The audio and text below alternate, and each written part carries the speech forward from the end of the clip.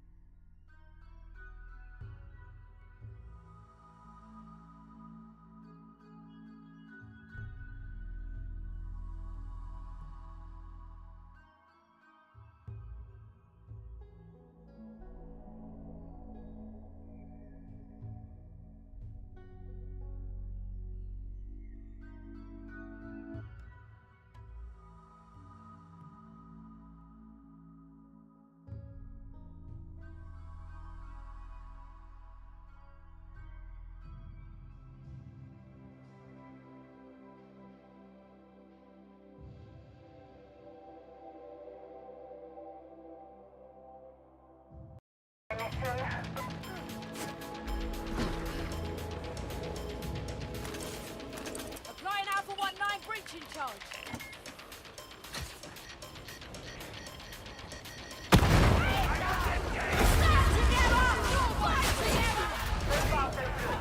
Now find those ciphers. I really avoid confusion. Disaster. Don't mind me. Yeah. On the floor, that's what my contacts say. Here! Catch this! Get that rocket cleared. Frag it! Placing them on charge.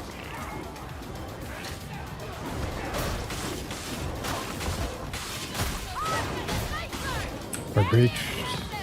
Calling me.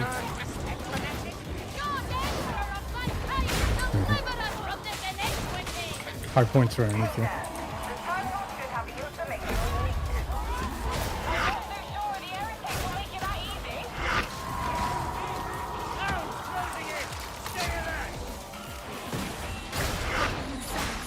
Let's get on Brandon.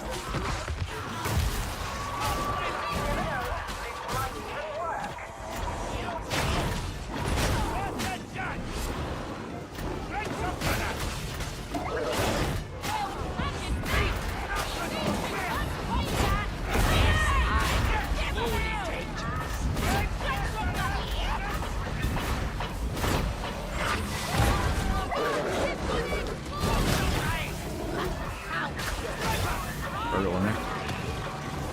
Domes up on us.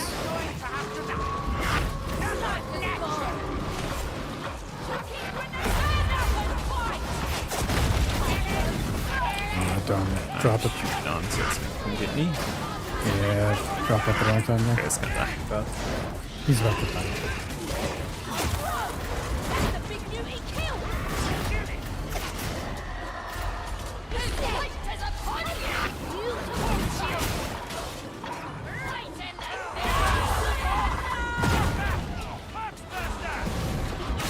Foxflamer down!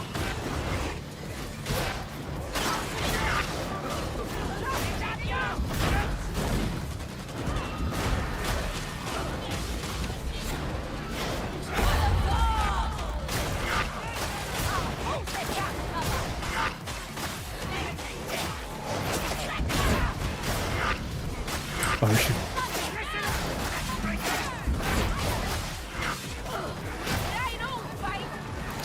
Yep. We've got what we came for. Get clear while you can.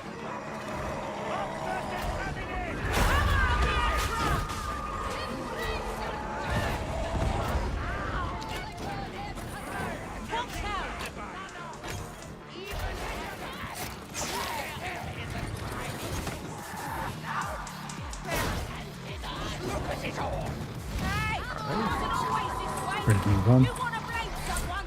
Blame the heretics!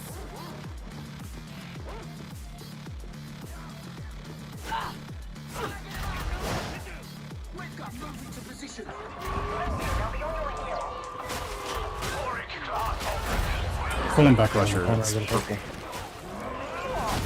Toy soldiers of yours down in these streets. That's smart. Be right for the landing.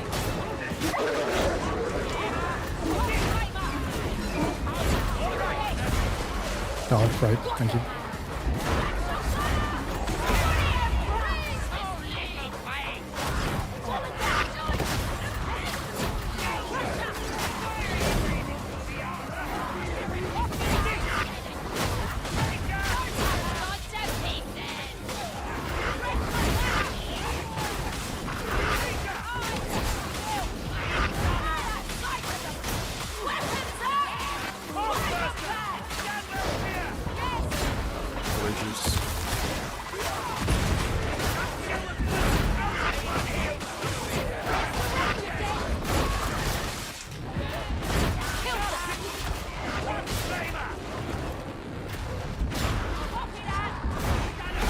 Ready to drop left. Take a couple of these purples. Big purple crusher coming in.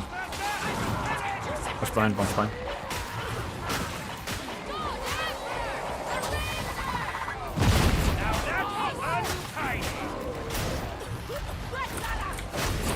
Dropping.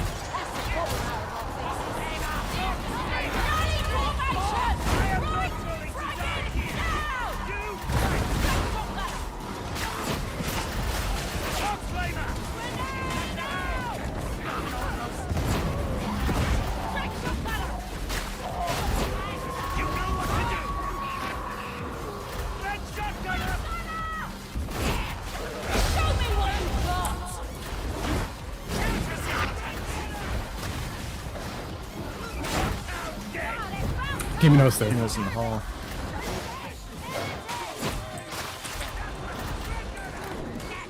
Yeah, Oh, could you hear the dog the whole time? Going on far right. Lose control. I will not. I want to see some proper soldiering from here on out. Understand? Let's see here. You keep giving orders. That way I can keep ignoring. Oh wait, Swing. black slime push. Oh, you got the handballs. There you go.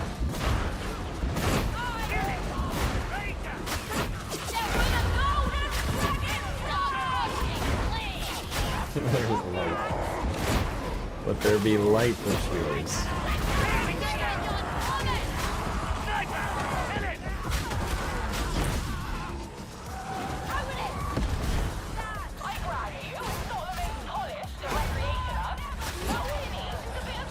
Wait, did Fat Shark play Havoc on a stream?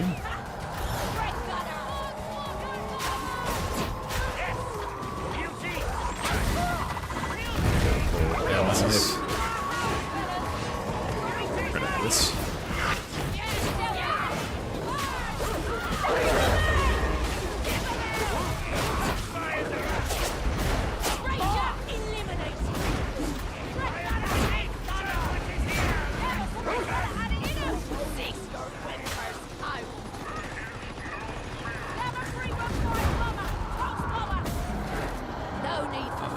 Is that player room? Ogren, yeah. Just to our low right block.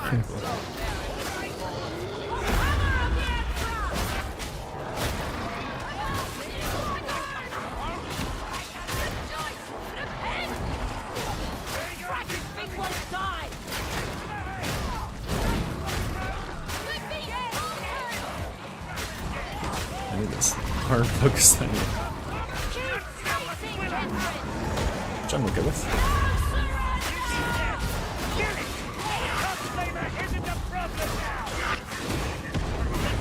Ooh.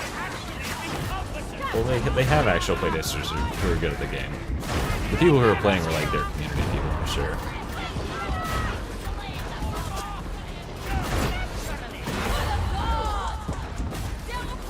Let's see here. What do I gotta get? Captain. Yeah, bring him back this corner. I'm gonna crush him.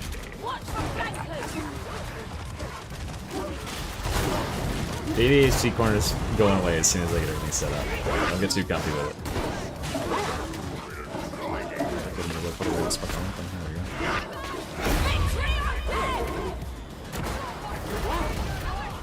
Goodbye. We'll be back to VOD, don't worry.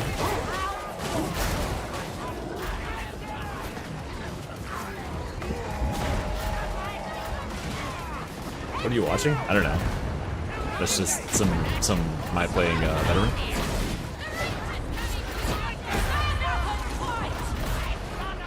The devs of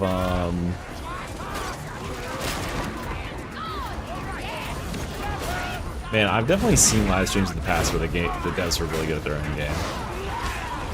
But it's like really, it's like indie games usually. Oh, gunners, huh? Oh, we gotta oh yeah, some dude has no idea how to play that. I'm top fragging right here. You just can't sell it. Bring the big ammo back in the back. Oh, that'll be nice. Spins. Spins. We can go back. So just watch out for the sub, guys. Palmer and Trapper out here. Hold up.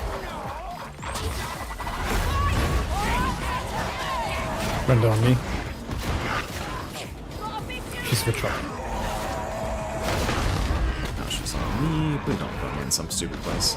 Did I throw? Oh no, my game runs out of memory at 24 minutes in. I reconnected and we won.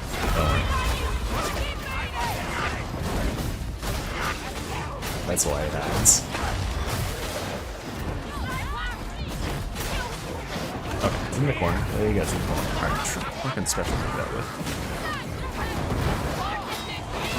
I did. It's true, look. Oh my god, dude. You can hear me. He was doing a thought crime. He deserved it. He's thinking about bouncing on.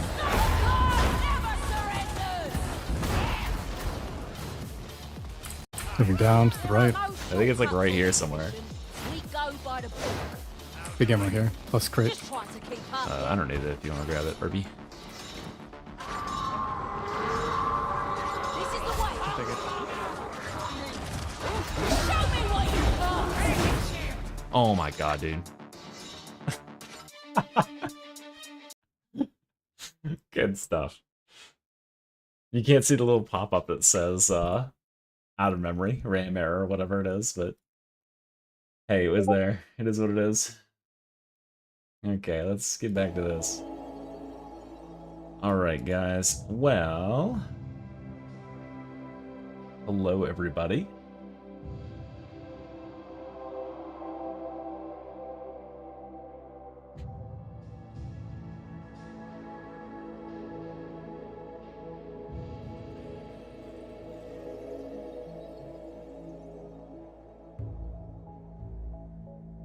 I gotta tell Tanner to end his stream.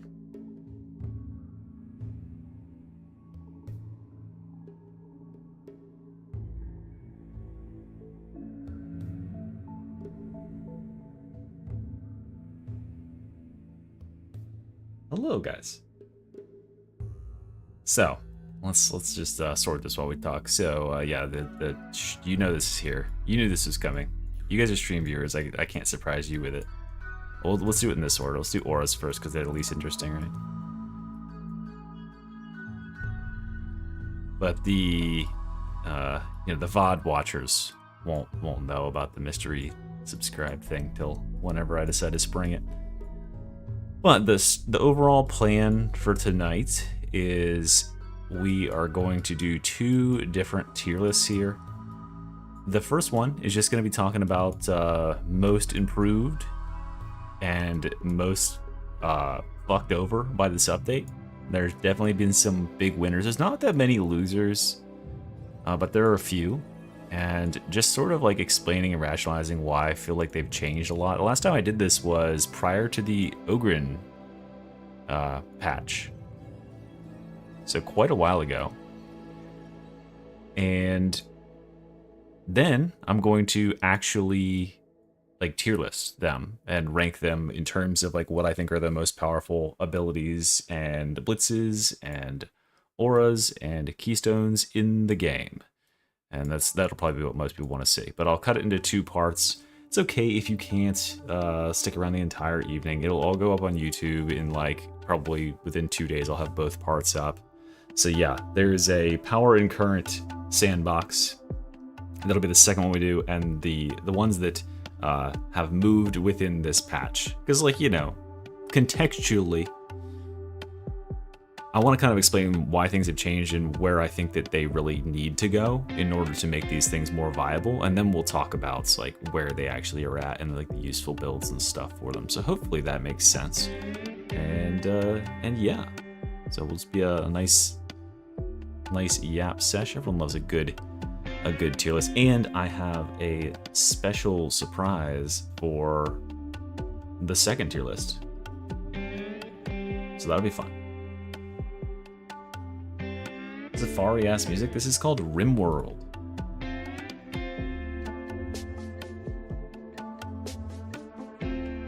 Yeah, baby. Is it too loud? Is RimWorld too loud? Is that better? I don't want it to be like annoying.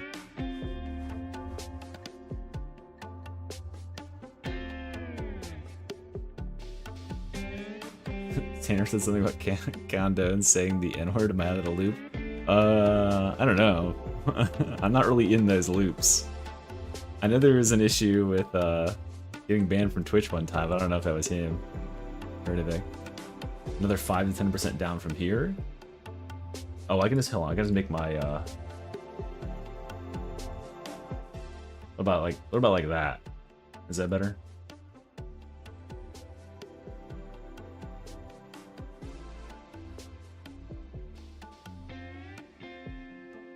Just want to make certain it's good, because obviously, like, I can't fix this in the editing either, so.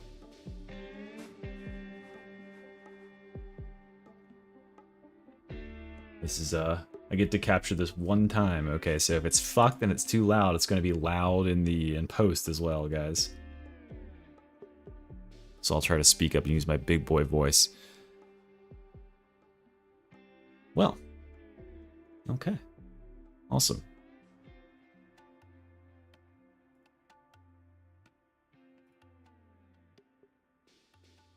Alright, well, we'll do RimWorld until this is out, and then we'll do some, like, smooth, like, drum and bass or something. I don't know, I don't want to run RimWorld all night. Alright, guys, well, welcome. Hello, everyone. Mr. E here. And we're going to get underway here. This is the first of 2 tier lists you'll be seeing tonight if you stick around for the full stream. Now, if you're watching this in VOD form, don't you worry, the second VOD will be up in a matter of hours to days, and it's going to have the updated full tier list with special features included for everything in the current patch. As far as, you know, my approximation is anyway. Of course, this is all just my opinion, but I have a pretty well-grounded opinion, and I make builds around this stuff, so I can tell when they work and when they don't work. And so since the last time we did this, we have added a whole nother class. So I did a tier list within Arbites, but I never really ranked Arbites keystones against the other classes or their abilities against the other classes. So that's pretty cool to be able to do that. And obviously we just had a really big patch that has fixed everything, or not fixed everything, but like has changed a lot of stuff within the 3 core classes, the 3 core human classes. And there's one thing I want to point out on here, which is that I forgot to update Loner as I just looked over it. Loner is this node right here. Loner doesn't exist anymore, guys. Loner has been replaced. And so Loner is now no longer a keystone for, or an aura for consideration. We're going to be referencing our talent trees here. Let's make these bigger. So we can go to all those. There we go. So that that one node, what the hell happened to their trees? They're like missing no in the missing no has struck the Games Lantern page and is like corrupting the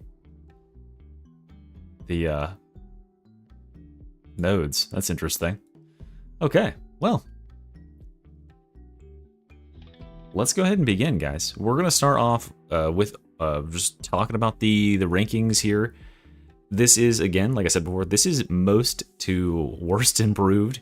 What has changed with this patch? So you might be aware of where stuff was prior to the update. Well, this is going to tell you how it's changed comparative to where it was before. Doesn't mean it's the best in the world. That'll be what the second tier list is for, but this is telling you roughly how this stuff has gotten better or worse, and we'll discuss why it's better or worse. So all the way at the top, this is Ascended tier. This is the stuff that really has been made viable and like come into a new life, a new, been lent new wind in its sails by this update. There are definitely a few of these that have really benefited from this update in a big way, and these are the ones that we cheer for. These are the ones we are hoping for big time to exist.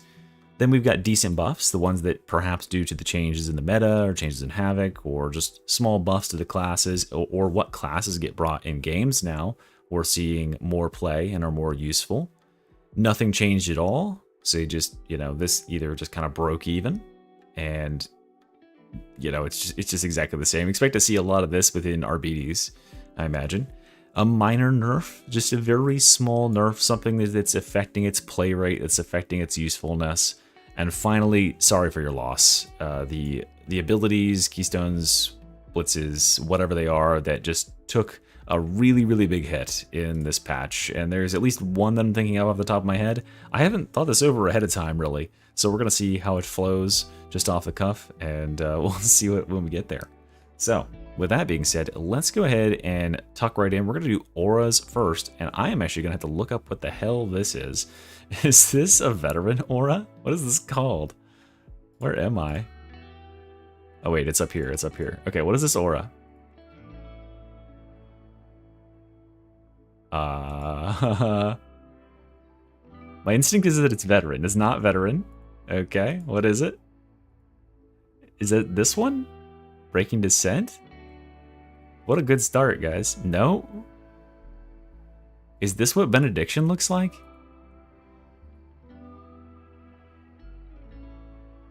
Oh, see, it's corrupted. I think this is Benediction. Let me do some process of elimination here. We've got a corrupted talent on our hands.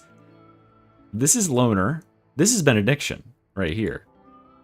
So we got Loner and Benediction, and then Corruption Cleanse. It's process of elimination, right? We've got Corruption Cleanse, Loner. We've got Stay Close, Heavy Hitter, or whatever this is. Cooldown Reduction. Where's the last Ogren one? There's the last Ogren one. So there's the Ogren right there. This is Psyker. This is Arbides. Oh wait, I'm missing some. Hold on. 1, 2, 3. This is Arbides. Wait, why are Arbides a different color? These three are Arbides.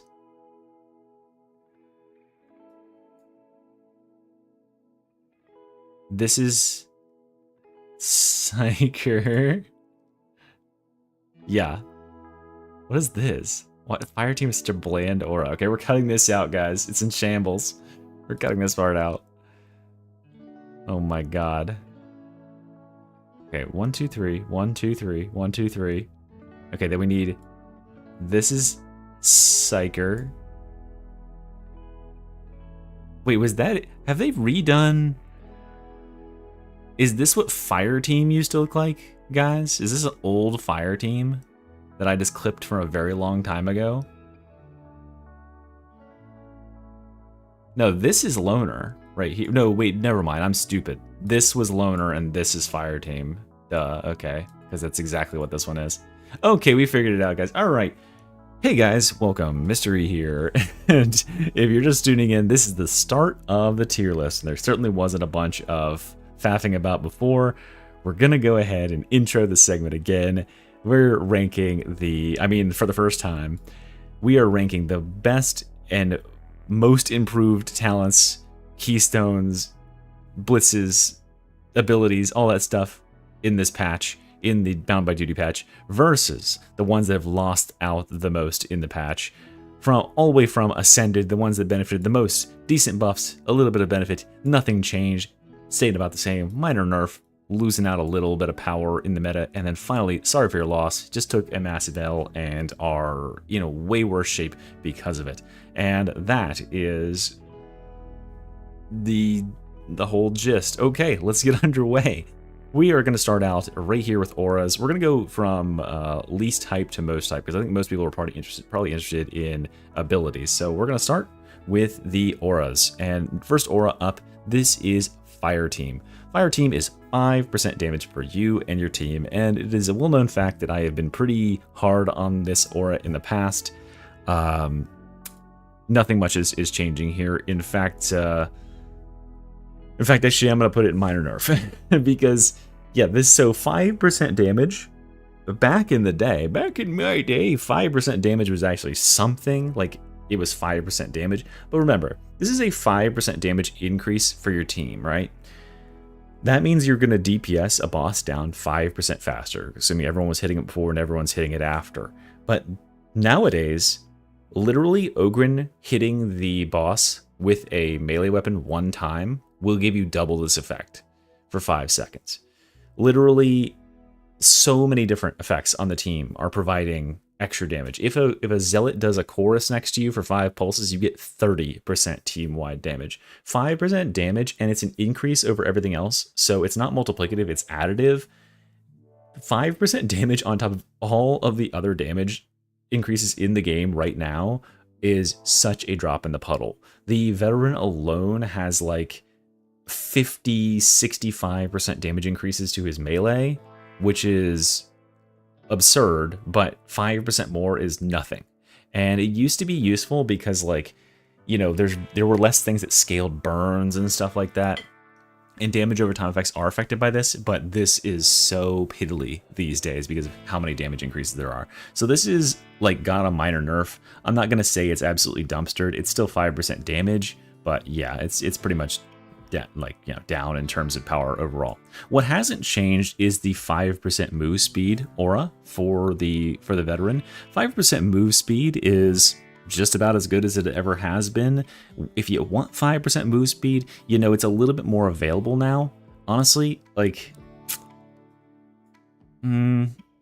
it's hard to say. Let's say this actually got a decent buff. This one is now available to actually be run. I'll give it a decent buff because this is now something you can actually choose. Previously, this was locked in a terrible, terrible portion of the tree that was inaccessible, right? You had to waste points more or less to get it. And if you were getting it, you were getting bad nodes as well, which was just horrible with the veteran pathing. A lot of this is going to change because of the way that now you can just take auras for free with the Bound by Duty update. You can just choose any aura. So with that free choice, this has gotten a decent buff because it is actually a choice now. You're not being talent taxed, you're not being point taxed in order to get it. Of course, the ammo capacity, or, you know, survivalist here, ammo regeneration is very, very good. It's a powerful aura, but has it really changed at all in the meta? I don't think so. I think that this has stayed as exactly as relevant as it always has been. It was always the one you were choosing anyway. You were just pathing straight to it. It was right by the good talents already. It was never any additional talent points to get before, and it's no additional talent points to get now because you were already taking the stuff right next to it ahead of time. So yeah, you're still just taking this in 95% of cases. It's just such a good aura. I mean, I ran some games with it just to test and feel what it would be like to run that 5% damage, and you could see the ammo was running low in the team. Then you run Survivalist, no one mentions ammo the entire fucking time. It's crazy, and especially if you're a Havoc player, this ends up, I've done the math before, because Havoc reduces your ammo by 60%, you only get 40% of the total. This ends up producing something like 10 ammo crates worth of ammo in like the average 30 to 40 minute game. So yeah, very valuable talent, but it's not getting any more power. We're going on to Psyker. 7.5% damage versus Elite's kinetic flare or something like that. I don't remember exactly what it's called, but I'll just tell you what the principle of it. This node is exactly the same, right? So 7.5% damage versus Elites isn't bad, but it's a very, very unnoticeable drop in the overall pool. It was also already on the good side of the tree for Psyker, and it was going to be taken if you had a Psyker who was already running the actual good aura on Psyker. But yeah, this hasn't changed in terms of its own goodliness at all. 5% crit chance on Psyker has received a decent buff here, because now that you can just choose any aura on Psyker, you are set to go. You can choose 5% crit aura, and there's actually a lot of stuff in the game right now that really, really wants crit. So Psyker being able to share 5% crit with the whole class isn't honestly half bad. So I feel like this actually has more of a place in the meta. However, it does not have anywhere near the place in the meta that the ultimate in Psyker auras has, which is the 10% cooldown aura. 10% cooldown has received a sizable buff here because cooldown is so much more like scarce. It is rare, right? 10% cooldown is a really, really big deal right now, because when you are playing all these classes that just got absolutely gutted and just had their cooldown nerfed into the ground, imagine you're playing a Chorus Zealot. This reduces your cooldown from 60 seconds to 54 seconds. It's a 6-second reduction. And then you have your Curios that will reduce it another 7 seconds. So between the two of those, you're cutting nearly like a quarter off of your cooldown. Yeah, very, very big deal to have this on your team. So it's just even more essential than it ever was before. We have got the Arbides auras here. Arbides auras, this one right here is your dog counts as he is in coherency with you and regenerates your stuff. Actually, see, let's read the exact terminology on it. Here it is. Your Cybermassive counts towards unit coherency. In addition, you and allies in coherency gain an additional 7.5% toughness damage reduction. I think this is just about the same. You know, it's just about the same. I think in some senses it's like a little bit better because it's easier to stay in coherency now that they've made some of these aura talents bitter on all the classes, where your aura is bigger, your coherency auras are bigger. But at the same time, 7.5% toughness damage reduction is something that a lot of classes are having access to these days. So that part of the whole system is less valuable. So I'll kind of say it broke even here. Then we've got the damage versus staggered enemies talent here. Really, really good aura, but still about the same in terms of value. Stagger is roughly where it was before. This is a solid aura, don't get me wrong, but it is not increased in my approximation in terms of its power level. And then we've gotten an actually decent buff to the last one here, which is this node right here. Ruthless Efficiency used to be 7.5% reload speed and actually got a direct buff to 12.5% reload speed. So, I mean, you can't say that this didn't get a decent buff because it literally got a numerical buff. Now, whether or not you take this at all is another question, but it's at least a buff, and it makes it debatable whether or not you might want to take it, whereas previously you almost definitely did not want to take this because it was like, what's the point? It's 7.5% reload speed. You wouldn't even notice that, right? All right, on to Oghren stuff. I don't remember the last time I did this, if Oghren had his rework. I don't think he had, but if you're interested, Coward Culling here is the name of this first one we're going to talk about, which is 20% damage against suppressed enemies for you and allies in coherency, and 25% suppression dealt. As the Oghren has not changed very much overall, we're just going to continue putting this exactly where it is. Stay Close is our next aura up, which is additional toughness regen. Where's my thing? Toughness replenishment for you and allies in coherency. I think that this is probably a little bit... No, because there's more methods of regenerating replenishment. Again, another instance where I think this is probably about the same, because on one hand, we've gotten more methods of replenishing our own toughness, right? There's more ways that each class can replenish, and that is multiplied by an extra 15% now. But at the same time, the overall direction of the game is to allow each class to replenish much more of their own toughness in a variety of methods. And so do you really need 15% extra? So that kind of evens out in my approximation. We have got our heavy hitter here, which is just 10% extra melee damage. The thing with this is melee damage is good, right? But at the same time, there is so much increase in the game right now. This is just like that fire team thing where 5% is an absolute drop in the bucket. This is a smaller and smaller fraction of the whole picture, because now if you're playing veteran, for instance, you pick up 15% melee damage from this minor node right here. And then you pick up, 25% melee damage from this node right here. You pick up 20% general damage from this node right here, right? So we're stacking damages on these classes in ways that is making this extra contribution by the Ogryn a smaller and smaller portion of the whole. Now, previously in like old Darktide, when there was like very little increases to damage like that, 10% damage, that's just a 1.1x multiplier. But when it's like an extra 10% on top of the 75% you've already gotten, it's a much smaller increase in terms of percentage damage. So I don't know. I think this is probably gonna get like, it's probably like a minor nerf just because the damage increases are so much higher. I think that there's other things that are gonna get more value out of it. We have gotten Benediction, which is toughness damage reduction. This is also a minor nerf. This is the Zealot toughness damage reduction aura. This is a minor nerf because this one is placed, it's not placed as optimally as it used to be, right? It used to be directly below Duelist. It used to be directly below Until Death and Revenant. So you were picking this up 100% of the time. It was a guaranteed pick.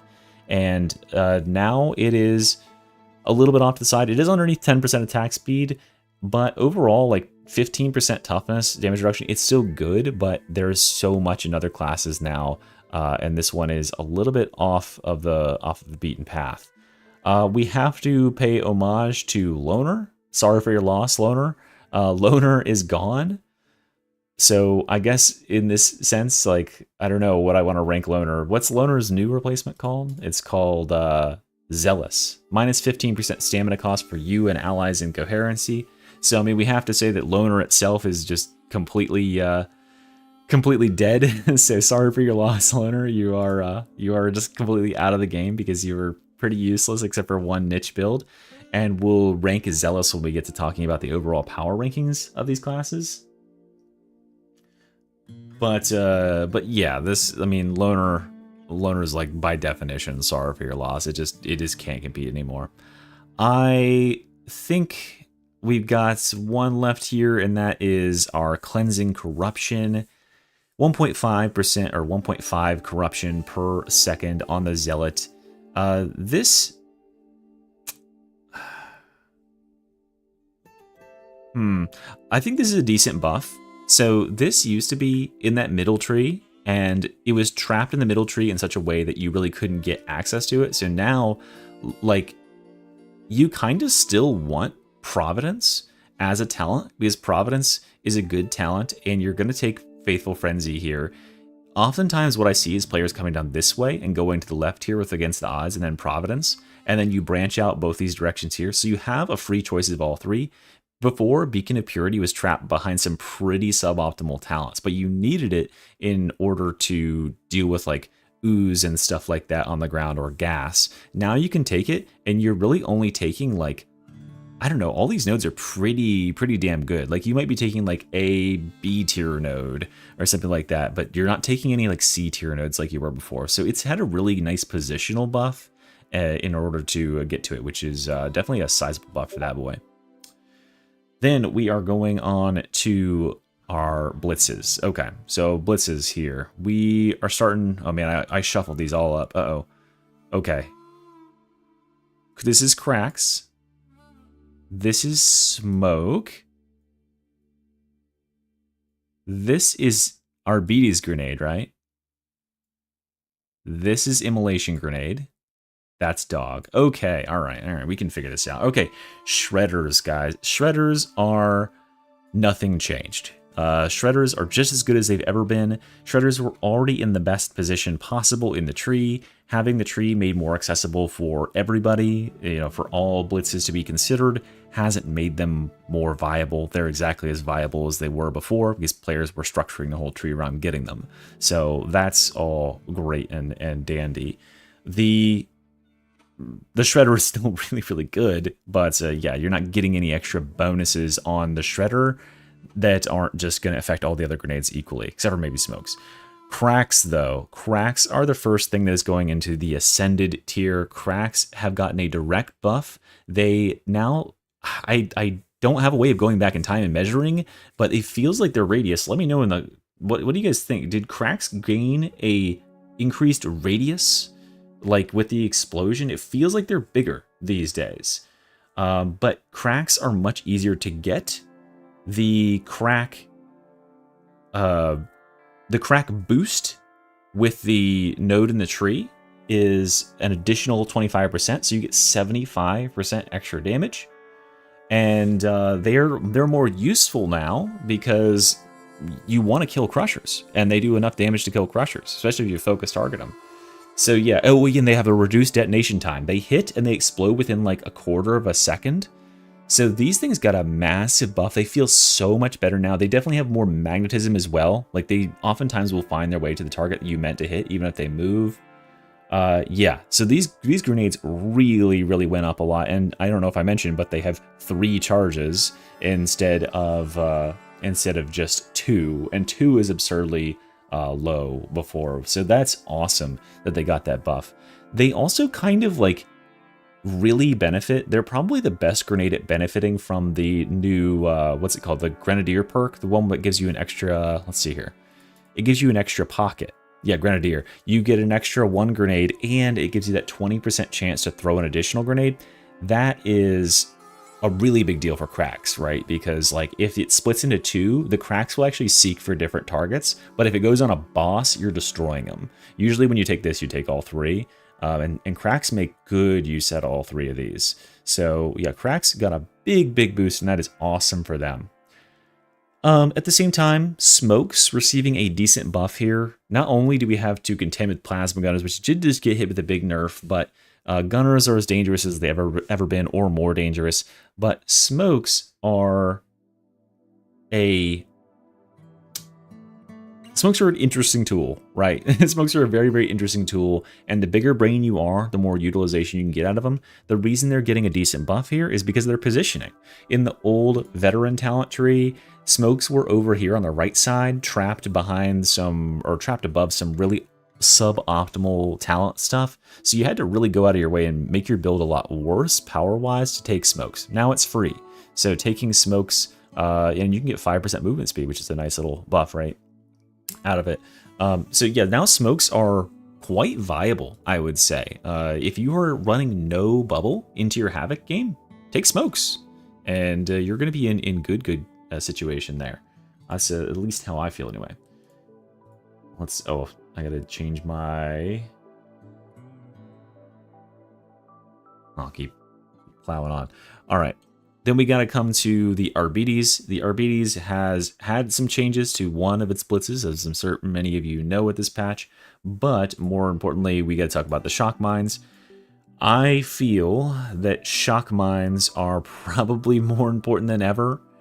I don't think it's anything directly about shock mines that has made them this way.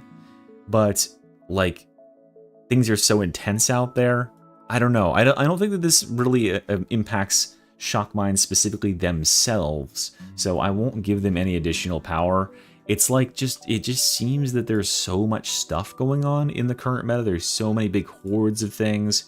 It is very nice to have these in your team. I'm not gonna lie. I am always very thankful for shock mine players to exist, but I don't think that shock mine is any more powerful than it was before. It was just like the situations in which that power was actually needed was not arising as often, and now I'm like, oh my god, please shock mine this. Holy shit, there's so much shit coming. So yeah, shock mines were already Omega god tier weapons, and now they're even better. The dog is an interesting thing here. I think that this dog is going to go in sorry for your loss tier. Having only 2 charges instead of 3 is a big hit. They played it off by cutting that cooldown to 50 seconds from 60, but you don't really notice that because previously what was going on is players were just building up all 3 charges and then they were dumping them in high threat situations to just solve the situation. And 3 stuns is 50% more than 2 stuns. I did that math off the top of my head, guys. So yeah, that's a big difference. That can make the difference between a boss staying crowd controlled in a corner and being killed outright, or it getting free and doing some untold stuff. That can be having that 3rd charge, right, in order to do it. And it's the difference, right? It's the difference between crack grenades having 2 charge and crack grenades having 3 charge. If that was the only thing they changed about cracks, it would make a really, really big difference because of the way that this regenerates its cooldown, right? When you have 2 charges, or at least when you had 2 charges on the old version, you were regenerating an extra charge. You were making progress towards capping out that master, master mathematician. You were making progress towards another charge, right? So you had like 50% of one of these in your pocket. You were building up. But now if you get to 2, you're capped out. Every second you spend with 2 charges in the bank is a second where you aren't generating another one of these dog detonations, which is the real killer for it, having it have such a low cap. Yeah, so like if they let you build up charge on the back and like when you used it, it like would, you know, give you 50% of the credit or something, that would be different. But yeah, it really sucks not being able to pocket 3 of these. I understand why they're removing that, because it was just chain CC for days, but it really, really does suck in order to have that happen. RBD's grenade's exactly as good as they've ever been. You know, just a very powerful impact grenade. I haven't seen a whole lot of these lately. I feel like Dog is still good. Like, you know, Dog is still good. Players still have reasons to run Dog, but I feel like even when I see Dog users now, they're running Shock Mines a lot of times. And that might just be like biased because I'm running in Havoc and Shock Mine is so good there. But yeah, the Dog is just, he was already kind of undependable. And then you would miss an explosion, but you're like, oh, it's fine. I got 2 more charges on it. And now you're like, uh-oh, I just fucking wasted that. So that's the RBD's grenades done. Let's talk Zealot nades. We have the Immolation grenade, the stun grenade, or the stun storm grenade, and the knife, the ever-present knife. The Immolation grenade and the stun storm grenade are the big winners of this patch, I feel like. They are definitely ascended. The Zealot was the worst tree in terms of locking you out of blitzes. It was the most punishing tree imaginable for blitzes. You wanted all of these blitzes. They are all actually pretty good.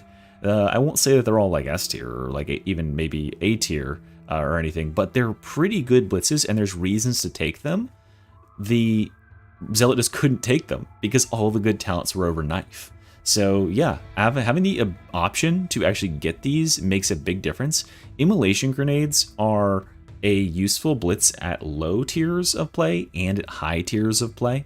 Because, like, you know, if you're bad at the game, you're going to get overwhelmed by tons of stuff. Throwing down an Immolation grenade will kill tons and tons of things for you. And at the high tiers of play, there's so much stuff. What better way to erase everything than have them all stand in this massive puddle and then you stack up Uncanny Strike on some unsuspecting fool and then it cuts through all the armor and burns them all to death. And they honestly deal a pretty good amount of damage if you get Uncanny Strike with them. The Sunstorm grenades have always been the one that people wanted to use. They're just a get out of jail free card, a solve a situation grenade. If you got a down teammate, you toss it on them and you pick them up because the stun lasts forever. And it's got a really, really big radius, and then you can hold 3 of them.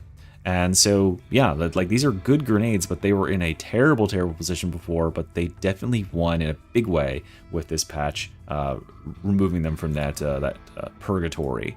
The knife is still just as good as it's ever been. Nothing has changed for a good old knife. It's still a throwing knife. It's still the easiest to use out of all 3. Well, for experienced players, it's still a nice way to take out specials and stuff without swapping off of your melee.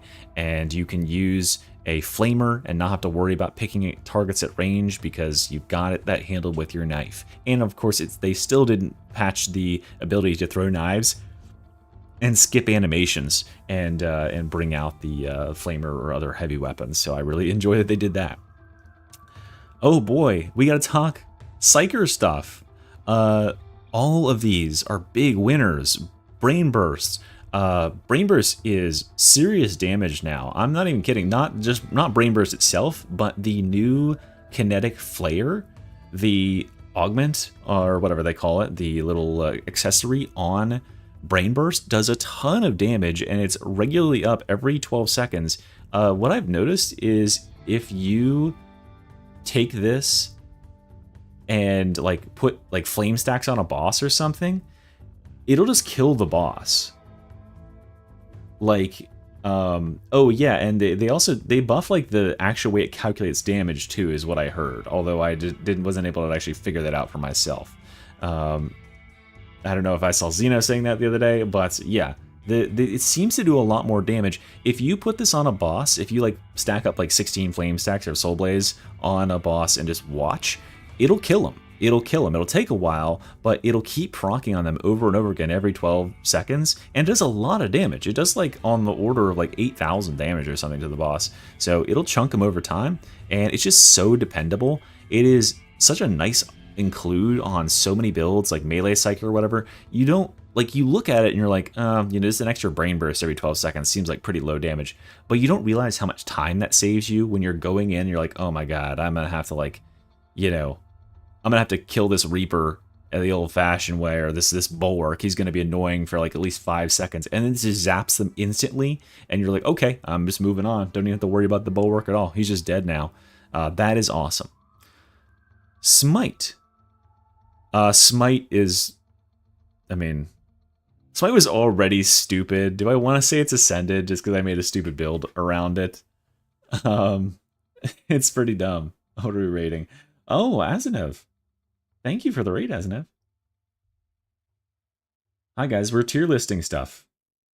We're talking about most improved or most whatever the opposite, deproved. I mean, yeah. I think the changes, here's what I'll say. The specific changes to the way that the Psychonetics aura works fundamentally break Smite with Squire's Gaze. That shouldn't be allowed. I would not be surprised if they hotfix that like next week or something. But like, at least in this little snapshot of a window, if you're watching this in the far-flung future, viewer, if you're watching this on YouTube and you have no idea what I do, go look for the thumbnail that says unlimited power, like infinite smite or something like that on my channel, and watch what we were able to do back in the day, back in the good days of Smite. Stupid. It's just stupid. Like, it shouldn't be a thing, but they also buffed Smite directly by removing the prerequisite node, or not a prerequisite node, but everyone was taking it. It gave you 1 additional jump on Smite. Now that's baked in. So you get a discount for taking Smite. Smite is a free option, just like all the rest of them are, so you're not locking yourself out of any other options by taking it. And yeah, and of course you can just do stupid memes with it, which is awesome. Oh, and this is the perfect time to mention, if you're not subscribed to Mr. E, you should definitely do that on YouTube, of course, or follow me on Twitch, or whatever they call it over there. Awesome. Assail also gets the ascended tier here. You know, Assail is going to be, Assail is better just by virtue of there being more generalized power in the tree.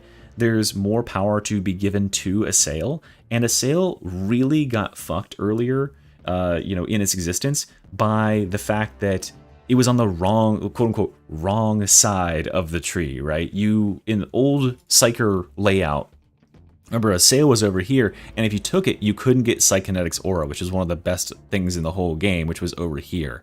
And it was locking you out of all these really, really good talents. Now you can take it and go about your own fine day. And there's a lot of nodes that work very well with Assail. So look for an Assail build in the near future. But yeah, definitely like brought it into relevance. Now, whether or not it's like relevant in Havoc is a whole nother story, but it's definitely like something you can actually use in any build into like Auric and stuff now. Ogren with his big boom 1 charge grenade. I feel like the Ogren's single grenade got a bit of a nerf here because the single grenade just isn't a good expenditure of grenades anymore. You know what I mean? There's so many different players or, you know, sort of people out there in the sphere that want grenades now. Because now you've got veterans who want grenades, or not veterans, now you've got zealots who want grenades. They want their flame grenades, they want their stun grenades. So they'll be fighting you for grenades. Veteran grenades just got better because there's cracks that they want now. And Arbides dogs just got worse. So there's less Arbides running dogs and more of them running shock mines and more of them running Arbides impact grenades. So a single Ogren Big Bomb just looks less and less appealing by the day, I feel like. I have always kind of been on this one, just due to Darktide being finicky as fuck. You bomb, and it might clear everything on the screen, or it might get wedged in some stupid spot and not do what you needed it to do at all. It's a very hype grenade, but I think it's definitely getting worse because it's just not a good thing to be spending a pack of grenades on in comparison. The big box of hurt is still really good, but nothing has changed for it. As a reminder, we're just ranking increases and decreases to power level with this patch. And then we'll go on to our actual power rankings with the next one. And then finally, Ogren Rock. What do I want to say about Ogren Rock? I don't think anything has changed at all for the Rock, right? I think it's just the exact same. I can't think of a single way that the Rock is better. Rock lost a breakpoint on Flamers on Havoc 40. Damn. Got it. Worthless now. I don't know. Rock is still so close to being the same. Rock is just like... Boxes are so good, right? If you're playing an Auric or whatever, you can use the Rock, sure. But when you're in Havoc, you need the disruption of the box. 3 charges on box, the amount of disruption, the amount of stagger that it provides, the fact that it knocks bosses back for like an hour, it's crazy. So Rock is Rock. Rock is Rock. It's exactly where it was. And it will always be the Rock. A rock in hard times, truly. Okay, we gotta do Keystones. Best and worst, most improved, most hurt Keystones. Douglas RBB ascended for sure, for no pun intended. With the dog, you know, this ability, dog explosion, getting cut by a charge, and yeah, just that. Plus they cut like a tiny percentage of damage off of Execution Order, which I really won't consider here, but Dogless looking better than ever, baby. Having no dog is seriously strong. Like, there was almost a legitimate reason to use it at like high levels of play before, and now I just don't know if there really is, because like, yes, the dog can save you from some dumb situations and it can save your allies and it can be useful. Like, it can go pick off plasma gunners and stuff, but a infinitely regenerating shock mine is such a big deal. It's such a big deal. Like, that alone is such a big deal. And yeah, so yeah, the regen shock mines is the one that is coming to my mind right away. Regen shock mines is crazy with this, and this was already one of the strongest nodes in the game, and now making the dog version worse is really ascending it. What is this keystone? Is this is a Psyker thing? I know it. This is that Disrupt Destiny?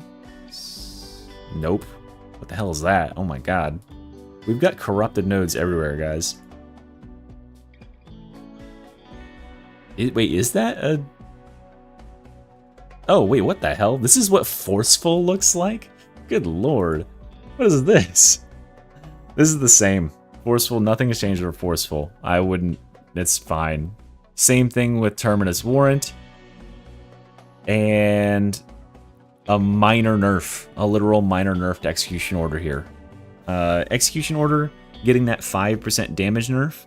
And since Dog is less viable, since Douglas is more viable. Execution Order gets worse because one of the best ways to proc Execution Order is via dog. Now, Execution Order might still be the strongest keystone in the game, especially if you're running dog, but it's definitely gotten a minor nerf out of this. Yeah, minus 5% out of my plus 90% damage. I'm in shambles, truly. All right, and then what do we got next? This is... What is that? I swear these keystone pictures are not in my brain at all. And I love how these are corrupted, so I can't even tell what they are. Great. Is this the new... No. That's the... Oh, right. So, yeah, the dog keystones. That's no wonder I don't know them. This is a dog keystone, and so is... this one? I think? Let me peep that. Yeah, there we go. Okay, so we got elites or ranged targeters. Now, this would obviously mean that you have a dog at your side. I think that both of these are just receiving a minor nerf, just because they're making dogs slightly less viable, slightly less in the meta. Remember, you don't have to take any of these nodes. If you take this one, you lose the dog and you get a big buff. But if you weren't really using the dog anyway, if you weren't spec'd into him, he wasn't really doing all that much. If you take these, you're spending a node to get a little bit of an extra damage for the dog and give him some order priority. But, you know, you have to spend that node. You could save the node and go elsewhere, and Lord knows Arbites has plenty of powerful nodes. I just feel like having the dog in general got a slight nerf, so I'll put these in minor nerf. Not to say they're not strong. We'll talk about like how strong I think they are comparatively when we get to the actual tier list thing.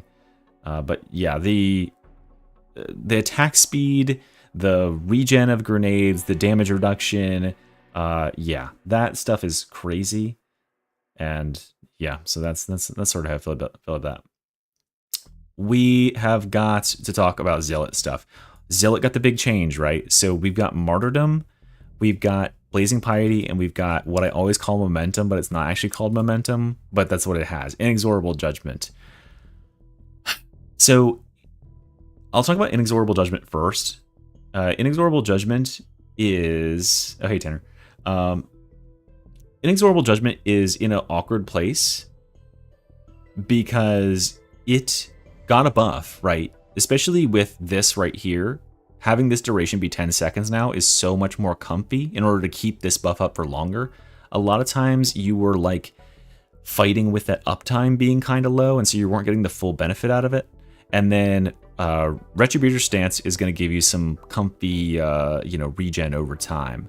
But the unfortunate thing is that this keystone is eclipsed by the ascendancy of the other two keystones, right? For Blazing Piety, I guess we have to talk about them as like as a set. For Blazing Piety, it saves you an extra node to get to this node here, so you can get 25% crit chance for 2 nodes instead of 3. It was what it took before. And now that third node will give you 25% toughness damage reduction and 2% toughness each second, which is a very big buff on top of a class that's already got some very reduced damage. So this one got the Ascension. Martyrdom absolutely got the Ascension, perhaps the most ascended of all nodes, but I don't know if I want to couch that. I'll just say all those are ascended. Martyrdom moving up to 50% damage flat and 30% attack speed flat, and having almost 40% toughness damage reduction, and having the most useful cooldown reduction ability right here, just having a constant 50% increase to your cooldown reduction, is a great change for Martyrdom. I'm very glad that they chose to make this keystone relate to the actual Martyrdom node itself, because it gives you an additional reason to play in that style, and I think it actually sells itself. Now, if you're a goat, you can play Martyrdom and you're gonna pump serious damage, and it's gonna be the best keystone for you if you are in the top 5% of players. But if you are lower down, the general more accessibility of Blazing Piety is going to be a really, really good change for you. But both of them have early ascended. I'm going to give a minor buff to Inexorable Judgment as runner-up there, just because I just don't feel like there's as many reasons to take this. Not that there ever were, right? Inexorable Judgment was like a speedrunner thing that players were using, and it's okay in some builds, but I feel like I don't know if there's any builds that like you would take this where it performs better than the other two options, right? Like, is Inexorable Judgment ever going to give you more damage than just going low health Martyrdom? No. And it obviously can't compete in terms of crit, so if you got a crit enabling weapon, you want to go here. So I just don't think that though it did get a buff, I don't think it's hanging out in that huge jump up tier, although they all jumped up. We are on Ogryn now. Ogryn has Burst Limiter Override. Nothing has changed about Burst Limiter Override. Thank God. Ogunheimer still dominating out there. We have the this actually got a buff. This actually got quite a big buff from what I remember. So we have to consider the additional nodes here. What was it? Oh no, it didn't get that much of a buff, right? It was just a like 0.5% buff. Okay. I'll give it minor buff. I'll give it a minor buff. It got a decent buff. This one went up from 2.5, so 25% damage reduction and 25% replenishment to 30 on both of those, which is something, right? So that's good. And then Heavy Hitter, this actually got a nerf. This actually got a minor nerf. In fact, I don't know. Is this a major nerf? Because if you are unaware, Ogryn previously, Heavy Hitter itself is the same, but its knock-on nodes, specifically this one right here, went from 1.5% to 1.25, which is a 2% toughness damage reduction, and then we lost like 20% or like 40% cleave here, and then we lost 20% impact here. I think this is just a minor nerf. I don't think it's major. It's like those sheer crazy stagger numbers and those cleave numbers aren't going to be hurt by the very small amount of stuff. So I'm not too worried about where that has landed itself.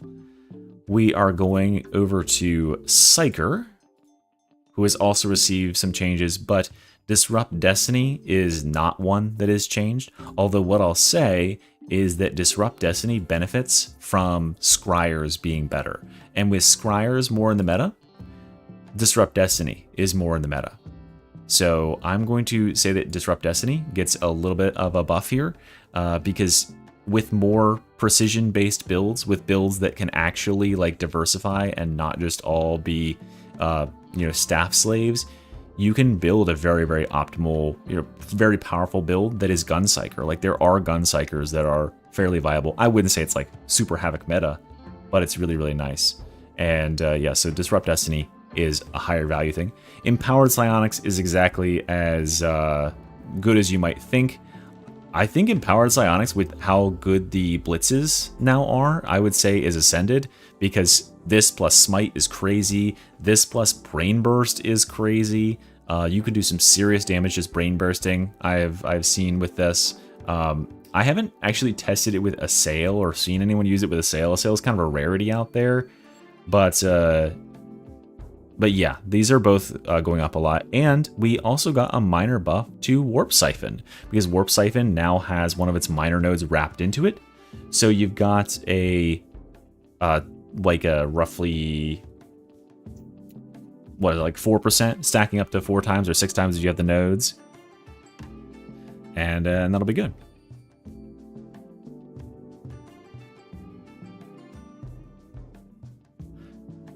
Okay, and then we're going to go on to Veteran, last up for these Keystones.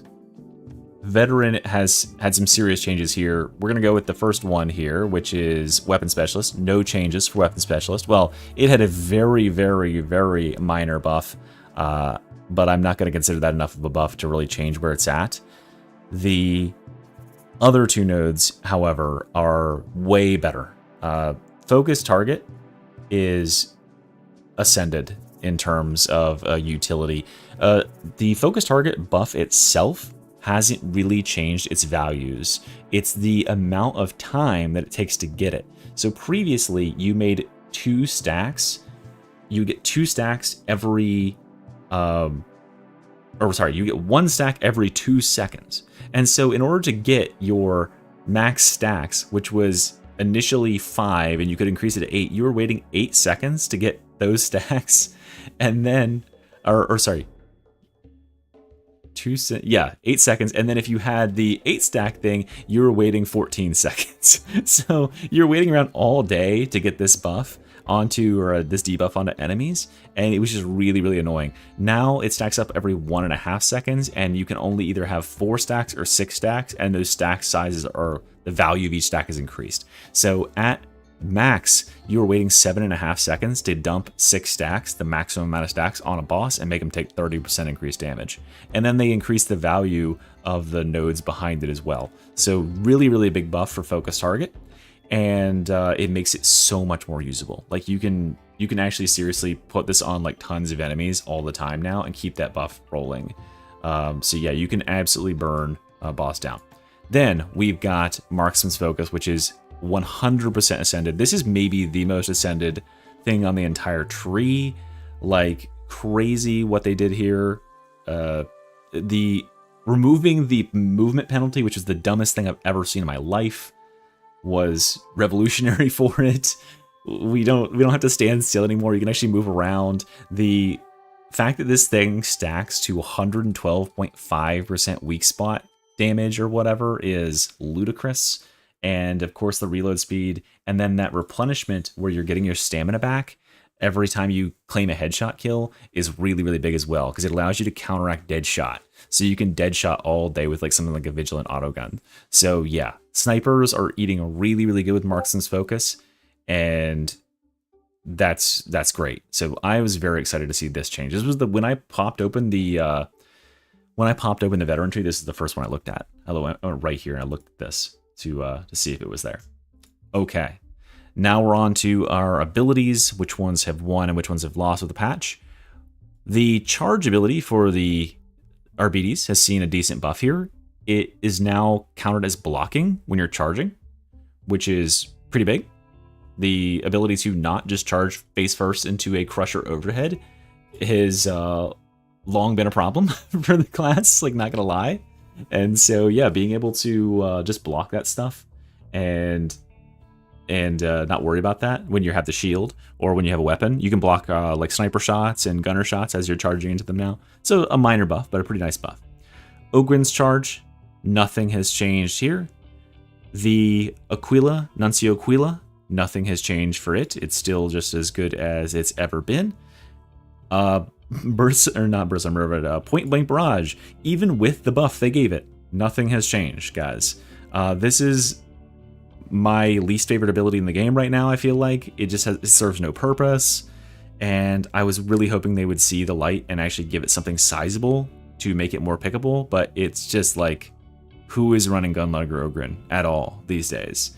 Yeah, you can do everything you can with this node with nothing, with just not even choosing it as a node, so really sucks. Castigator stance, nothing has changed, still super strong. Taunt, minor nerf, kind of sucks, losing 5% base damage, and when you're taunting with the damage increase one that's called this valuable distraction, and it got a 5-second increase to its cooldown, which brings it to 50 seconds instead of 45 seconds. Now the Ogren has plenty of ways of reducing its cooldown, such as our friend, where is it? Somewhere down here. I don't know. There it is. Yeah, maximum firepower. Why are so many nodes broken in here? God damn. And Bruiser, like these are ways to cool this down, so you don't really have to worry about it that much. And they didn't hurt Go Again, which is a percentage cooldown. So yeah, Loyal Protector, no problem. It's still going to be up just in time. Now we have to talk about. Wait, I have. Okay, yeah, that's all the other ones. Okay, now we got to talk about the bubble or the pain. The bubble itself is honestly a little bit more useful than it was before. Bubbles are super, super good. Honestly, actually, I'm gonna put them in Ascended.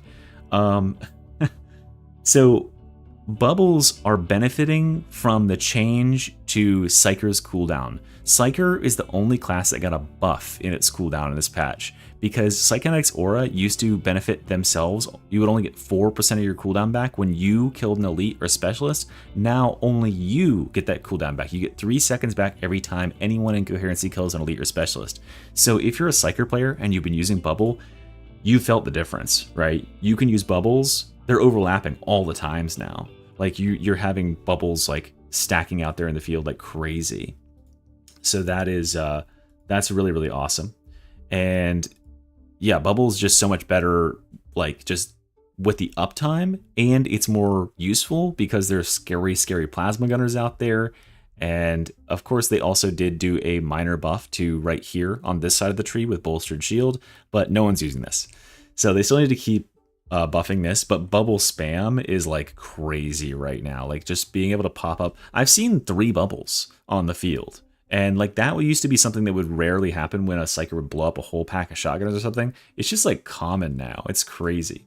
So yeah, I think that they need to keep buffing this side over here and bring this up and make it like something unique. Like you should be able to build like a little house out of it, or it should just last for like a very, very long time. I don't know. It shouldn't last just for 17.5 seconds. That's for sure. It should be like double that in order to make it actually good. Okay. Then we've got Scryers. Scryers absolutely ascending. 20% damage reduction is a big deal, and it's wrapped into the node now, and you gain 2.5% of your toughness per second, which is huge. It saves you a node, and it just makes the ability itself just that much more useful. So yes, Scryers is so good, and it's on the right side of the tree because there's no more any right or wrong side of the tree.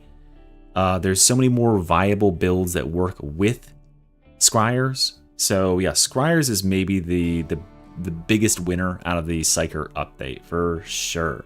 And welcome, Dude More. Thank you. Venting Shriek is... I feel like Venting Shriek is the loser here, though. I just don't see... I don't know. I don't understand what Venting Shriek's position or place in the meta is right now. Like, bubbles are so safe. If you're going for a caster build and you're playing with your team, I don't understand why you would vent ever, because bubble is so free, and venting is really only good if you're overcapping flame stacks, and if you're doing that, you're using the flame staff, and if you're doing that, you're not blowing yourself up.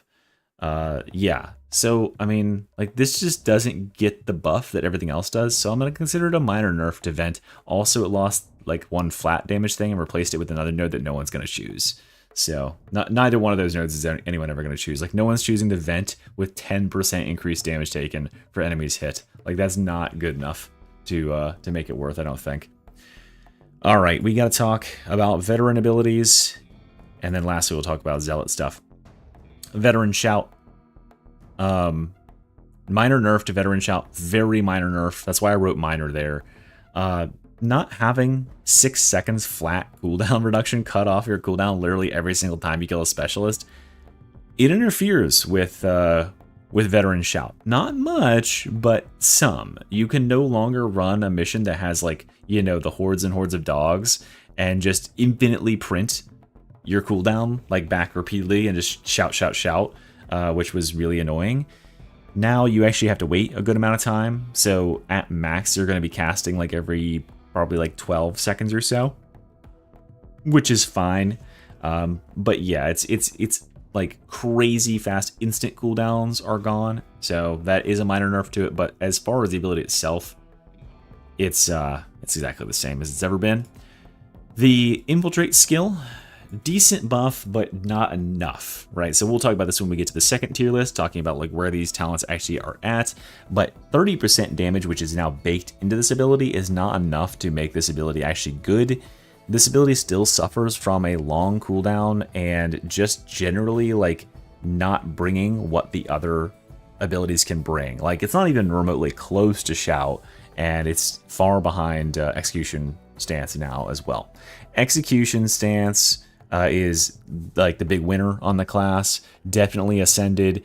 The thing that they needed to fix, which they correctly ascertained and nailed, was that you cannot just have glass cannon abilities in the game anymore, right? There's too much crazy errant damage going out. There's too much, like, you know, stuff that's unavoidable. There's gunners that are going to find you. There's like random dudes that are going to like just latch onto you and hit you. Having 10% toughness replenishment per second doesn't seem like a whole lot, but it really does offset that issue. So like you can actually just stand there like in sniper Overwatch position and tank some shots and exchange blows, rather than before where you're like, oh shit, I can only stand up here for a half a second before you get sniped. So it's very nice. And the increases to like viability on lots of different weapons on the class, like vigilant auto guns, which work really, really well with it, are also very, very nice. This plus marksman focus is also a natural synergy, because you're going to be able to see the targets, and therefore you're going to be able to go for headshots on the right targets.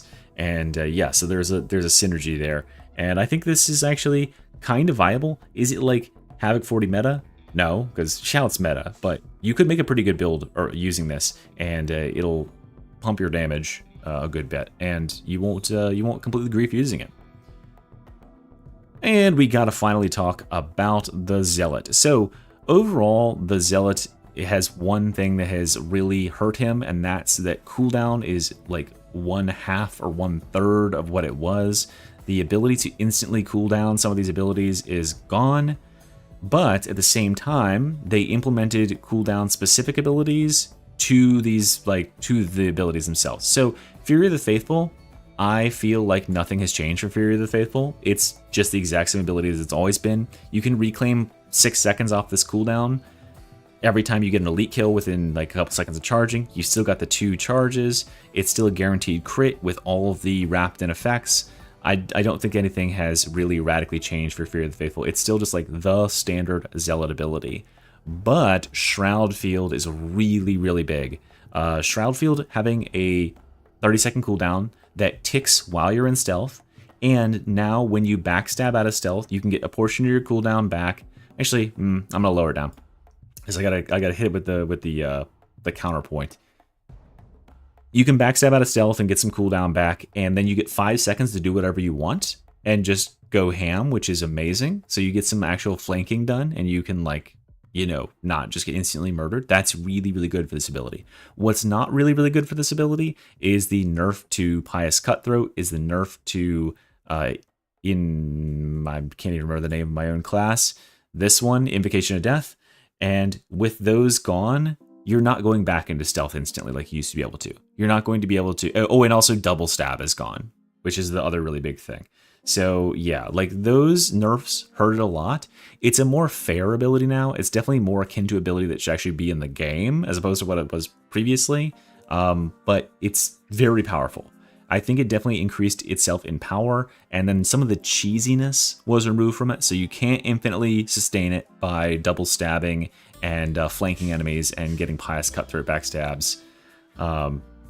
Yeah, flanking strike, by the way, is shooting people in the back, is what I understand it to be. So, because there used to be a node for like flanking. I don't know. That's what I understand it, but it doesn't seem to be making the cone behind them any wider. And finally, we have Chorus, which is the biggest loser of the entire patch, I think. Chorus bot was like just everywhere in Havoc, and you know, I probably am a big cause for that. But you know, you could get a Chorus back in every 10 seconds and just permanently pause the game if you knew what you were doing, and now you cannot.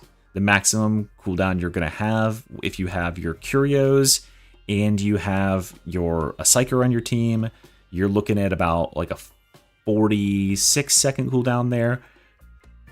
And then the absolute best you can do from there is somewhere in the ballpark of like 25, 26 seconds. Because remember, when you're chorusing, you aren't getting any cooldown while you're chorusing.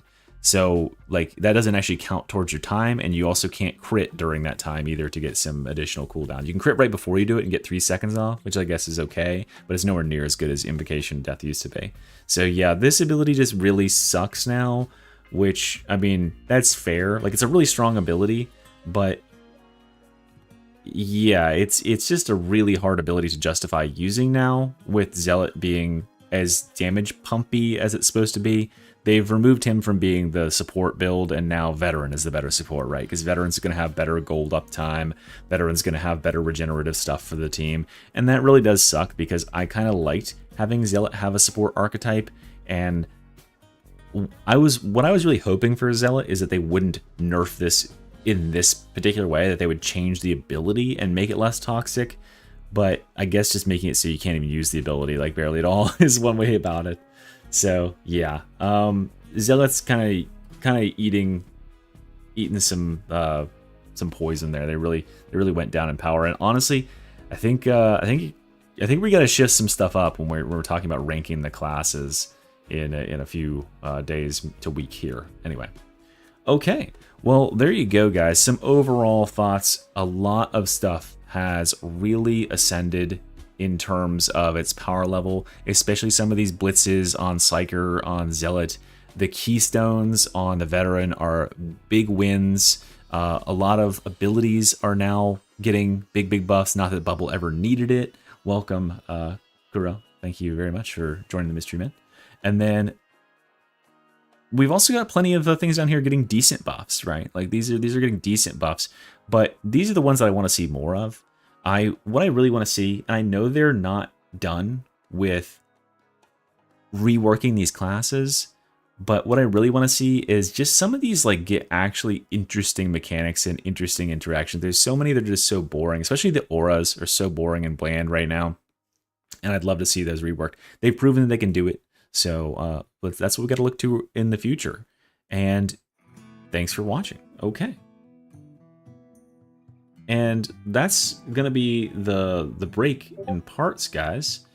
Let me just go say hi to my wife real quick and let her know that I exist and acknowledge that she exists, and then we'll go to part 2 with I have a very special surprise for you guys for part 2.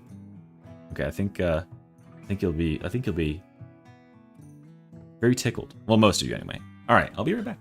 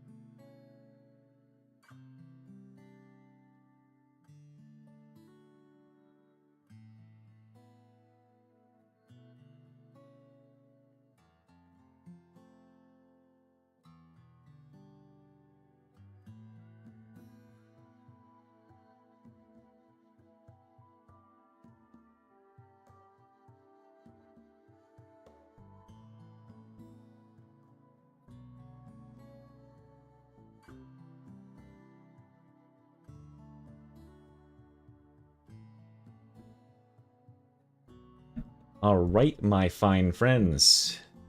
I am back. And we have another tier list to do.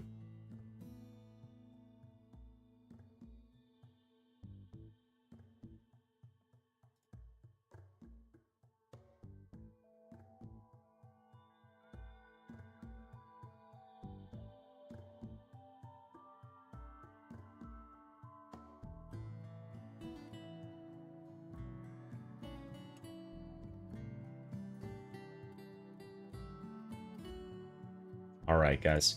So, for this tier list, it might be little to no surprise. We're going to be collaborating.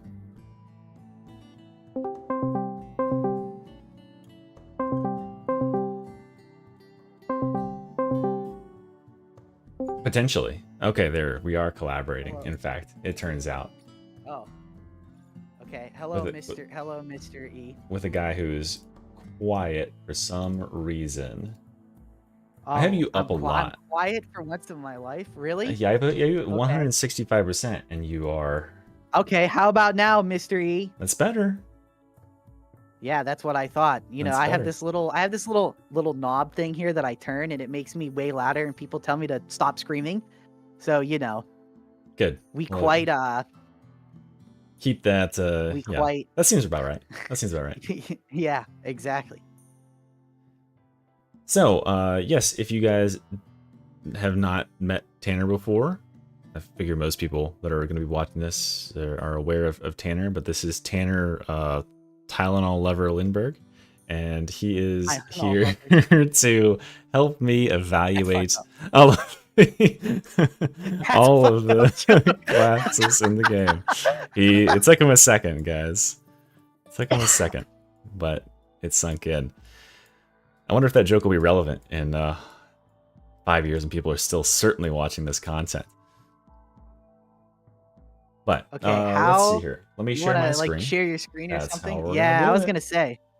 That's how. Okay, we're good, gonna do good, it. good. Intelligence. The share. intelligence level has risen. That screen right there. So, guys, this is like a straight up tier list. Like, this is just a straight up power ranking. Going to be done auras, then blitzes, then keystones, then abilities in terms of, I think probably the ones that are going to be the easiest to figure out to the ones that are going to be the hardest to figure out. Or we just got to go ahead and put this up here, right? But we have for categories game or class defining, right? Is this just like, no shit, you're gonna pick this, it's just 100% the absolute meta, the state of the game is built around this ability? Really solid. I'd say I kind of like waffled over saying whether or not this is going to be Havoc 40 viable or whatnot. But yeah, just really solid. Like it absolutely will clear Auric. You can do it in Havoc if you are a sufficiently skilled player. But past that, it maybe might fall a little bit behind these top ones. Standard is just like, I don't know, we don't feel any sort of way about it if we're not able to like really put our finger on if it's like above or below the normal power level. That's probably where it's at. Niche or not so good. So if we've got something that's like good in one particular build, but it's pretty bad generally, that's where we'll put this. And then rework, please. There's a couple in here that I'm certain we will probably both agree that are just, they're not going to hack it in the game in their current state and just need to be torn down and rebuilt from the ground up. And so that is the state of affairs there. Any thoughts on that or any context you want to provide before we begin? I think that's a great way to rank things. I don't necessarily like trying to just assess like the power of something in a vacuum where you just attach it to, the thingy. I like having a little bit more context around the things, especially now after this last patch. Everything is so like viable and good that Yeah, definitely I kind of want to like, and like this is based around, that's why it's like standard.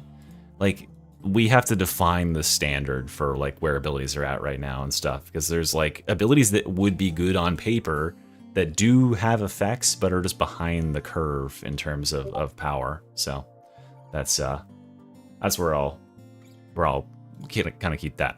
So, welcome everyone. This will be the start of the second video. If you are not yet, haven't watched the first part, it's okay. This is the actual tier list. We're going to be ranking things on pure power. I have Tanner Lindbergh here with me, and we are going to go through, and I can't wait to hear Tanner Lindbergh's 1 day of experience on RBDs and where the RBDs various keystones and abilities rank in here. It'll be very interesting to see. I wonder where the RBDs ranks. It's a puzzling question, you know. I've heard every opinion under the spectrum. I want to hear the like the keystones. So the dog keystones and the dog and all that stuff is probably where I'm most interested.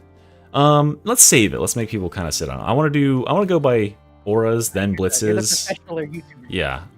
I mean, guys, you got to get that watch time up. I mean, I guess you could just skip to the end, and certainly someone out there is going to timestamp all this because I'm not fucking doing it. All right, let's start with the auras, and we'll start right here with the Ogryn's Toughness Regeneration aura.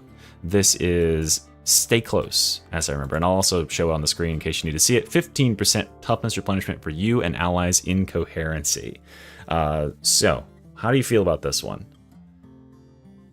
So, ever since they increased toughness regeneration, there was a time when all of this stuff was garbage. Now that it's just an increase to your toughness, like talents and stuff, because I remember the days, you know, back jingle jangle jingle, you know, back in the olden day when like this was just toughness coherency regen being increased. That was the worst thing ever. But now this is basically just a 0.15x increase to all of the percents that give you toughness back. Which is actually, like, it's something. Not the worst thing in the world. Yeah, it's something. It's something now. Like, you're not actually griefing if you take this. It is in a pretty accessible spot. Exactly. And the fact that it takes you straight down the middle, I think that's what an aura should be. Honestly, not super game defining like survivalist. It doesn't break any game mechanics like in Havoc. It doesn't like make you feel like shit for taking it, like the fucking 5% damage thing on veteran.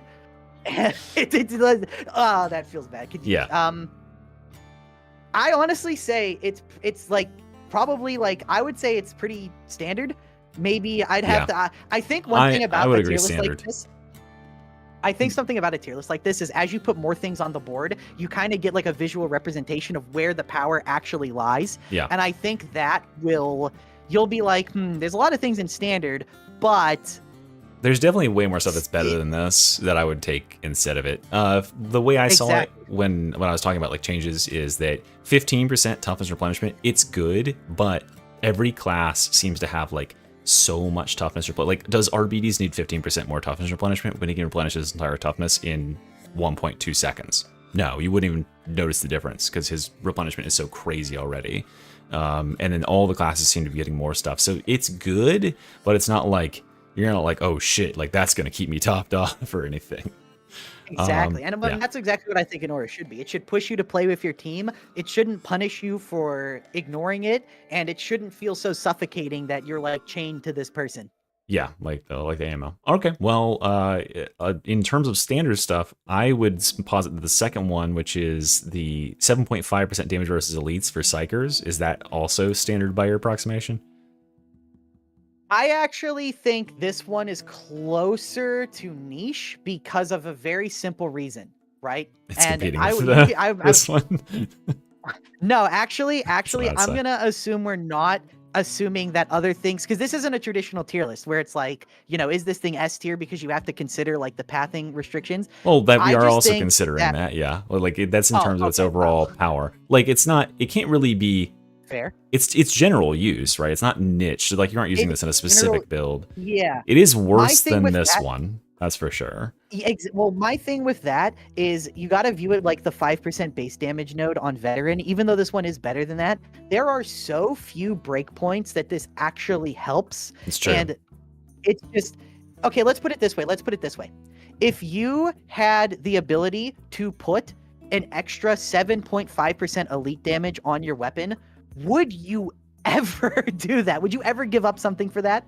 No. No. The perk has 10% already, so it's like 30%. Yeah, that's exactly what I'm saying. It's like not even a tier 1 perk level of power. If this was bumped up to be at least 10%, there's a few things that would actually help. And considering how like Ogryn has like 10% heavy attack perks, and this is even more restrictive than that in what it affects. Right. Versus like, it just Oh no, feels the like Ogryn's is just 10% all melee now, by the way. yeah, So no, it's you're right. You're right. crazy It is. good. Well, that's what I mean. Yeah. Something that used to be 10% heavy attacks is now 10% for just all melee attacks. So why? I mean, this could be 7.5% damage for everything, not just elites, and it would still just be worse than the Ogryn version.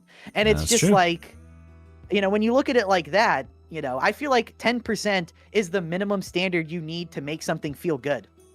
That's and You we'll know, be seeing because- that time and time again. There's a lot of nodes in here that just give like 10% for damage wise stuff. So Exactly. yeah, So it's when that's something- what I would say is I don't think I would ever notice the difference. I don't think I've ever come within 7.5% of killing something and be like, shit, I didn't have my fucking psychonetics, Yeah. whatever. But I have come Only I had within 7% more damage. I have come within 3 seconds of having a cooldown up and been like, fuck, if I had that right now, it would be all the difference. Speaking of Ogryn, you said Ogryn, this is Coward Culling. Coward Culling gives you 20% damage against suppressed enemies for you and allies in coherency, 25% suppression damage dealt. I think this is very solid, especially Correct. with Ogryn with Rumbler. That suppresses the hell out of enemies, and like there's tons of effects in the game that will suppress enemies. Generally, just shooting in their direction. A lot of times you'll get them suppressed, and 20% damage boost to those enemies. You want to kill them before they get out of that phase. That's a sizable buff, and you're already taking it when you're over here for Rumbler use anyway. But yeah, I just think this is it's a very big buff. I wonder if they even intended it to be as much as it is. If there's something I can add here to this, something that you didn't mention that's very relevant to the discussion with this is plasma gunners now. Because It's true. plasma gunners being shotgunners means they're always slowly getting closer to you, and the flame staff. Because the flame staff automatically instantly suppresses everything with one M1 Oh puff. yeah, that's right. Flame staff. This is That's stupid. no, powering. this is just straight up 20% damage for your flame staff psyker. And it's and then because he suppresses them with one M1, okay, well now the Flamer Zealot, their dot's 20% boost. The Psyker, their dot's 20% boost. Yeah. Veteran, their 20% boost. Yeah, and it's it just has all this damage domino too. effect. It's not like melee damage, it's not range Yeah, it's not damage. just range If it was just range damage, you would think it would be on the range side, it would Yeah. be different. But it's just all damage to the target, which is very nice. Okay, so yeah, I agree. What about 5% crit for everybody for Psyker? I think this would be to the high end of standard. Me too. Because yeah, 5% crit is 5% getting crit- value in the current meta. It's available too. It's not now that the new Psyker tree is free to choose. It's not on the Yeah. bad side of the tree anymore. 5% crit does a lot for a lot of weapons. I would not be upset to have this. So the thing about this is 5% crit is equal to a tier 4 perk on your weapon. That's right. So if we were to compare this to the elite damage, which is not even a tier 1 perk for the same exact effect, we've already gone up 3 tiers in terms of perk value Yeah, to be the closest equivalent. And it's not even you don't even need to consider damage for this, because there are so many knock-on effects for crits across classes and across blessings that you need to get a crit to get value out of it. And so if you don't get the crit, it's shitty. But for a veteran, if you got a veteran on your team who's running Shock Trooper, this is 5% ammo for them as well. And of course extra damage, and of course extra burn stacks if they're in recon. So yeah, this has tons of effects. Stacks faster for Zealot, stacks bleeds for Zealot. There's veteran loves it now because of exposed weakness. Critting gives you 20% damage for 6 seconds. So yeah, big stuff comes out of critting, and it's not bad at all. Okay, we agree there, and then we'll go to, what is this one called? This is an RBD's thing. This is called Breaking Descent. Oh, well, we know where this is going to go. You and allies in coherency deal an additional 10% damage versus staggered. I'm going to go ahead and put this up here. Yeah, Or it's somewhere up so, well, the here. thing It's is- very solid. I don't know if so, it's. I don't know if any aura is. Well, no, well, there's one aura that goes up here at least. Yes, yeah. So the thing about this is the same. This is basically the same effect as the Ogryn 10% thing, because with an Arbites, everything is staggered all the time, and this is constantly Or- going to be active. Yeah. And you don't have to, like, enemies can be staggered with ranged attacks as well. So this is more damage for your flame staff. So it's great. 'Cause Exactly, it yeah. needed it, guys. It's just this is just another one of those auras where you don't care if there's 2 of these on the team, because if there's ever a time when you're not under this aura's effect, you're like, kind of wish I was. And if every aura, let's put it this way, if every aura just gave you 10% damage and you just got 40% damage for staying near your team, I don't think things like Loner would have ever even been a problem in the first place. Right. Yeah, because people would have been so incentivized to stay with their team. Makes sense to me. Yeah. Okay, and then we've got Loner. So Loner is Fuck gone. Loner. So we'll Fuck talk about Loner. so Loner. I mean, Loner's dead. So we'll talk about the replacement, which is Crab called Rave. Zealous. Zealous is minus 15% stamina cost for you and allies in coherency. So what do you think about that? Minus 15% stamina cost for you and allies in coherency. I think that as stamina becomes less important as we get stronger, I think if this existed before, it would have been fine. Mm-hmm. It would have been a lot better in the past. I think now it's kind of still not that great. Yeah. It's just not, like, 15% is just not enough. It'll be good for It's speed like- running. That's about it. Like just Yeah. running the map. Yeah, just for like better sprinting. This is something I was talking about when I just recorded a veteran meta video, and I put up 3 toughness on there, and I was like, why don't we take stamina anymore? It's like, okay, well, I mean, what are you doing with stamina these days? The current meta of the game is you stand your ground and you murder everything that comes up to you, and you stagger it and you stop it from hitting you, or you dodge it and that's it. There's no enemies left in the game that are actually making it to you that you're like shoving or blocking. You're not blocking crushers, you're not blocking chaos spawns or whatever, right? You're staggering them and you're bombing them and you're blowing them up with a million billion damage, and that is not stamina dependent. So the stuff you were doing with stamina before is like kind of out the window, and it can't protect you like it used to be able to. Like a skilled player used to be able to use stamina to like avoid literally all damage and to sprint around the arena and stuff, but now it's like, okay, you can just face down like 95% of threats, and the 5% you can't, stamina's not going to save you there. Like you're not going to be able to block the amount of bullshit the game is throwing at you. So it's better just to have like just more defenses against gunners or whatever is going to murder you today. So that's just how I feel about it. But yeah, it's 15% stamina. It's not so good, especially in comparison to the other options on the tree here for Zealot, because Zealot has one very good option, one option that's going to be better when like for certain Havoc mutators. We got 2 more Arbites auras here. This one is 12.5% reload speed. I would say this is niche or not so good. I don't really understand. I don't know. Like, there's classes in the game that don't even reload. There's classes that reload so fast that they wouldn't even feel this. I just don't know why you'd pick this. Every weapon that has a noticeably long reload has a reload tech where you can make it faster. Flamer on Zealot and or Bolter, throwing knife. Plasma gun or Bolter on Veteran, sprint cancel. Every single weapon that you'd reasonably want a big reload speed boost on, other than like the revolver, is already having ways to boost its reload speed. And if you care about reload speed, say you're a veteran playing with the revolver and you really want reload speed, fucking talent, you can already get 30% of it. Yeah, you can already get 30% of it from the top of your tree. This one I feel like just does not fit with the theme or like the RBD's thing, and it really confused me when I saw it. I think it's supposed to be for people who are like reloading the shotgun constantly, pumping shells out, but that just is like not how the class ends up being played in functionality. It's for the middle Keystone. Yeah, that's what it's for. Which is filler, which we'll get to, because I hate that Keystone. Yeah. It's such a shit Keystone. Anyway, we've also got Weapon Specialist Cursed Edition.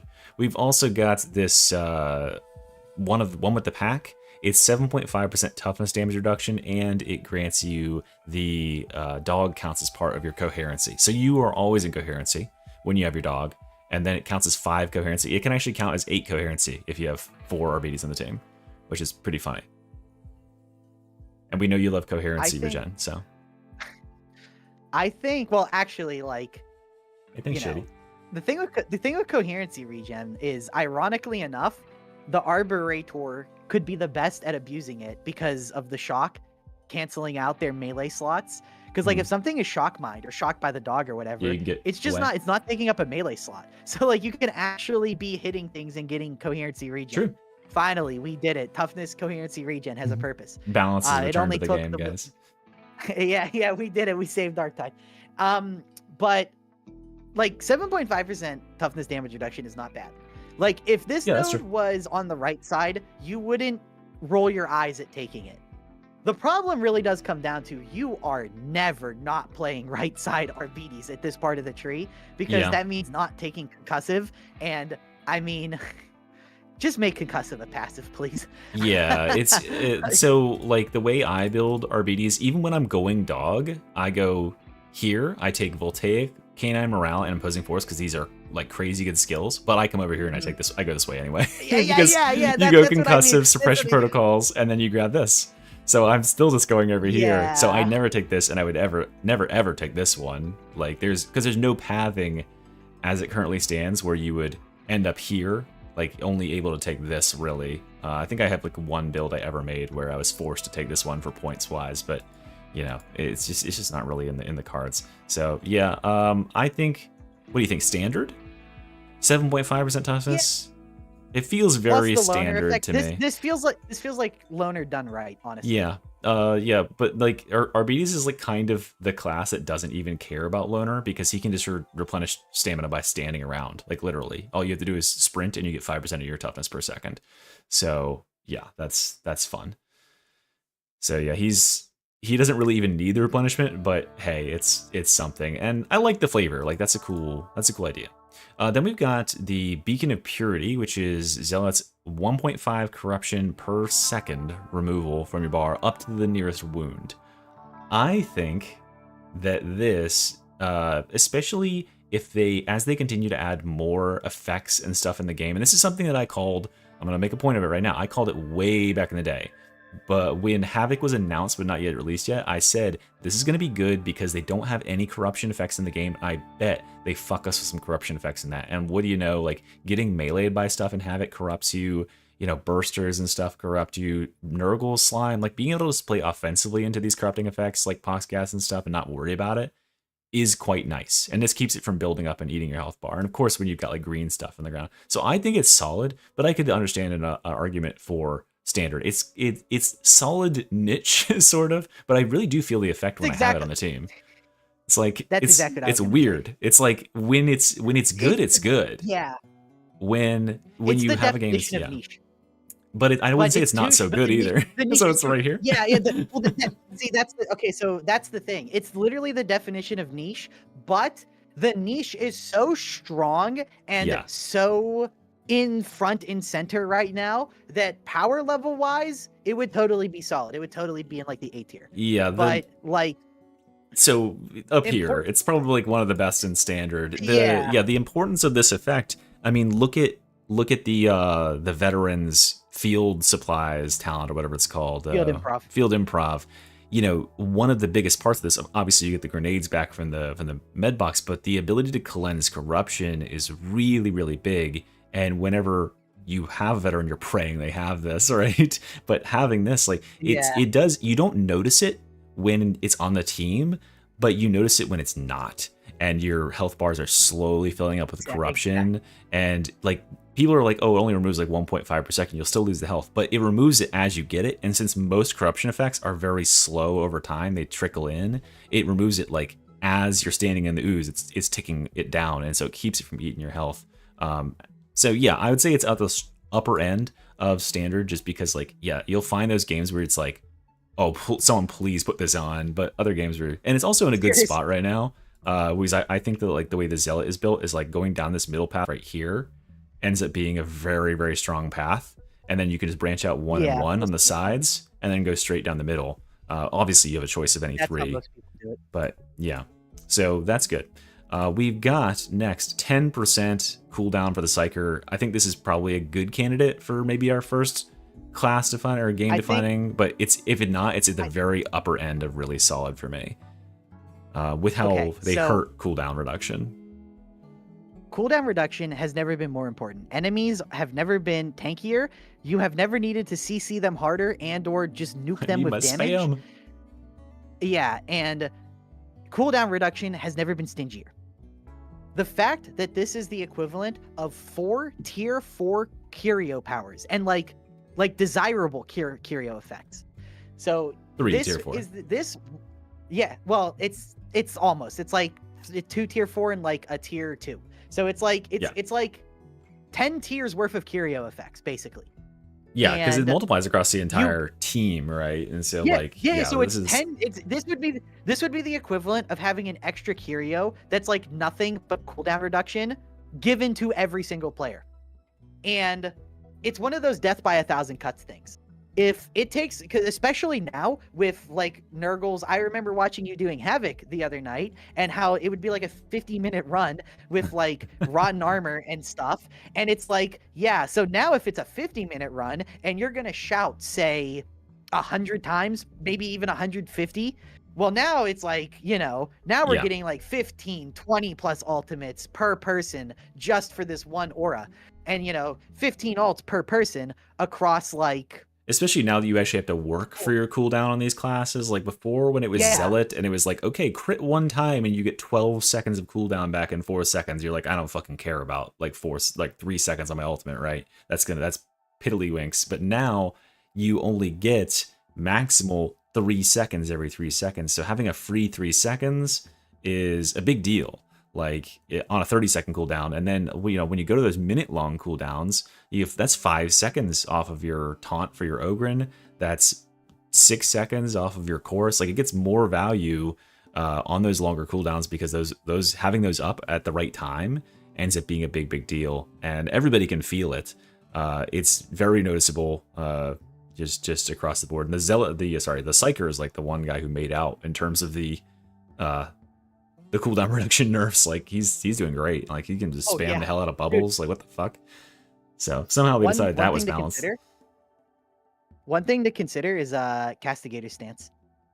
Castigator stance being a 45-second cooldown, it makes out like a fucking bandit. Yeah, from because it's Seer's a Presence. 20-second duration or whatever the fuck it is, or 10-second. I don't even Well, remember. no, it's 10. It's think about this. It's 10-second duration, and if you take the left side keystone, you have basically just consistently half its cooldown because of that 50%. It would be a constant 30-second CR. cooldown. Yeah, so you would lose if you had full cooldown reduction curios. And then, yeah, full cooldown reduction Is plus about that 20. plus Seer's Presence. You're talking like 20 something seconds, 20 low number seconds. Let's do the math Castigator here. stance. We would have this cooldown be 22% lower, so it would be like 9 seconds lower than the base cooldown of 45. So we'd be sitting at like 35, 36 seconds, and then we would have execution order cutting that by 2/3. So you're looking at a 24-second cooldown on a 10-second ability that's like just invincibility. It's pretty good. It's pretty good. I'm not gonna lie. Pretty easy to keep full uptime on it. So yeah, this is like one of the strongest like non-survivalist nodes up here. I would also say that this Zealot 15% benediction is really solid, though on the like kind of the lower end.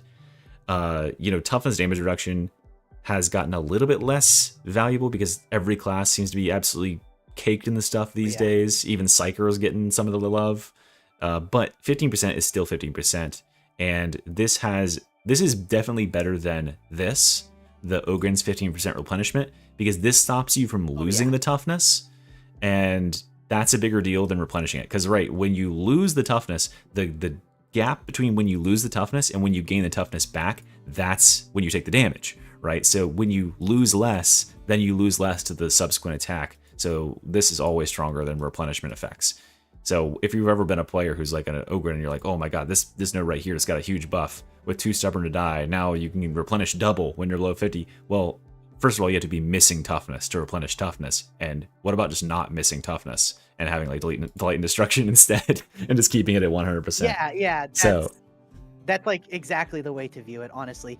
And I would really say, with the way the tier list is laid out, I wouldn't put it because of the obvious implications of tier lists. This is more of a class defining aura, more so because toughness damage reduction is Zealot's entire class identity. That's like his main thing. Whereas like all these other auras so far, I think every character has a class defining aura. Doesn't necessarily mean it's the strongest aura. Well, I don't want to phrase like that. I mean, I want it to be like exactly the strongest. Yeah, no, class, game or class's strongest. Yeah. Because I was gonna say, because like sometimes they try to define something. Yeah, no, but they I end mean up like defining something that's not, I want it to be the thing that like 99% of the time you're taking on the class unless you're doing some sort of niche build. If there's like one like absolute lock-in, no questions, like, okay, what are you running? You're running Zealot. Okay, what are you running? You're running, well, it's more like that for Ogren these days, where it's like, what are you running? Ogren? Okay, so you're bringing Taunt, huh? Like, yeah. So I would say it's probably not up there in that sense, unless we want to redefine it. Yeah, unless we want to redefine it and say that like the strongest thing for each class goes up here, but I would rather just make this exceptional for I think the really high performance, idea. Which would be, I think, oh baby, Survivalist. I've been waiting to talk about this one. I love Survivalist. I love Ranger Veteran. All right, Cousin Aukri reincarnated. Cousin Aukri sacrificed himself in Helmsworth or whatever, Helmguard, just so we could get Survivalist. All right, Survivalist has been nerfed 3 times, and it's still like the best aura in the game too. Yeah, Survivalist is not healthy for the game from a game design standpoint, but this aura is so goddamn overpowered. Yeah. I love it. I love everything about it. I actually like it more with the cooldown, because instead of being the equivalent, we were mathing this out. We were doing a little Darktide University on my stream like a while ago, and we were trying to math this out. We came down to the conclusion that Survivalist before the nerf was the equivalent of, I'm not joking, 4 red ammo bags for every person on the team. Well, you do it. That was... You do it on Havoc 40. This is pre the Havoc buff, where like they brought back some of the ammo. When you got 25% ammo, I did the math, and this was 14 ammo crates worth across a 40-minute game if you were killing at the maximal speed. Yeah, and like it's like ridiculous. Yeah, because like it's the fact that the effect is not reduced by Havoc's ammo reduction, it makes it absolutely 100% essential. And even on like non-Havoc difficulties, you'll notice the difference. You can, especially if you have numeric UI, that's when you'll really notice the difference, because you can keep an eye on your allies' ammo counts, and like you just won't have ammo issues at all for an entire game when you're running this. But if you take it off, people will start asking for ammo. It's like it does sustain over time, because most players are not just constantly shooting, they're like getting ammo. And so if you're playing a Zealot with a flamer, you can use a whole tank of gas, put it away, do a 3-minute fight, and you'll have earned back pretty much the whole tank of gas, which just keeps you set. So it like reduces that resource pressure on everybody across the team evenly, and that means that you, as the veteran, the guy who's actually shooting a lot of ammo, is free to just take as much as you want, more or less, which is amazing. I completely agree with all that. Survivalist is insane. It is the aura that defines Darktide, if you ask me.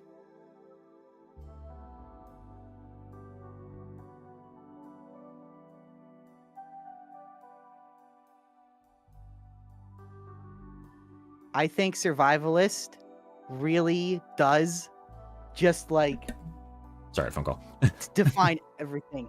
I was wondering. I was like, yeah, don't tell I was very just I was very confused. Tanner, for a second. You'll have to talk on the stream and keep everyone entertained. I don't know if you could do it. I don't know if you could talk about well, the one time Tanner like jams up and can't come up with a tangent to go on for 10 minutes. Is well, right I didn't know. You know, it's your show here. You know, we're on your show right now. I'm trying to be courteous. I don't think you want me to go off about how, you know. Go off about this 5% movement speed. I don't know if this is a rework, please. Do you think it's reworked here? Please. No, this probably. No, yes, right? yes, absolutely. Mystery, dude. This is like that Woody meme where he's like, hold up. This thing sucks. This thing is Loner 2.0. Think about this from a logic perspective. 5% move speed is amazing. It's one of the best effects in the entire game. 5% move speed is the difference between the dueling sword and a neutral movement speed weapon. That 5% move speed is single-handedly enough in the hands of like a top player to basically make you never get hit by anything. Why is this not healthy? Well, if you're under the effect of this aura, you basically have dueling sword movement all the time. But right above this, and this is not necessarily true anymore, Now it's this used to you be can a take it bigger anytime. problem before. Yeah. Yeah, this used to be a bigger problem before. You could get extra movement speed going into this, which meant you were faster than everyone else, even under this effect. Well, now you just take and you up can here still and get the get smoke that. grenade. Yeah. Yeah. Which is Yeah, plenty fine. It's much rarer to get it this way, but like that still exists, and it's still a problem where the veteran can be moving faster than like most other classes, which is weird to say. But if you've ever seen speed runs, there's some people that prefer to do it on veteran, especially with infiltrate for that like juicy 33% move or 55% move speed or whatever. And the problem is when you are outside of the aura effect of this, that veteran has dueling sword movement on like every weapon, but you don't. You can't So if catch he's up. like using a combat, yeah, if he's using a combat knife, you just, and the thing is, in an actual fight, the problem with this aura is for regular players, 99% of the time it doesn't matter. Because if you're just slow fighting crushers in a choke point in Havoc, when do you care about 5% move speed? If you That's sort of what I wanted to like give my like. I understand that this has the potential to be abused in a really toxic way that's not healthy for the game. Like I think probably one of the biggest failings of Darktide and the combat in Darktide is how fucking fast everybody is. The ability just to run away from an engagement infinitely is what separates Darktide's combat from Vermintide's combat, where it's stand your ground and fight these fucking storm vermin. If you don't, they will run you down and murder you, right? So you had to actually like fight the fight. And get to a good spot and fight. This is like just retreat forever, just run away, like nothing can catch us. And so it has that toxic element to it, but it also just like for many players that don't fundamentally understand that, it literally has zero effect. It's just the effect of, oh, we can get to the next like thing faster. So it's like uninteresting for the vast majority of players. It's really uninteresting and offers them nothing in a very similar way to like the fire team thing we're about to talk about. But for the players at the upper end, it's like game break. It's literally it adds into the part of the game where like it really shouldn't exist, where you can just like infinitely draw out fights by never getting touched by anything, and it makes it really lame. Especially if you are using this with like the knife, you could already get up to, on the speedometer mod, you could get up to a consistent 11 move speed with it. Without this, with the knife, you can get up to like 12.5 with this and the knife. And like, dude, even people like thrust sliding with the dueling sword, they're only getting up to 9. So it's like, brother, you're like blazing past these people. Because once you start doing movement tech on top of this, that just further compounds the problem. Because now your movement speed is getting to levels that Fat Shark probably wasn't expecting you to get to in the first place. And then you're amplifying that I don't think they further. anticipated movement speed being a thing at all, considering like how many weapons can just like flick and move like, 4 movement speed per second faster. It's kind of nuts, but yeah, it's quite nutty. Yeah, it's just hard to design a game where like your counter to the fight isn't like fight the fight, it's just run away from the fight. And I just don't think that this has like dual problems, as I said. But yeah, so rework, I don't exactly know what it would become instead. It could be something entirely different. It doesn't matter. I just don't think it fits with the class, and I don't think it's healthy in or exciting in any regard. Heavy hitter, they're not heavy hitter. What is this called? Bone Breaker. Bone Breaker's aura. It's 10% melee damage for the entire team. I think this is really solid.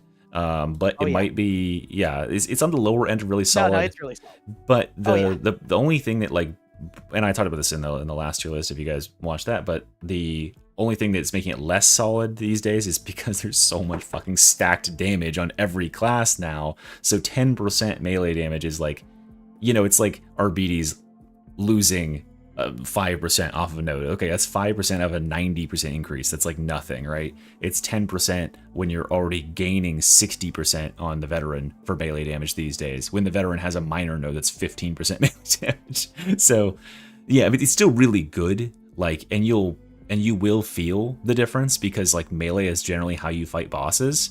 So you'll just chunk the bosses that much faster and get that much more DPS done. But it's definitely Ogren's best, well, I don't know if it's his best aura. Both of these are very solid in different routes, and like they are kind of mutually exclusive, right? You can't. I think build around both. Most of the time, Bone Breakers is definitely better than the gun one for a very simple reason. At the higher end, like Havoc and stuff, that stupid goddamn regeneration effect. if you have to fight like Oh, a purple? 7,000 health crusher Yeah. that can regenerate, if you weren't killing It's that thing in like objectively a an second, infinite it's health like- crusher. yeah, yeah, exactly. So I mean, think about that. The dueling sword can get like 6,500 DPS pretty easily, but can it get 8,000 DPS? Maybe 9,000 if it gets like a tick of regeneration. Does it like, you know? So Yeah. anything that pushes you further towards that goal to just To purple one-shot crusher something or be get on, Mhm. yeah, is going to be super valuable. And that's exactly what this is. You know, like think about what makes the Arburator so overpowered. The fact that every freaking You skill keep saying point he invests Arburator. is His another name is 15% damage. RBB, okay? It's RBB. Okay, all right, man. The Arbubu is like everything he invests a point into gives him like 15% damage. That's So, fair. you know, if you just keep stacking 10 They and or nerfed 1 to 15%, 10% damage, okay? They nerfed one of them by 5%. True, true. It's not true anymore. But you yeah, you can't- just keep enough of these effects, and oh my god, you're Yeah. like, you know, what I'm everyone's an saying. Arburator all of a sudden.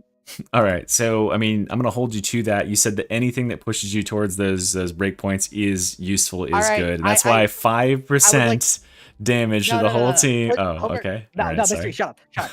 Shush. Mystery, do not put these words in my mouth. Be quiet. Don't touch me. Listen. All right, go over to this aura in the class overview. I want to put something out. Here it is. Okay. So this 5% damage. Let me ask you a question and every member of both of our audiences a question. When in the damage, because this is going to change everything about this. When in the damage formula does this apply? Does anyone know? Does this apply before or after all of your damage buffs from the skill tree? Because that is a very different 5%. 5% of a number that's been boosted by 100% is a much different number than a 5% number before you boost it by 100%.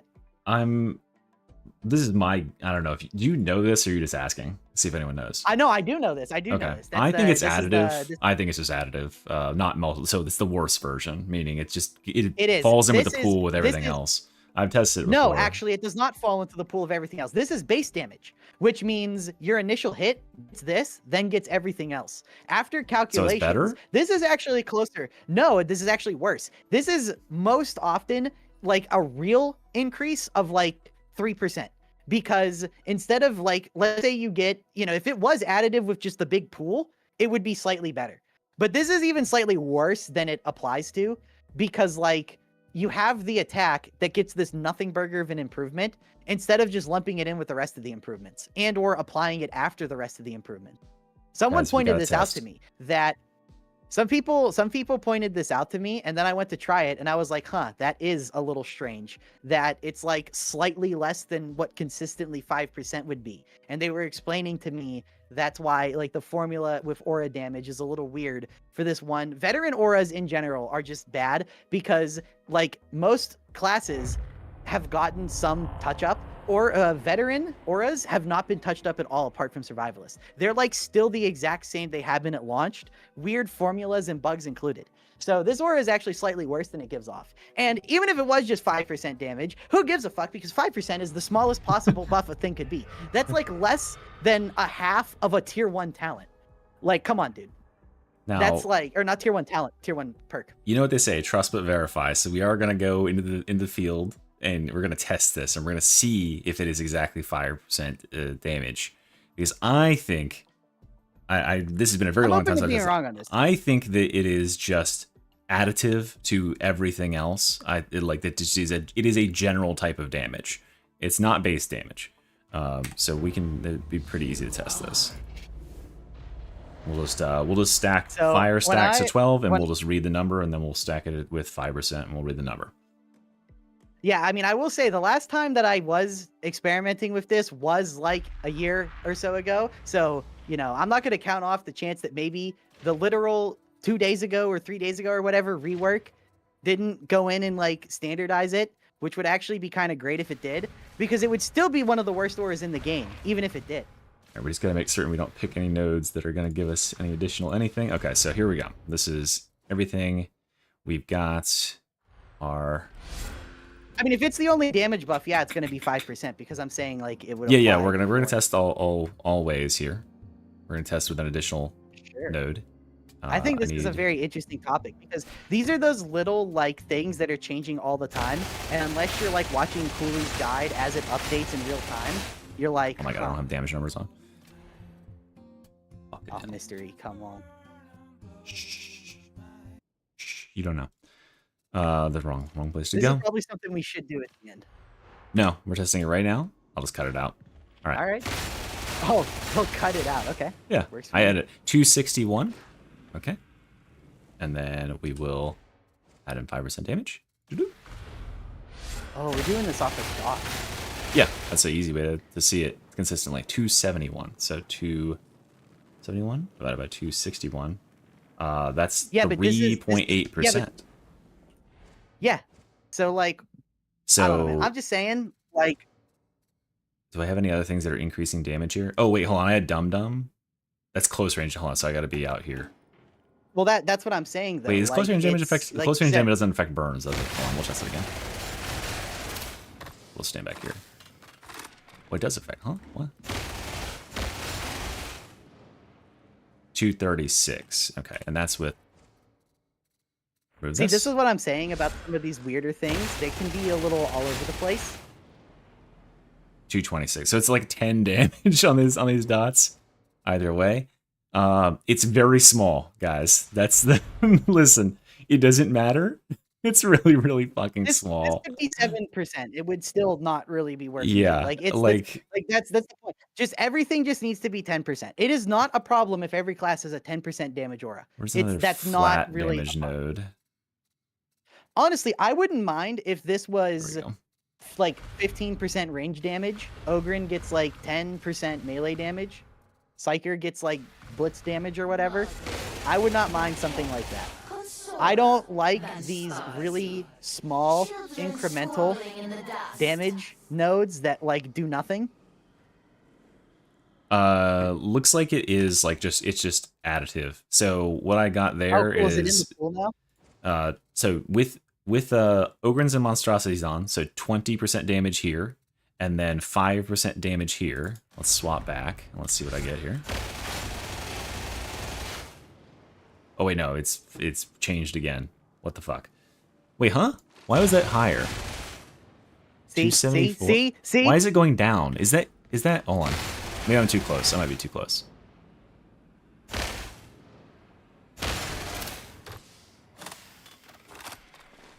Why is it going down before the flame stacks go down? Do I have 13 flame stacks somehow? What is causing this guy to take extra damage? Black armored. Dum Dum. Nothing on here, right?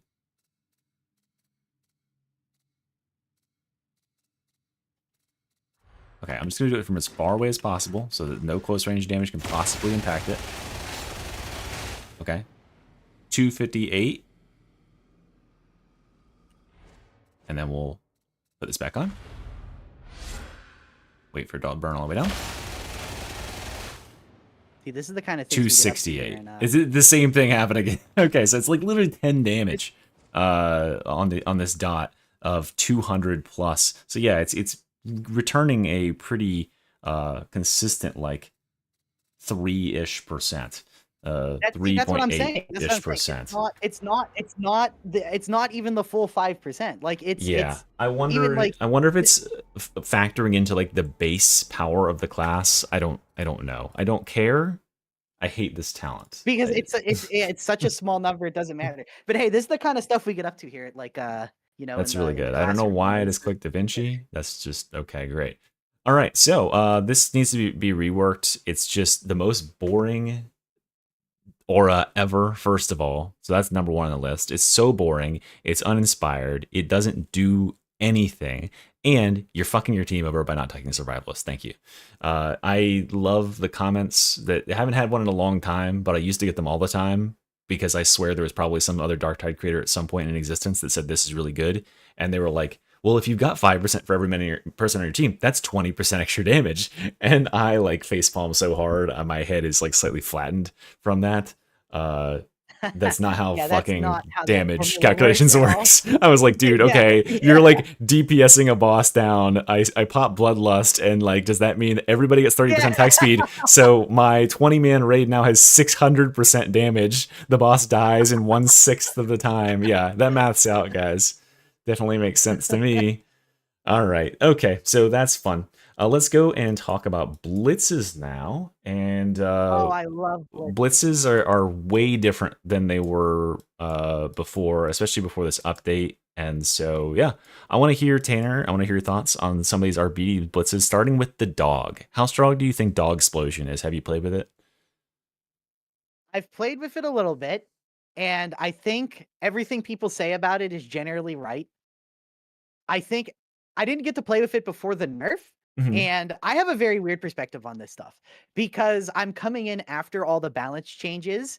Sure. So I have the knowledge of before all of the other classes got buffed and after the Arbiter got nerfed. Right. Yeah. Like, to me, I don't think this is as strong as a frag grenade. I mean, I you're wouldn't you're put it- coming at I it then wouldn't- from a very pure standpoint, right? You're not bringing in any of that outside stuff. This is how it is now. The Arbiter has been nerfed to the ground, guys. He's the weakest class in the game, very obviously. Don't nerf him anymore. And yeah, so it's worse than a frag grenade, worse than an Let RBD's me- grenade, let me- even, let or I me- mean a shredder grenade. Yeah.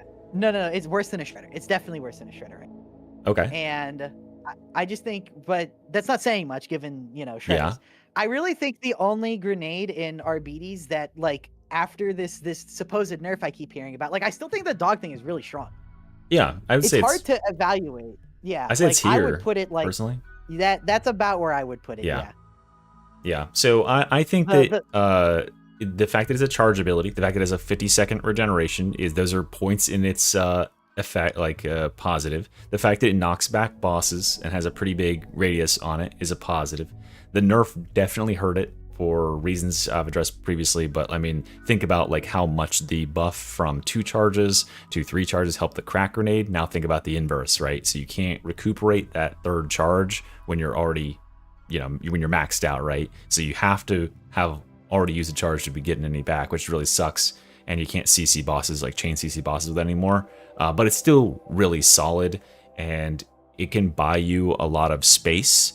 And the RBD's already, like, the second the RBD's isn't like completely surrounded, he is on a very, very solid footing, right? He needs to be completely surrounded and just gangbang from all sides in order to kill this guy. If you can keep him un-CC'd and keep him free using the dog, then I think he's in a good shape. Now, it is kind of a finicky ability. I would rank it at the lower end of really solid just because it's so annoying to get it in the right place to use it. Yeah. But yeah, that's but kind it's of what free. I noticed about this. It's free, and you do It's get to not- use the dog. So if like you're going dog talents, it's still good. It's not like, I don't know. I think it's good. I think it's a little too, like, I think this game is just a little too jank for this kind of thing.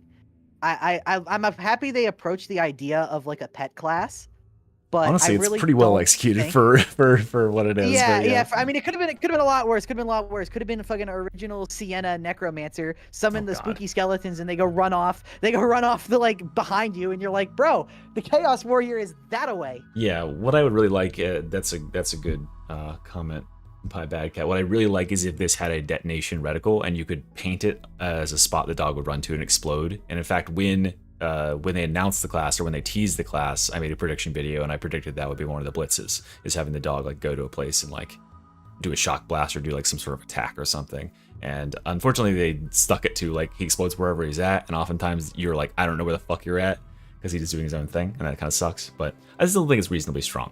Not compared to the shock mine though, which I think is probably This in is the insane. running This for is- one of the most this- broken this- things in the game. oh, I have been mulling it over in my head. Are these better than shredders? And it is such a tough Yes. question. It's such a tough No, question. these are better. because because shredders actually kill things. These shredders' primary purpose is to kill things. No, All they're of the not. His CC primary and purpose is to stuff- stagger everything, and then everything dies No, from see, everything this- else. No, the stagger is the bonus. You can kill a pack of crushers with just 3 shredders. It's entirely possible. It's like even with the new 6,500 health pools, they can still drop like 20 crushers in one rip. So I just think they're this to move away from don't spoil the crusher or the shredder talk. That people have to pay for that. It's behind the paywall. Oh, okay. This mine is pretty much being taken with Douglas. So when you're getting a maximum 3 stacks and you're getting 1 every single. Wait, no, it's not a minute now. Did they increase that? Hold on. Did they nerf that? Lone Wolf is still like. No, it's Lone still Wolf every is still 60 seconds. I thought that they. Oh, maybe this was in like some proposed changes I saw or something. But yeah, every 60 seconds. I is crazy. I think the shock mine is I mean, the fact that I'm even like trying to maybe seem like shredders are super competitive with this. I mean, that already says how good it is. Yeah. The fact that I think like the strongest grenade that's ever been in a Tide game is perhaps weaker than this should probably say that this is definitely in the running for the new best grenade in any Tide. And you have to consider that the shredder is in part as strong as it is because it's tied to a class that can just poop these fucking things out like crazy. This class only gets 1 of these every minute, and it still is as strong as it is. Yeah, exactly. And exactly. When you say only only 1 of them every minute, my brain is screaming, what do you mean only 1? Like if you got 1 of these every 3 minutes, it would be crazy. Because it just solves an encounter for you, which is like what the game comes down to. It really does. The game pulls out all stops to fuck you like 1 or 2 times a game, and if you can stop it in its tracks when it does that, then you win. And this is how you do that. You just toss one of these down and immediately remove everything that's actually going to be scary. Because it's never the bosses that are scary. And in fact, like, bosses screw themselves over by not getting stunned by this. If bosses got stunned by this, it would be worse. Because what you do is like, okay, Rinda and the twins spawn in on Havoc. You throw one of these down, you run through the choke point. Everything else gets stuck at the choke point. The twins are now isolated, and you just beat them to death. Because on their own, they're no problem. It's when they're surrounded by a bunch of bullshit and like healing crushers and stuff. This just like pause. You'll remember like how oppressive like Chorus Zealot was. Just pause. Yeah. Yeah, I've been calling it the pause button. All you guys are in the fucking corner. Yeah. And shock mines are good even when you're running dog, because I mean it's a great use of a pack of grenades because it is. I mean, 2 of these is better than 3 shredders. I think it's just that the fact you can regenerate so many more shredders, like you're gonna shoot like 60 plus per game is what makes shredders so good. If you're deciding who gets to pick up the pack of grenades and you have both of your people, right? Pound for pound, these are crazy. So all right, you're right. Pound for pound, listen, man. All right, shredders are my goddamn Mike Tyson, and this is the Jake Paul. All right, I got a root for my boy. Okay. All right. Well, with that being said, let's discuss some of the newcomers in the block. We got the Sunstorm grenade. How do you feel about Sunstorm? I think this is a solid grenade. I would actually put this up, like. Up here? Or like no, here? I meant like further up solid. Yeah, so I mean, I'm not going to rank it like that. I just think it's solid though. Oh, I don't want people to like have to minutia there. All right. I got you. Sunstorms have always been incredibly strong. And this is something that in every list video I've ever made, I've always said, if Sunstorms were freed from the shackles of abysmal dog shit 3 talents stacked literally in talent prison. They were in the shittiest place in any tree. They're they're this light. They're shock mine light, right? Like they are pause. Exactly. They were shock mines before shock mines. Yeah, that was something when again, like Jeff and Joe and I did a video trying to like anticipate what was going on. I had a big list of things and I guessed shock mines based on a suggestion from Jeff. He's like, okay, so they have these sort of things that are called like electro web grenades, and you can like paint. I was like, oh, they need like consistent area denial that you can like stop doors. Like the hedge on Sister of the Thorn in Vermintide. I was like, they need something like that, and they brought this in. This is what that used to be, but like that consistent effect is really cool to see. I was like, I don't know if they'll do that because they already got these, but they made it different enough. And like these are still really good, and it's just like this again. Darktide has this way of putting you in a situation where it's a combat puzzle, right? And this is okay, I just get it. I get to solve this combat puzzle, right? I get to get the ally up, and I get to get this guy out of a trapper net or whatever it is, and punish the enemies for being overextended in this area. Like that's the use of it. The downside is that, yeah, this is a class that can't regenerate grenades, and grenades are at a premium, but because like grenades are so good right now. I agree with all of this. But this is probably the most, I don't know, like all of these are viable. Let's talk about the flame grenade. Is this viable in Havoc? Right. I think it's, I mean, Of is it? course this is viable because in Havoc. Uncanny All right, so Strike this was exists. another- yeah. You already know where I'm going to take Problems, this. yeah. Listen. Fucking Uncanny Strike. This is another grenade that was stuck in prison for so long. They locked him up for the crimes Let me he would have out. committed. Help. They preemptively locked his ass up, dude. So with Uncanny Strike, this is you drop it, you stack up Uncanny, and that choke point is just dead. So Yeah. it's very similar in that regard to. It's kind of like if Shredder didn't do any CC, but just constantly kept applying bleed in an area. It's literally just that, Yeah. and that's a really strong effect. The funny thing that I always comment when I talk about this grenade is that this grenade is for like noobs, and it's for people who are really experienced, because like if you know what you're doing, you can kite a whole fucking map worth of enemies and put them in a choke point and stop them there, and then make them stand in this shit, and they'll die. Like they will seriously die because it lasts a long time. It does a lot of damage when it's had the armor rending applied to it. But like when you're a crappy player and you can't stop getting surrounded, this is also like you're get out of jail free, because you drop one of these and it just kills the entire horde for you. And you're like, phew, I need to go pick up the power cell, vacuum capsule, whatever. So yeah, like it's just a very useful grenade. It does require running Uncanny Strike, but I mean, geez, twist my arm, God. Yeah. Oh man, I have to run Dueling Sword or Knife on Zealot. Damn.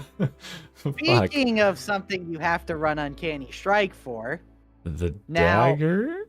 I think the dagger exists. This pains me. Okay, this is mystery. Listen, I need like some emotional support after Okay. saying this. I think it's just at the top of really solid. Yeah, me and too. I think in Havoc in particular, I think it gets worse in Havoc. Oh, absolutely. Because Yeah. I listen. This used to be the unequivocal king of Well, Dark. because it was the only one that was in the right fucking position to do anything on the Zealot, and Yeah, but it was also it's, like, just kind of broken. the strongest. Yeah. So like this enables Flamer, which and okay, Bolter. you're always gonna have a place if you do that, and Bolter because of the canceling. So this enables two of the best weapons in the game. Okay, that's strong. This doesn't take any grenade slots. This still one shots like every goddamn thing under the sun that isn't a boss or crusher. Mhm. So like it's still this is literally the Kovacs item. If you are crazy at flicking in Kovacs, you are gonna just like flick, knife, flick, knife, flick, knife, flick, knife, flick, knife, and you're just gonna kill everything. Yeah. This weapon will this item will always be in the tier where if you're like on a controller, good luck. Yeah, If no you're, like, fucking way. 5,000 Controller, hours into what is the it's on Yeah, like if D-pad you're- down on the controller or something. yeah, dude, listen, I know they've got it rough, but like if you're 5,000 hours into Kovacs, man, you're like just killing like 10 things every 5 seconds with these. It's like Yeah. ridiculous, It and they're always going to be hard to evaluate because of that. the reason that they have, I mean, I don't know. I'm not ranking things by like within the tier, but like the reason Yeah, that sure. they are falling off where they're at, they still have their use for auto equipping Flamer. They also for Flamer they allow you to use the best Zealot secondary, and they don't gimp you in terms of eliminating long range threats. So like you can get rid of the trapper that's running towards you rather than like having to dodge him. Or like the sniper or Exactly. whatever. So you can run this stupid close range OP weapon at the same time. But with how insane, you know, it's the same thing that sort of affects like Executioner Stance or Marksman's Focus, which have gotten a big buff but are still struggling to be relevant. Yeah, The amount exactly. of insanity, the sheer amount of bullshit that is coming at you, you'll still find use for these. You'll still feel that like, oh dang, I wish I had one. Whenever there's a trapper running around, and you want to knife them, but like it's in most situations, unless it's just isolated gunners or whatever, they're just not usable in Havoc anymore. Listen, man, because listen, like man, yeah, it's so fucking I can bonkers. speak for the entire community on this one. Throwing knife is dead. Crab rave. We can finally use a different fucking blitz. It's been is like nice. 2 years. Oh my god, I'm sick of using this goddamn thing. It is very nice to have the options and like actually be able to make plays with these other two, because these are like playmaking grenades, right? Like you can make the call. They like are. this one is like more like I will make this clutch, and this one is like, guys, I've got this. I've got a plan. Hear me out. We're gonna stand in this corner and pray to God Yeah, nothing ever heads exactly. us, and we're gonna burn it all to death. So. Very healthy for the game. Very healthy. Yeah, for the game. this is definitely like this sort of change, and I'm really glad they learned that from doing their first reworks, is like opening these options up. I understand they were trying to make, like, force people to make certain decisions with classes with the original layout, and that's a challenge in its own for building classes, but having more options is also a challenge, is also like a efficiency like contest. So yeah. The problem really came down to is there was no true option. There was a Yeah, option that had multiple they good tried things to and make their options. video. Yeah. The illusion of an option. And so it's just unfortunate, like the Okay. trifecta of stuff ended up there. Okay, so we got cracks here. How are you feeling about cracks these days? I think they are definitely this is really solid. No, currently. don't Let's- spoil. Don't spoil. Okay, Don't spoil. let's let him build up. okay. Okay, we'll edit that out. Yeah, listen. Cracks. Me and Cracks have a complicated history together. I am a D1 professional crack hater. I, for the longest time, have had nothing nice to say about them. However, this patch has completely reversed my opinion of them. I legitimately think cracks actually belong in that top tier now. I think cracks in Havoc specifically. Up here? Yeah, no, I'm being serious. Wow. Because, listen, I cannot stress how important getting 3 of them is. Yes, yeah. When you, especially now that the Havoc, if they would have kept these at 2, I don't even want to envision my future if I had to be like, cracks are still unusably bad with the new, like the. You wouldn't have started playing Armor, Darktide again if they Havoc. hadn't fixed cracks. It's probably the truth. Like, this is the thing that brought Tanner back, guys, if you're wondering. So the thing with crack grenades is having 3 grenades means that veteran can run both of his grenade regeneration talents and not never worry about have overcapping, either one of them stepping. Yeah, never have either one stepping on the other one's toes. So now that these last longer as well, the runs, and there's more armor in the runs, like equivocally when you look at the health pools and the regeneration. And of the there's health pools. less things that can remove that armor efficiently, and these are one of the ones that are left that do it just like boom, no So- questions asked. They have Yeah, they also here's- like here's- additionally straight buffs in addition to the number. They detonate much faster. They have like a way shorter arming time once they're thrown. They also have greater magnetism, and they have a bigger explosion radius. I believe I didn't get to test that fully when it was still like in when I could actually access both versions, but the radius definitely seems bigger. I will say one thing. If Havoc ever shifts again and like regeneration goes away and armor spam gets reduced greatly, shredders go right back to Right. Kind So of mid. this is the sort of thing that I was talking about Ogrenheimer, like Rumbler use, and like the current iteration, every 3 weeks Havoc rotates in terms of the mutators, and so like right now we have a particularly toxic set of mutators with rotten armor plus purple, and so you've got extra crusher spawns and purples around those crushers, so you have to kill them instantly. And this is one of the absolute best things at doing that with little to little effort, like almost 0 effort at all. Everybody else is fucking working for it. If it shifts away from that, especially if purple is removed, shredders get huge value because they get their damage done by like tickling people down over time in a big radius. And it's the same thing that happens with the Rumbler. Is like the Rumbler doesn't insta kill things; it staggers it long enough for it to die to like the next 2 Rumbler shots. And you know another purple thing that fucks really helps cracks a lot. The fact that you no longer have to take unnecessary tax nodes to take get the grenade node. Yeah, Pull so pull having it all veteran things together.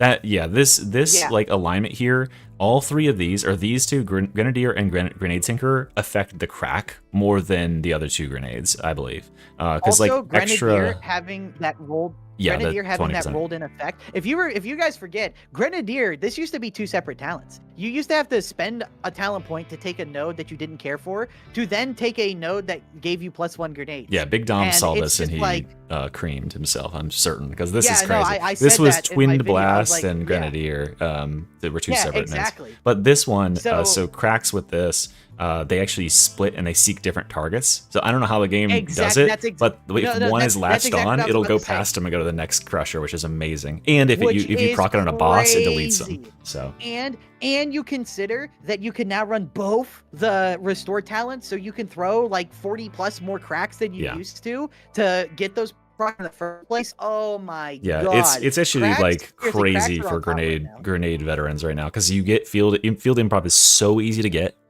These are free, and then you just grab your last one right here, and then you're done. You've got 5 points. They're right in the main line. They literally take almost no investment at all to get, and then you get a ton of power. Like, cracks are a huge, like, just being a grenade veteran has like literally is quite possibly like one of the stronger builds you could run in the meta. I think it's probably like definitely in competition with just running plasma gun. Is just like just blowing stuff up constantly, because you sustain crazy grenades with all these talents. And of course, if you have 4 pockets, if you have a 4 deep pocket, you have so much room to multiply these grenades every time they really pop off and blow stuff up.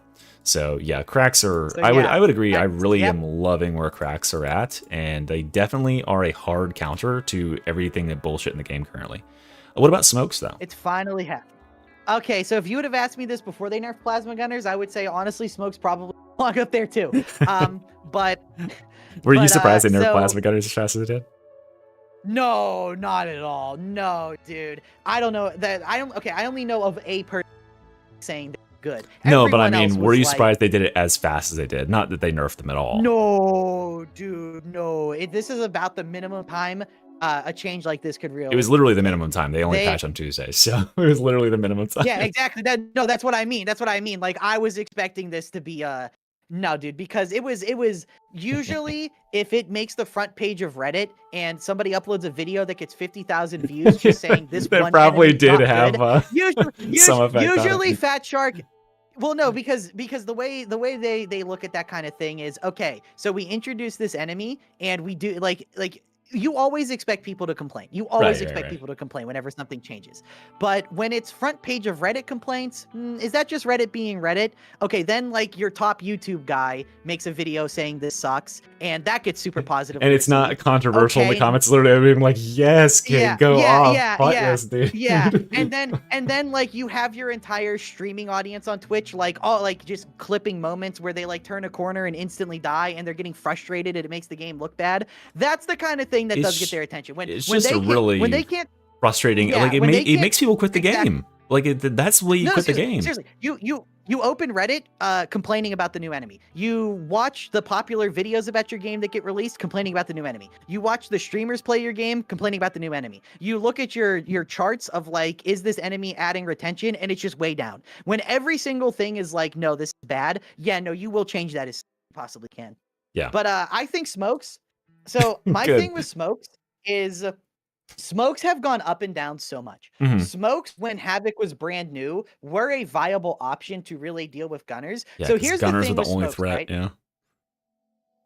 I wish smokes would get not necessarily a rework, but a once over, where they, one, clearly define what they actually do, and two, like, just make sure it works, and also Yeah. make it work on like shotgunners and stuff.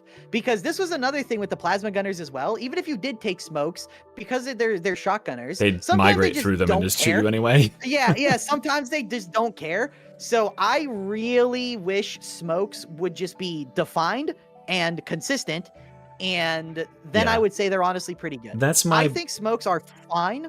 I think they are fine. I don't think they're they niche do or they're anything- standard.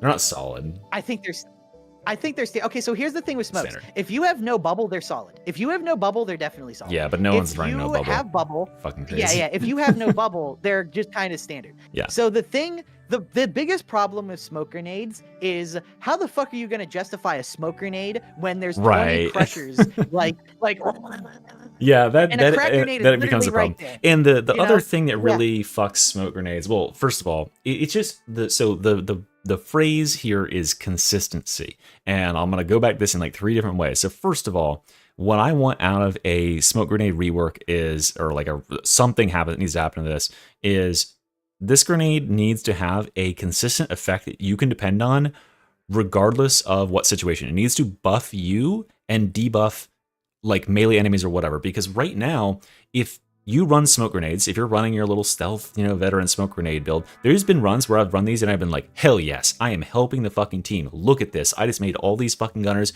give up their fucking position and move into melee, and now they're fucked. The smoke grenades won that encounter. The twins spawning on you, you drop a smoke grenade on them, it literally turns the AI of the ranged twin off. He just stands there like a dumbass. You feel amazing. But you roll into a map where the entire, like the seed of the map is crushers. It's just crushers galore. Yeah. They literally do nothing.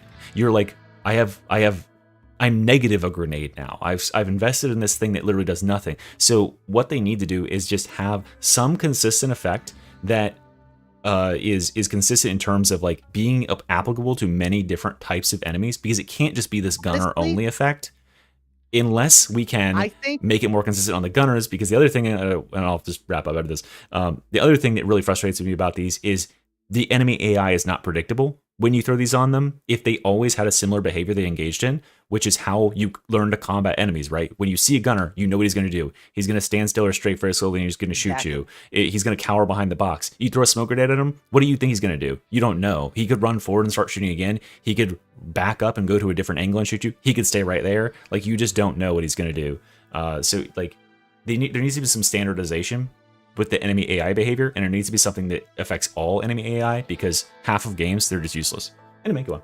I would also like to say that I really think they should just go and these the utility guys like best friend. Make it get rid of fire. Yeah, this is so long. Suppression. Make it get rid of make it get rid of toxic gas. Suppress gas. Honestly, I think they should.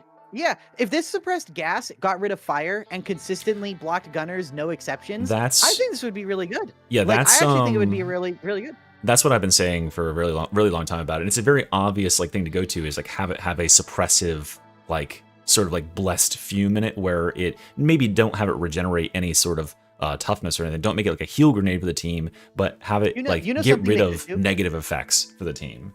You know something they could do that I just thought about? I literally just thought about this on the spot. If a gunner sees the smoke, they should just get suppressed. That's true. Yeah, that would fix all of the consistency problems, and that would add synergy to all the suppression stuff in the game, which is sorely lacking.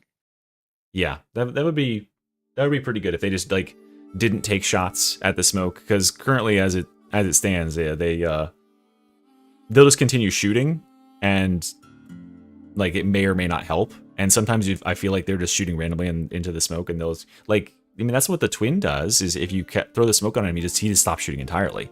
He doesn't even cast his special stuff. Exactly, that's what I'm saying. So like that would be nice if you threw it on top of him. But like as it currently stands, you throw a grenade at some gunners, and sometimes they stand there and they just sit there, and then you're like, okay, nice, I eliminated those gunners effectively. And then other times they immediately pick up their shit and they move to a better position, and you're like, God damn it.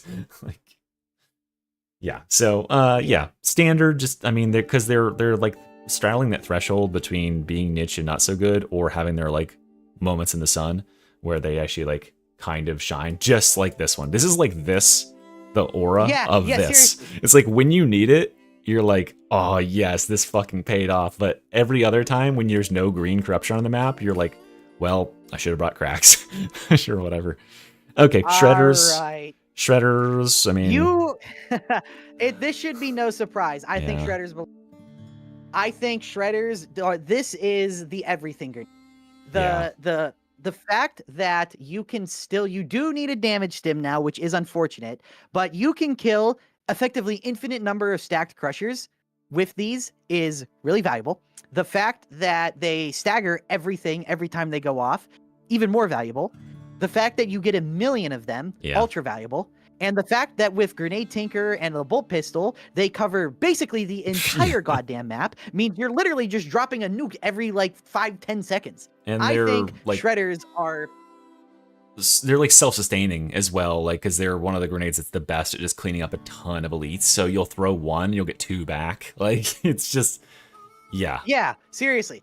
And they also clear the horde super. So think about that. They clear like 90% of elites like it's nothing. They clear hordes instantly. Don't forget they stagger knock everything over.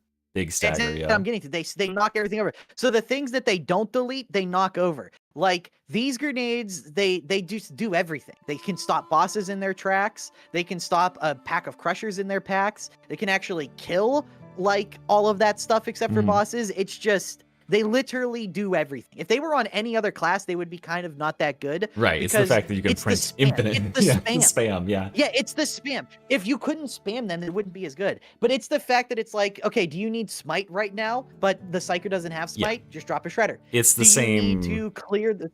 It's the same thing that makes it just does everything. Rumbler so good on Ogren. It's like, okay, you know, if it was just a grenade, that'd be fine. But it's the fact you get 35 of them and you can just keep shooting them at your feet and everything is just on the ground.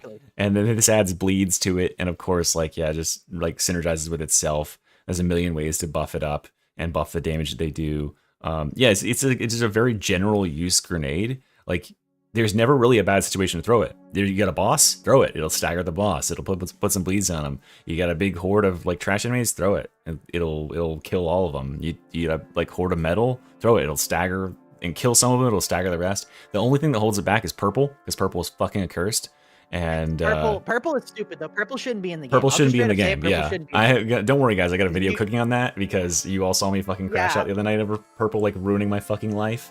And regeneration should never. I think if they're gonna do regeneration, it needs to be like way less, and like there needs to be gated like the bile troll. You remember how bile troll used to regenerate all of its toughness when you put it down? There was it just needs there like was two things I was gonna compare it to.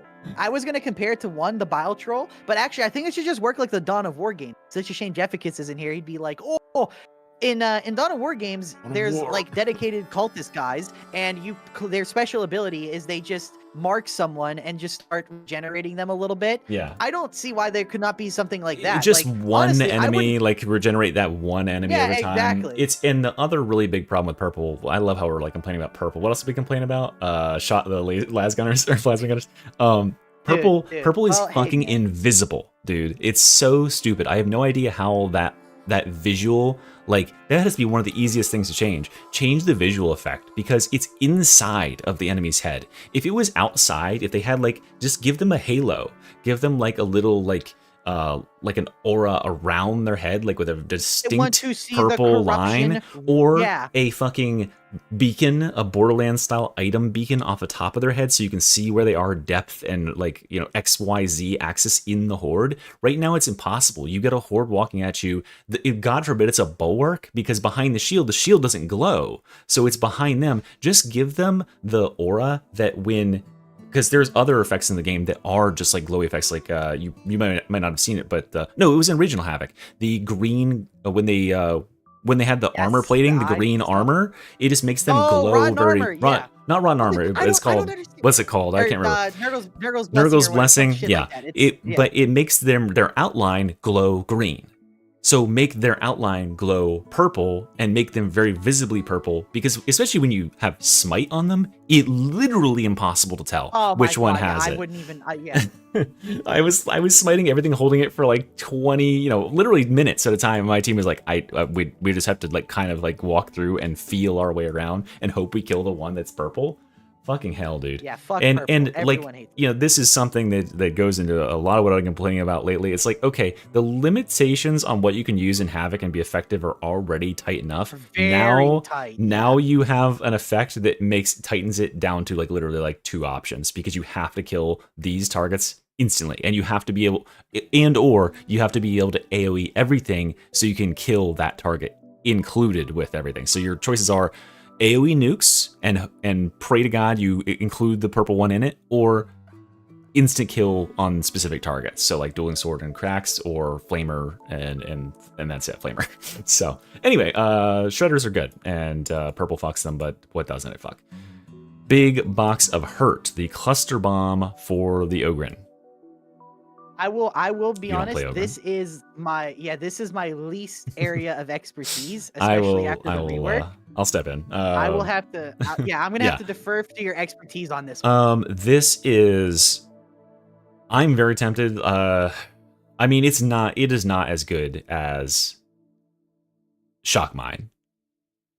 and it's not, you can't multiply it like these other grenades can. I'll put it, I don't know, it's definitely Ogryn's best grenade, but it still only makes it solid. The fact you get 3 of them is really, really big, up from 2 before, and the cluster bombs that come out, each one of them has the potential to stagger a boss. It has that level of stagger, and they delay. So they go off like kind of one at a time in an AoE, and so it'll stagger them multiple times. So it's a huge stall. It doesn't do the most damage in the world unless you've got like the flame stacks and the AoE with it, and then it can actually do some sizable damage. But it's more about that absolute disruption. Like, I think this is maybe one of the most disruptive grenades in the game. You know, other than the one that directly stuns and the one that directly like holds everything. But it's definitely like the one you want to choose on Ogryn. So if you're an Ogryn only player, there's almost no decision to be made here with 3 of these. Yeah, it's just really solid. It buys you everything you need. It's direct damage if you wallop a boss or something, or a crusher or a mutant directly in the face with it, and then it just disrupts everything after wallop. So yeah, it's very solid, but it is nowhere near as OP as all this stuff is up here. Listen, Yeah. Mystery. This is a scrub opinion. I just like throwing boxes at people's faces. I like the thunk sound it makes. It's good. Then you would love the big friendly rock. And you're goddamn right. Rock is rock, and rock is good, dude. So it's standard.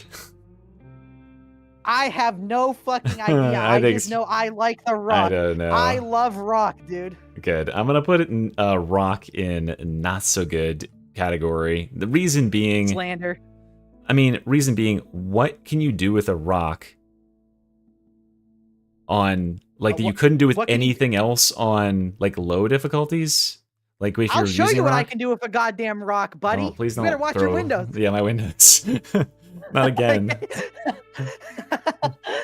The message you taped to the last one or rubber banded to the last one was very touching, but my wife did not approve. Yeah. So, buddy, I'll show you what the rock, it's like on low difficulties, it's funny to throw the rocks at mutants and stuff, but also you could just hit them in the face with a pickaxe or power maul or literally anything else, or just watch them or dodge and watch them go by and beat them up. And that's pretty much the only thing you're doing with rock. You can't, they literally do nothing to armor, which is so pathetic. Like, this is a big ass rock, and like blunt objects like this are what's supposed to be the counter to armor. It would make sense that it would like crush in their skull or something. If this had some sort of effect that gave it like rending or something, it would be a different story, because then you could use it to like snipe targets, but it does nowhere near enough damage. It has a pretty good cooldown. You get lots of them, I think but it should just one-shot crushers. yeah, I think so too. At this point, what doesn't? So, Or stuff. I honestly think if you left click throw it, it should one-shot crushers. I also think you should have the right click underhanded option like Veteran, where you make it like a bowling ball. It knocks everything. Oh, that would be awesome. It should be really big. It should Katamari. I'm literally not joking. Yeah, I'm literally not joking right now. I genuinely think this would make rock really good if you just can right click and then like bowling ball scoop it yeah. under, and it just sweeps everyone's legs down and knocks them over. No joke. I think it should Katamari dudes and like just roll them up and just go down the hallway and clear. No, but that would actually be a pretty clever idea. Like just the underclick roll and do that. They have to make the rock like bigger to make it make sense for that. But the rock is like kind of just. It's just completely outclassed. Like, there's huge portions of the game where this serves no purpose because it won't hurt anything that's actually threatening, and there's way too many of those enemies, so you end up having to go for the other options. The same thing, I'm going to also say that the Ogryn Big Bomb is in this category. There's no fucking way in hell you are giving your Ogryn, unless you have the ammo crate thing, and then you get one for free, but that's not really in the consideration. Field supplies, what is it called? Field improv? This is you're not giving an Ogryn a pack of grenades so he can use one of these things, because the game is far too jank and too finicky to depend on one grenade to do the job. What a grenade needs to do, a single grenade needs to do, is like stagger some stuff and disrupt some stuff so you can actually kill it. Rock. This one attempts to kill everything outright, but the health on a lot of things is too high, and or they might not be in the blast radius, or they might be obscured somehow, and you have one shot to make this work, and if it fucks up and doesn't kill the things you need it to kill, you are out a grenade now, and versus the guy with cluster bombs who can just keep chucking them. There's one thing this was really good for.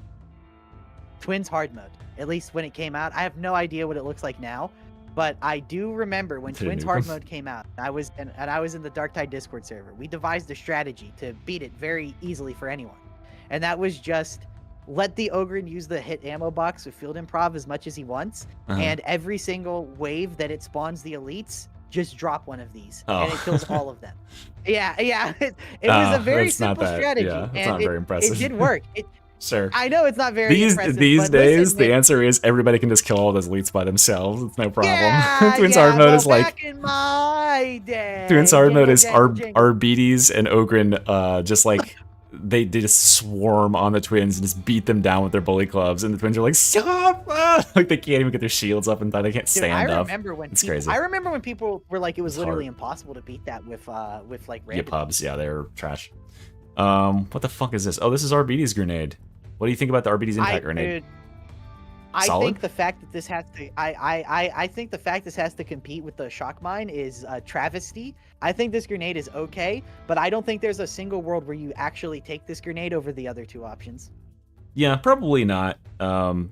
Yeah, if you're running Dog, you're running the infinite regen one. If you're running Douglas, you're just running Shock Mine. This one,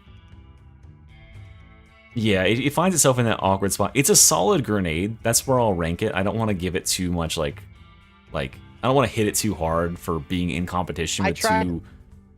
Listen, Like, man, I yeah. used it one time and I was like, this is cool, Standard? but wow, this other stuff is just so. That's kind of where I think it is. Maybe It's standard. just kind Yeah, of okay. like. Actually, default you know what? grenade, Just like- the vibes of this grenade is very standard. Yeah. It's literally just default grenade. Yeah. Default grenade. The thing It's that's the the thing type of that's shit you good spawn about in with it. in Call of Duty. That's true. The thing that's good about it is like kind of a get out of jail free for like any oops I fucked up situation, because it'll stagger a boss to the face instantly. It'll clear space for you to get out. It's kind of like a lesser shredder, but yeah, you only get 4 of them. I mean, 4 is a lot for any grenade, but like you get 4 of them and that's it, because you're not taking regen with this. Like there's no way you would do that. You would just take the shock mine. And if you have Dog, you can do that every 50 seconds anyway. So what's the fucking point? Okay, a Sail. Exactly. What do you think about Solid Sail? grenade. It's been a roller coaster. I think a Sail's solid. I think a Sail. There's gonna be a lot of stuff in this solid tier. I'm realizing, especially after this last patch. Yeah, They that's fair. really did like. That's They what, really listen. did make This a is lot of stuff Optimist really turn, guys. Tanner, I told Tanner he has to well, glaze I Fat mean, Shark it's- tonight, or else he doesn't get his It's paycheck. not even. It's not even optimism. It's just like, yeah, all of the criticism that all of the people have given Fat Shark over the years, they finally have like standardized so many things and Good. solved so many problems. So they like, did a good job. it's more just this. Yeah, This is well, the best obviously update they they've did a ever good job. had. No, I think the And crafting so- update was the best update. That's they ever probably had. true. That update did so goddamn much. It became really hard to criticize Fat Shark after that. It's to the point now where like when someone they post on Reddit, they're like, "Hey guys, here's what we're doing," and some goofball is like, "Oh, still no solo mode, still no weapon custom." They actually get down. I love Whereas, those like- fucking like, before that morons. update, Yeah, before this I love those update, people you could posting at on the least- Steam forums, Yeah. posting that. It's like, dude, you have a Oh PC. The my mod God, exists. Yeah. Yeah, no, Silent those people scam. actually like get shooed away now, whereas before that people were like, yeah, no, that crafting up. Anyway, a Sail is really strong. I think a Sail has this gigantic wall called Havoc, Bozo, go fuck yourself. Yeah, And pretty much. if this was a Havoc tier list, I would put this shit in rework, please. Honestly, Yeah. I Well, we do- can't do I do that. wish- Yeah. I know. I guess we it's can just- later, here's but the like thing I I don't want to wish. make this. Hold on. Here's something I wish. I wish a Sail had a third side node that was just transform the right click into a giant Assail shard that just punctures the Crusher skull Yeah. and one shots them. Dude, yeah, something I'm like not that would be even- I'm awesome. not even joking. I- I'm not even so- joking. I genuinely think. I know that they're not done reworking, so they are coming back to Psyker and Veteran to do actual things to them. So I'm kind of hoping that they do spruce up some of these abilities to make them more relevant. Because like Smite and Head Pop, very relevant in Havoc. This one just completely dinks off. Cannot Literally, be. it just Literally bounce cannot off be of. used. Yeah, it Yeah, just no, this literally cannot be used. Yeah. Just let me hold the right click and let it be like a charging meter or something. Maybe like after just like yeah, 2 just seconds. channel it can peril do into 6 it. It just gets Assail glows more and more, Yeah. starts glowing red hot, and then you just pierce this. You know, Yeah. just have it like be a channel ability, anything, kind of like a head pop, yeah. but like a rail gun or something. This like gets a Exact- rail no, gun. Exactly. The other idea was just like having this be a passive, like having it have a add-on that's just a passive thing where like if you have this, if you don't plan on using any of the other like blitzes, virtual and it's just force kind of like and- comes around and like snipes off like nearby enemies that are attacking you, like little trash enemies, right? It Okay, does enough well, damage to kill hold on. trash. That could be useful. I don't know. I don't know about turning Psyker into fucking Virgil from fucking Capcom. Well, Marvel vs. Capcom 3 we're turning him into don't know RBs, about right? that. You just get that. Like, you know, But, the dog I- passively goes and kills stuff. A sail could, as a blitz, like since it's less usable in like a straight up sense. Basically, you're just saying have to it. make it like the one spell in Dark Souls, the Crystal Soul Mass. Yes, yeah, actually, something like that. I don't know. That was just one idea. So I like both ideas here, but like, yeah, it's solid. But yeah, when you hit that Havoc wall, it's just gonna fall off really hard. Like I'm gonna make a build with I this, think- just to show it on the yeah. channel. But I'm gonna play Auric. I'm not playing Havoc. Like I'm not griefing people. Yeah, no, it literally doesn't work in Havoc Yeah. because it's just ding ding ding ding ding ding Well, ding ding ding ding ding. And speaking of griefing and working All right, Havoc, I got something to say. I got something to say. I got something to say. I got something to say. Yeah, what do you have to say? I got something to say. All right, mystery. The can't people, believe- the people, they holding me back. The Many- government, mystery. many people are The saying. people need to hear my message. The people need to hear my message. All right, mystery. I think Smite, after 4 consecutive rounds of buffs, Uh-huh. I think I have to concede. I think Smite is really, really, really fucking good now. No shit. I have to concede. Yeah, I mean, they only gave it 100% damage. Then when that wasn't enough, they gave it another 100% damage. And then when that wasn't enough, they added a 20% rending node. And then when Yeah, that wasn't enough, they added a fucking unlimited Smite just way to usage sustain it node. permanently. So- Yeah. Yeah, so now you can Smite literally forever.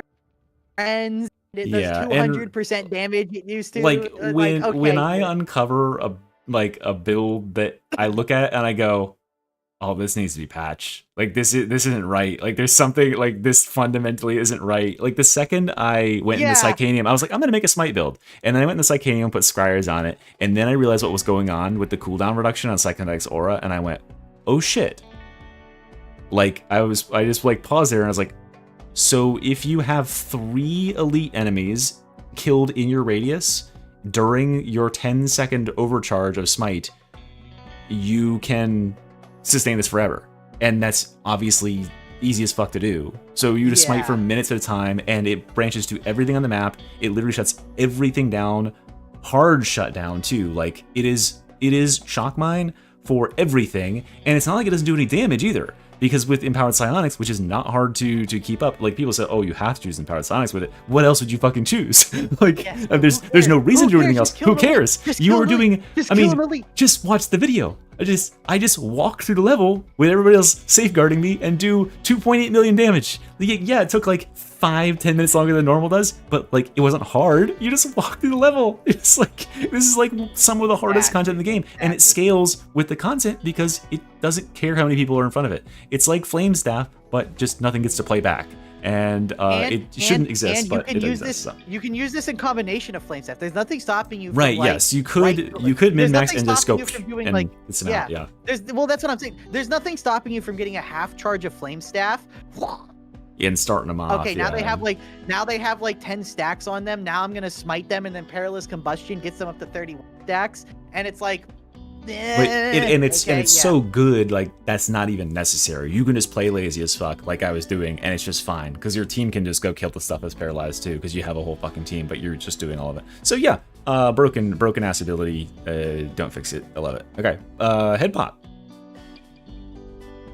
My beloved, what have they done to you? Remember, include the kinetic flare, the guaranteed. Shut up. Boom, boom, boom. Shut up. I'm not actually a fan. Shut up. I'm not actually a big fan of kinetic flare.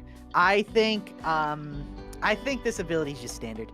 I think it does Standard? what it does really good. Yeah, I think it does what it does really good. I think it's honest work. I think in the greater context of the game, this ability kind of sucks in all of the content that isn't like Havoc with a flame staff.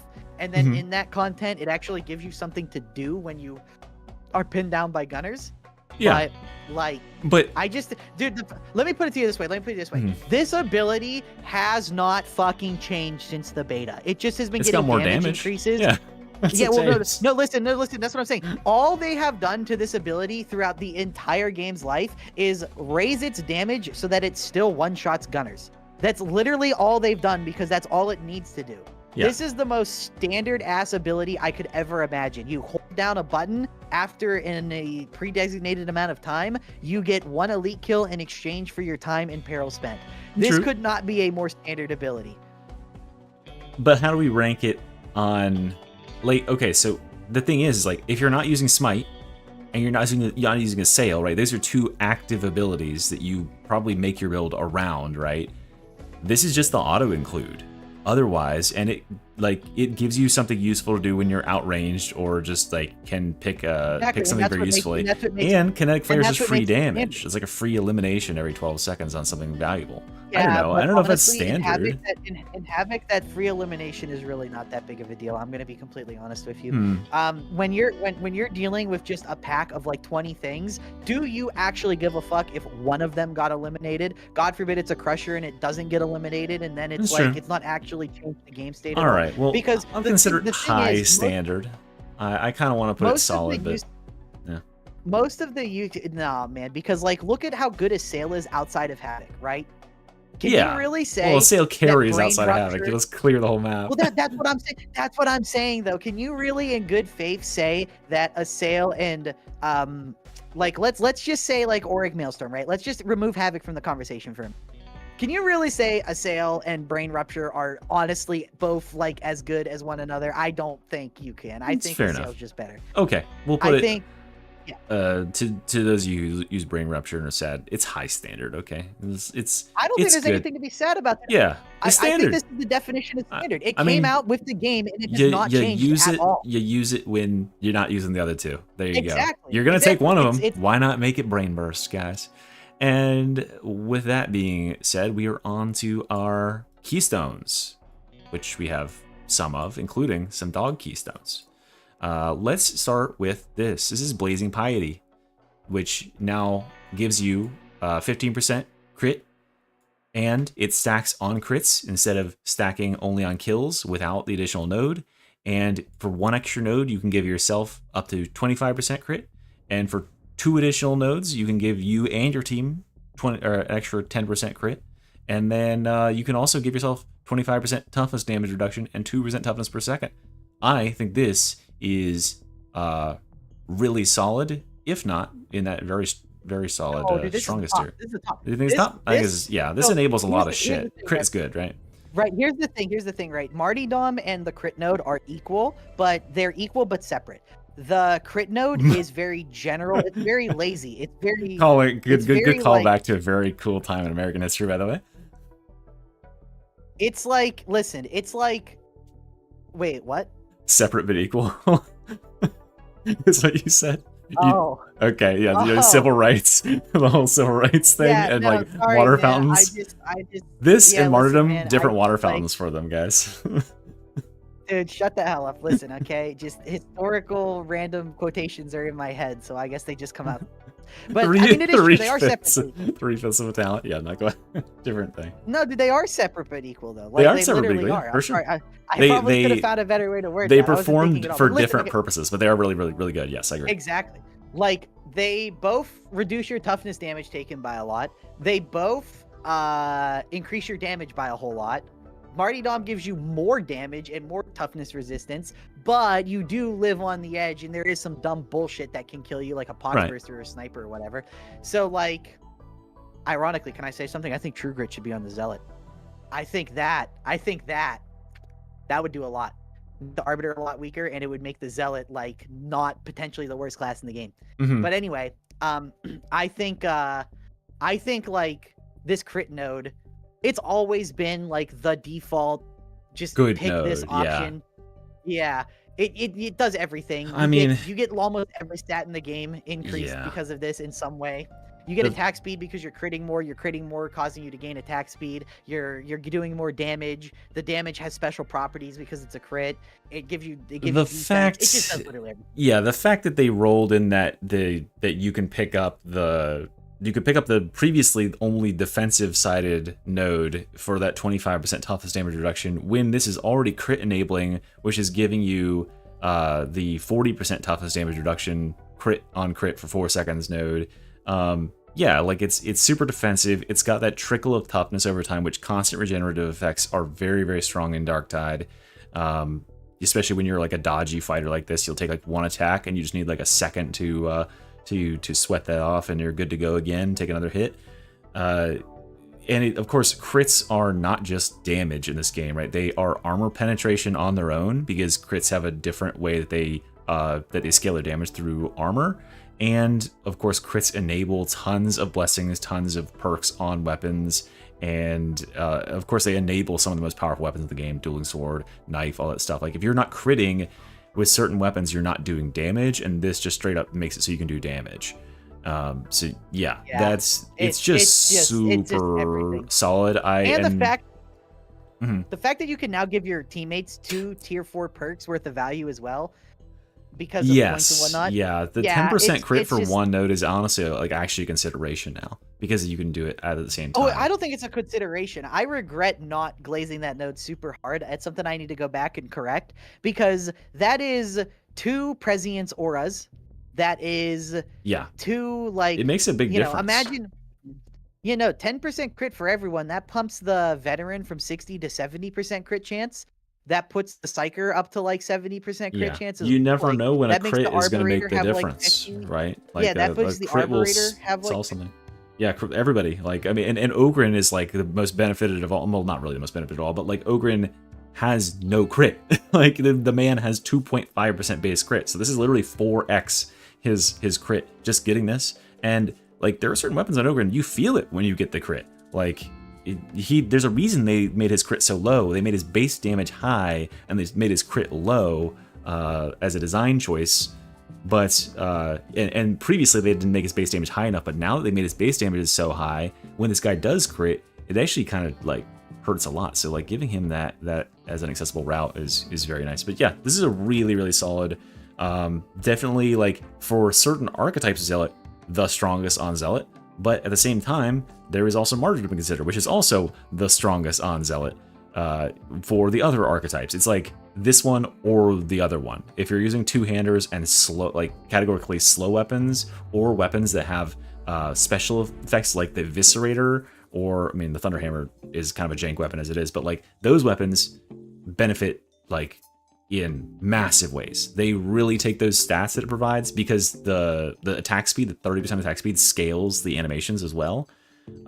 Those sort of weapons feast on the stats that are provided by this, and of course 40% toughness damage reduction ain't nothing to shake a stick at either. But yeah, and also the fact that they made this be in line with the pretty damn usable cooldown reduction node now, where being on low health is actually viable. If you're a top 5% player, this is a GOAT node. Like, you will destroy games with this if you cannot die. I think Martyrdom has always been super strong, but Martyrdom has always existed in this valley where if you can use it, it's literally the best thing in the game. Dueling Sword, Martyrdom, Zealot, it's literally the best thing. But if you cannot consistently do it, or you're liable to get hit by a Foxburster or something, it's like miserable. And I don't know why they buffed this. They really didn't need to buff this. I do, but I mean, because like it gave, so like the previous problem was, if you were running Martyrdom Zealot, you weren't running Cooldown Zealot, and Cooldown Zealot was the only Zealot to run, right? Because you were not able to sustain enough crit to reliably trigger Invocation of Death, and you were expending too many points there to invest in some like the other nodes. So they buffed it because like it just didn't have an archetype where it could be Cooldown Zealot, and Cooldown Zealot was literally the only way to play. Now it also has a way to sustain cooldown, and that's what brings it level with the rest of with Blazing Pieties. Like Blazing Piety can cool down just a little bit quicker if you're like always in combat. But Martyrdom's cooldown is dependable. Like, I think even before that, Martyrdom was on par with Blazing Piety. I think, especially, like, I don't all know. you did was put Finesse on the Dueling Sword, and, like, Finesse plus Scourge, you're already at 50% crit chance. That's plenty of enough time to keep it up. Riposte, but yeah, I get your point. Yeah, 20% you're crit right. chance, Riposte plus Scourge was already 50% crit chance, just for Yeah. those two things. And then you just run then charge get with it, you 5% guarantee on your the- crit to start the chain. So yeah. Well, I mean, you don't even need that. Just 5% on the sword, 5% on the base class. You're 60% base crit without anything else, and it's like that's plenty enough. It was never bad. It was just like for the builds that would find their way into like the Havoc meta, you would just go the crit because you'd be I do. because I do agree well, with and that's because like Zealot has been losing power over time as his like seriously, I feel role. bad for old His man role Zealot. is getting crept out of existence. Like what can Zealot do currently that Ogre and RBs can't do better? I don't know. And now even Veteran is fucking on this guy's ass. It's eating his fucking lunch, dude. Like what he's supposed to be the melee assassin, and or like he's either supposed to be like the tanky like you know, destroy everything fighter, the front line. Ogre and RBDs are just like 10 steps ahead of him, just like bowling through hordes. He's supposed to like assassinate targets instantly. Then the veteran just does it without needing to stealth or whatever. So I mean, I'm glad they're giving him more power, but I feel like he needs something else. I'm not certain what. Like his identity. His lunch has been eaten, basically. I don't know. Let's not make this talking about the Zealot meta. Okay, momentum, aka whatever, standard or not so good. Power crept out of the game. Completely This one power crept or out of the game. rework? There was a time. Nah, I don't think it needs a rework. I just think it needs a number adjustment. Yeah, This used to be really strong. I remember there was a time when this was really good. Back when like the knife was like the de facto meta weapon. Yeah. This weapon was really good. There was a time when bleed, momentum, knife zealots were all. This shit has been getting power crept out of the game constantly. Like the actual numbers on these buffs are terrible. Yeah, the numbers on these buffs are terrible. Martyrdom is giving you like 60% damage and 30% attack speed. What would the break point be like for Martyrdom if you are missing? Let's see, if you're missing 3 wounds, you have 30% melee damage and you have 18% attack speed. You're already above this. I don't really know what you can do. Yeah, I don't really know what you can do to momentum to make it competitive. You could play. Feel like you just need to. You could play Martyrdom with no wound curios, and you would have. And it will still be better. Yeah, 10 or 15% more stats than this, and you'd have toughness damage reduction, which this does not offer, which is better than the regenerative effect this offers, and it's up 100% of the time. So like, yeah, this is starting to enter rework. This doesn't have an identity at all either. This is the most bland, like. Maybe one of the most bland keystones in the game. It's just like this is what I felt. This is what the problem that I identified with Zealot before is that, like all of his keystones are just guy who attacks fast with melee weapon. Like yes, one of them is now crit, but the other 2 are just attack faster and hit harder. And that is not a unique. And one of them is you're safer doing it, and the other one is risky play. That's it. Like, okay, so I mean, one of them is harder hitterer and faster hitterer and more defensive hitterer. Because honestly, I don't even think Martyrdom. If you're gonna play minimum wounds Martyrdom, like I think it's ridiculous. Minimum wounds Martyrdom is like, it's just the fact that like is better than momentum is so weird to me. It just makes no sense that you could, because if you run minimum wounds Martyrdom, you have 4 wounds. So if you're on 1 wound, you have the maximum effect out of the cooldown aura above it. You're at 25% HP. That's exactly how much you'll recuperate with your until death. So it's kind of optimal in that sense. You're missing out on those maximal damage, but like you get 2 curios of 17% toughness now to add, so you gain 34% toughness, which like extends you a long way. It's very much viable, and you get way more stats than this provides. Like you get 30% attack speed and 18% 30% damage and 18% attack speed, and then what is it, 7.5%, so like 30% toughness damage reduction. So yeah, or like 25% or something. Like so this says there's no way you would take this. Yeah, it's terrible. numbers wise. Like you take one look at the numbers, you're like, it's too low. Listen, see me after class, basically. That's that's what Yeah. I like to See do me this after kind of class. thing. This is, Good. honestly, I think this needs to go into rework, please, because of Okay. what you identified. Yeah, This it's will just never it's not paling step in on comparison. Marty Dom's toes. Yeah, they Yeah. all The have Marty a. Dom will- These two can coexist because while they are Exactly. both just boost damage, boost attack speed, boost toughness, they function for different weapons. This one and this one are competing for weapons, and kind of this one and this. Like this one is trying to just play. I'm the everyman, guys. Hey, I'm a centrist. Listen, why don't we just not go so crazy? You don't need to lose all your HP. Basically, You don't need to go all in on I look crits. I'm in the middle. Yeah, the way I look at this There's some very fine is people on I can both tell- sides. The way I look at it is just, hey, I can tell that you've been cheating on your homework. See me after, because this is like, it's not good. Yeah. Yeah. Okay. But the next well, thing is the next actually thing, very good.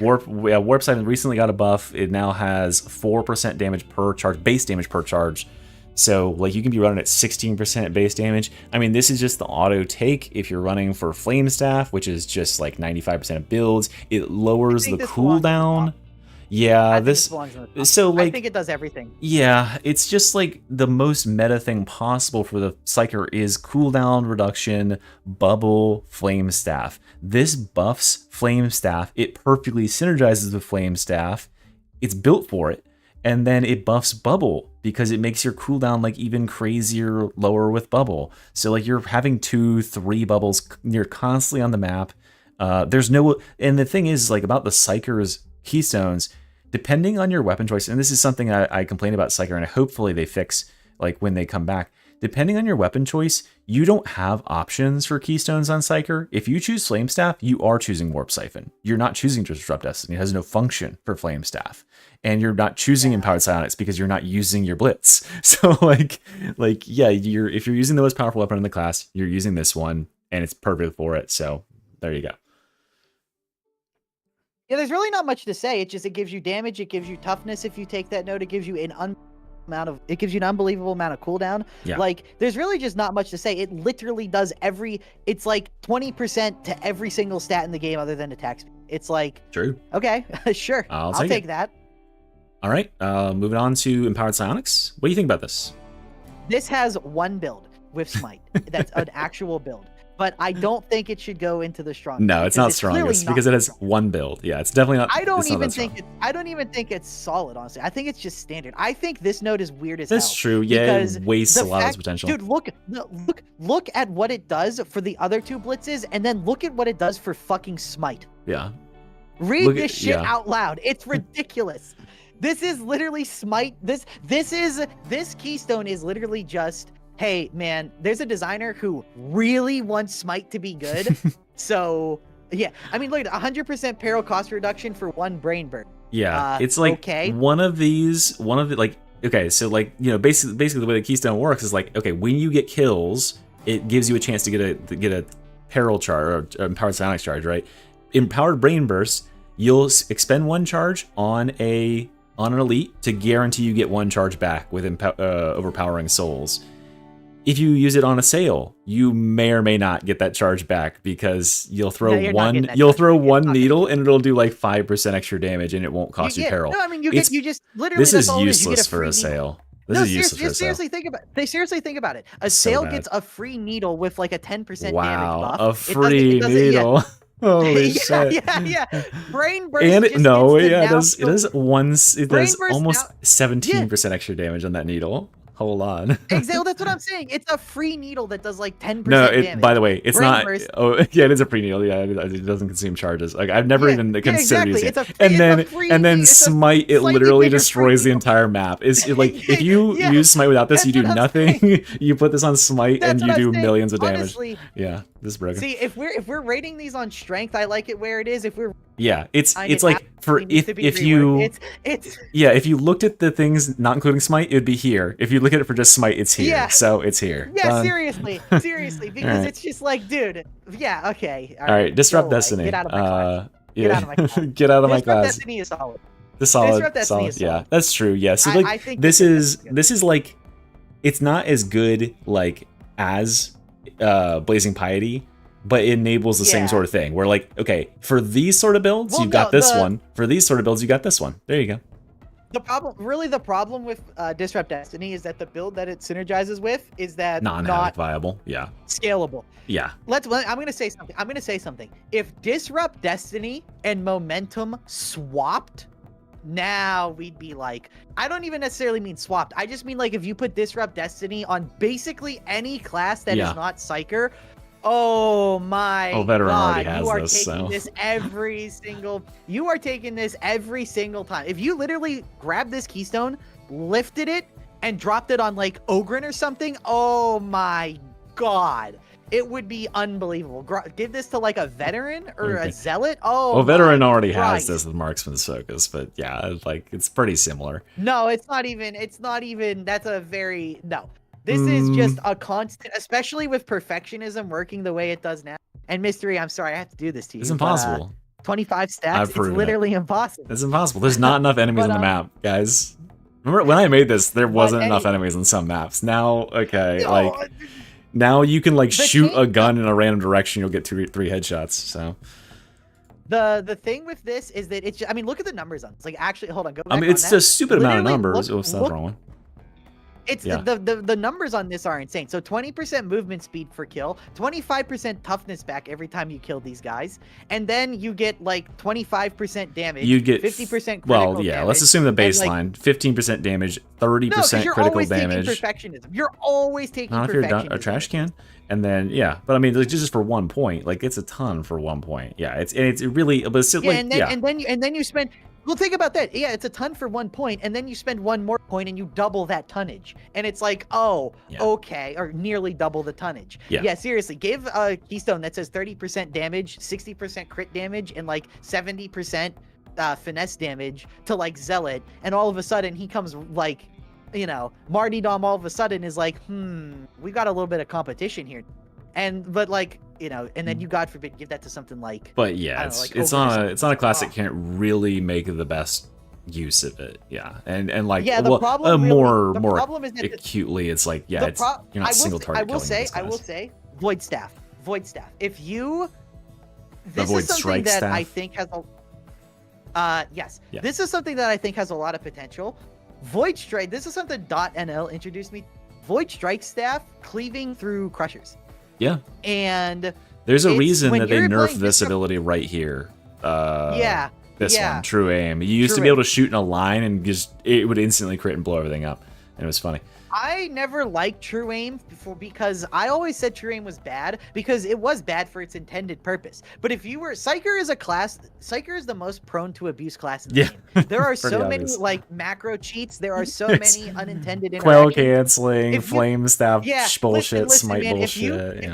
If you want a character, okay, I'm gonna say something. Psyker is undoubtedly the strongest class in the game, but if you play them in the way that makes them the strongest class in the game, you are probably the least liked person in the Yeah. because they are, you know, remember ball spam? Remember Yeah, original they macro nerfed ball that spam? finally. They finally got rid Dude, of that.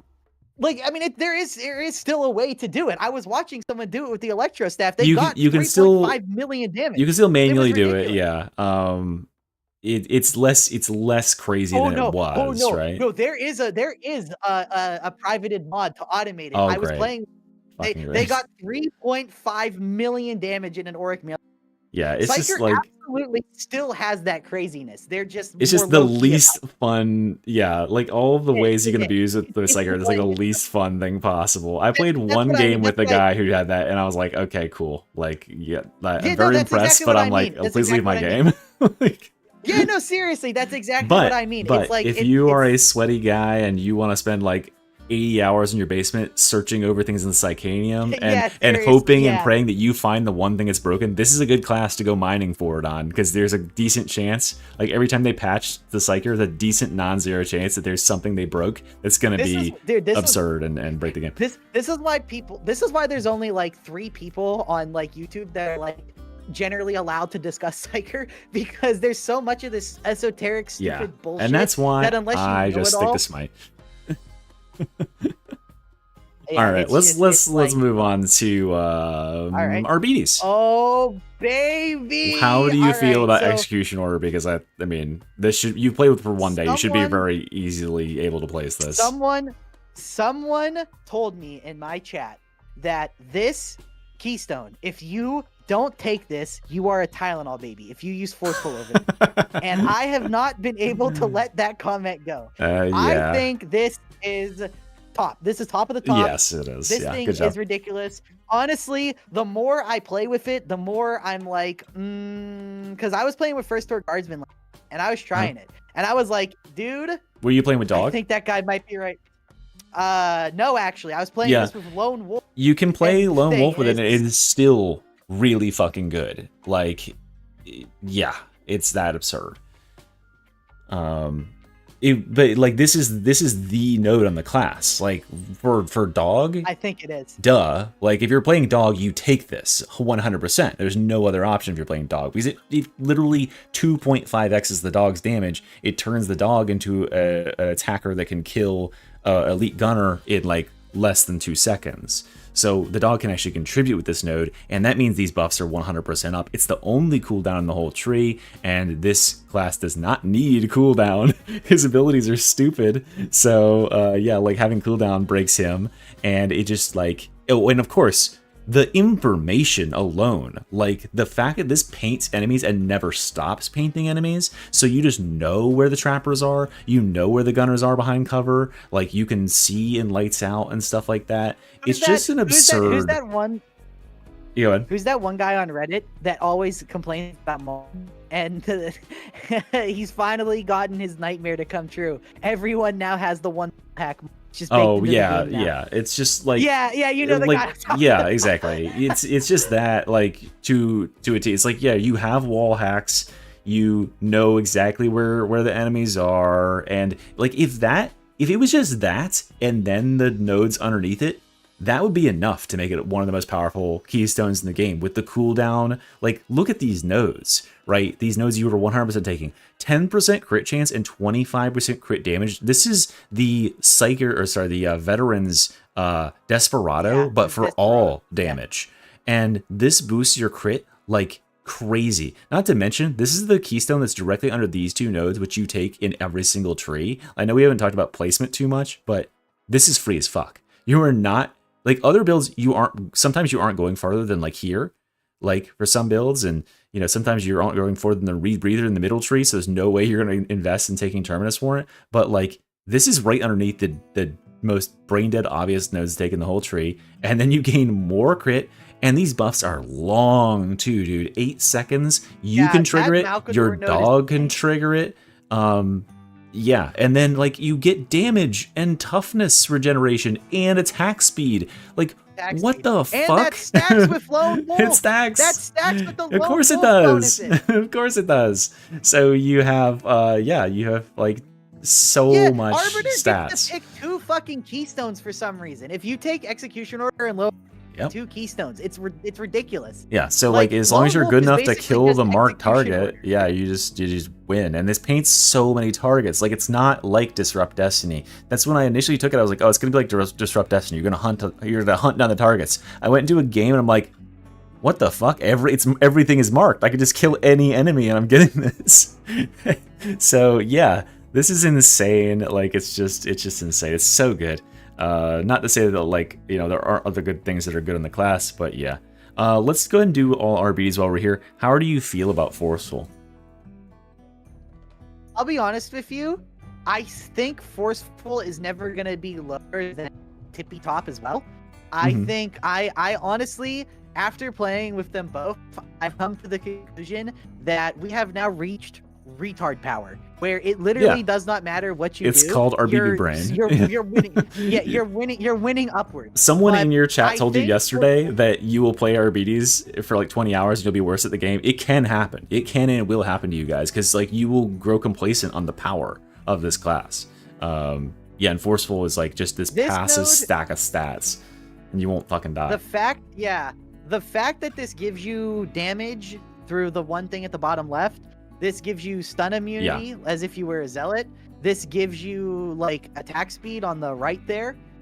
It's Yeah. literally, this gives you toughness replenishment. This gives you cleave, attack speed, damage, Yeah. toughness replenishment, damage reduction. Like, what the fuck else, dude? Do Yeah, you want to so do you want to like you've give him a hand got- job too while we're at it? So Like, like come on. to put it in perspective, you've got so you're using the RBD shock maul, right? Because that's the weapon on the class, right? Yeah, So you're using this yeah. weapon that already attacks about 6 times a second. You're taking 10% attack speed here. You're taking 10% attack speed here, and you have 125% cleave. So the one weakness of this weapon that it can't cleave all that well is gone. And then you just stack 15% damage nodes. It loses out on cooldown 15 reduction. Nodes that are Yeah, it misses out on cooldown reduction. It misses out on crit, but you still get 16% And you crit know what? and headshot damage, If you're gonna and then you're play- invincible. if you're gonna play with the shield bash, which honestly I've been becoming more partial to. This, if you're gonna oh play yeah, with the shield this is with bash, this. You don't yeah, need this. then you don't even. Yeah, That's yeah, right. You don't even this need the cooldown. this You node only need is the for these cooldown two, for and this one Casper. is for this one. That's what it's for. Because this Yeah. cooldown is 2 seconds. Like it's like literally actually like 6 seconds or something like that if you get the charge right. So you don't need the cooldown. So you just go here and you're invincible. And then you get this is very comfortable to take Douglas with. And this makes you, you can perfectly block all attacks. Like if you're a goated player, and this is what I was trying to tell you, if you are the god of all gods, you play this node because this maximizes your melee prowess. You can stack so much damage, like the extra 25% damage here, you've got 25% strength here, your attack speed is through the roof, like you can have 40% attack speed, especially if you go like shield and you do a perfect block up here with retaliatory force. You just perfect block, or you could do this with a mace too, but if you do the shield and you perfect block, this gets so funny. I've done it sometimes on stream. I think there was a glitch for a while, but if you had the shock mine down and it started triggering multiple times on this node right here, targets acquired, and you would see my game lag because my attack speed just goes through the roof. You're attacking like, it would just go like 100% attack speed and you're just pummeling out these attacks. So funny. Like, yeah. Honestly, you kind of need to do that and you do auto It's like attacks by just roboting holding down out. the button. Yes, you Oh, need an shit, auto am I clicker. sorry? You need an auto clicker for this because Yeah. you'll You literally overspam. you literally get too much attack speed to where like unless you're like breaking your finger, you actually can't make use of all. Yeah, and then you have to consider also that one of the strongest things about this class is not only is he super durable, but he can regenerate his toughness percentage based every single second, and you've got 5% per second here, and you've got 5% per second here. And that's 10% per second. If you had the dog, you go 15% per second, but 10% is enough. So like, even if you get chipped at all, yes, you're going to recuperate it in the next time you attack, which is like probably 50 milliseconds away, but you'll recuperate it before that with your constant regen. Oh, this faster. It's way faster than that, dude. 50 milliseconds for most people at 1/20 60 of a second? FPS is like Yeah. 1 frame. Yeah. No, so if you're attacking like 6 times in like you know, Yeah, like it's literally yeah, that no, fast. yeah. Anyway, okay, we need to move on. We're at 2 hours, and we got all these to go, all the abilities to go. Okay, let's go. Okay, Dogless. This is stopping the game, right? Yeah. This is yeah, crazy. This yeah, this yeah. single node I mean, is I 5 think talents. yeah. This is the like. I think everybody knows. Lone Yeah, Wolf, that's Shock working. Mine, Castigator Stance, Yeah. cooldown Okay. for Yeah. Castigator, Castigator Stance. stance. That's not Castigator Stance. This dude. isn't- That's no, sorry, Weapon that's Terminus. Specialist. This is not weapon specialist. This is Castigator stance. What is- That's Castigator Stance look RB, like? That's RB. Castigator Stance is an ultimate, not a fucking purple ability. Oh, what am I dumbass. stupid? Yeah, never mind. I'm looking at colors. It's the What is- RBD's bootleg Executioner Hold on. Stance. It's the Oh wait, no, left it's side this ability. glitchy ass one. Okay, yeah, Yeah, no, dude, this it's the is one where he's this got is the- Terminus. It's that one. It's right next to Ogre and Charge and Shout. It's got it's him with the. Okay, I'm shield not next gonna to I'm the not dog skipping to with the no- abilities, but we were talking about it anyway. So Alright. yeah, what do you think about the other dog abilities? This is 25% damage to elites, and this is 50% damage to gunners, and it makes them prioritize those targets. I'll be honest with you. I haven't really gotten into any number crunching. I hate the dog. I don't like anything about the dog. I don't like using the dog. I don't like having to ping things for the dog. Yeah. I don't like. I'm not a fan of the dog. I- I can already foresee that. I can wanna put him in already standard. foresee that Lone Wolf.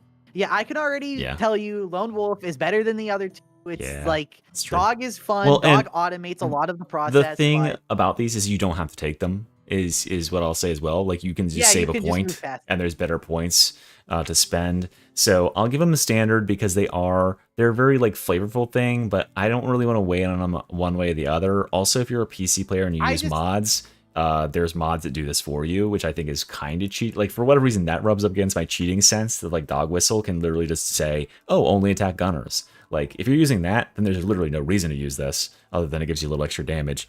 And if you're using the dog, you're using this keystone, so you already have enough damage, so what's the point? Yeah, exactly. Yeah. That keystone steps on their toes very badly because, like, you already killed this stuff, like, instantly. Yeah. With Okay, that I'm gonna node. put these So- niche or not so good, actually, because, yeah, it's like you're Yeah, for the me keystone. personally, It's literally the keystone. me personally, you're either using this or nothing. So there you go. Okay, Terminus Warrant. Niche, not so good. Let's for go me. on Terminus. Let's go on Terminus Warrant. I want to talk about this because I don't What do think you- it's yeah, as how do bad you as feel? people make it out to be. Mm. I do you wanna put a feel standard? like, listen, just go on the thing. Just go on the thing. Let me make the case for them. Okay. I don't think it is as bad as people say it is.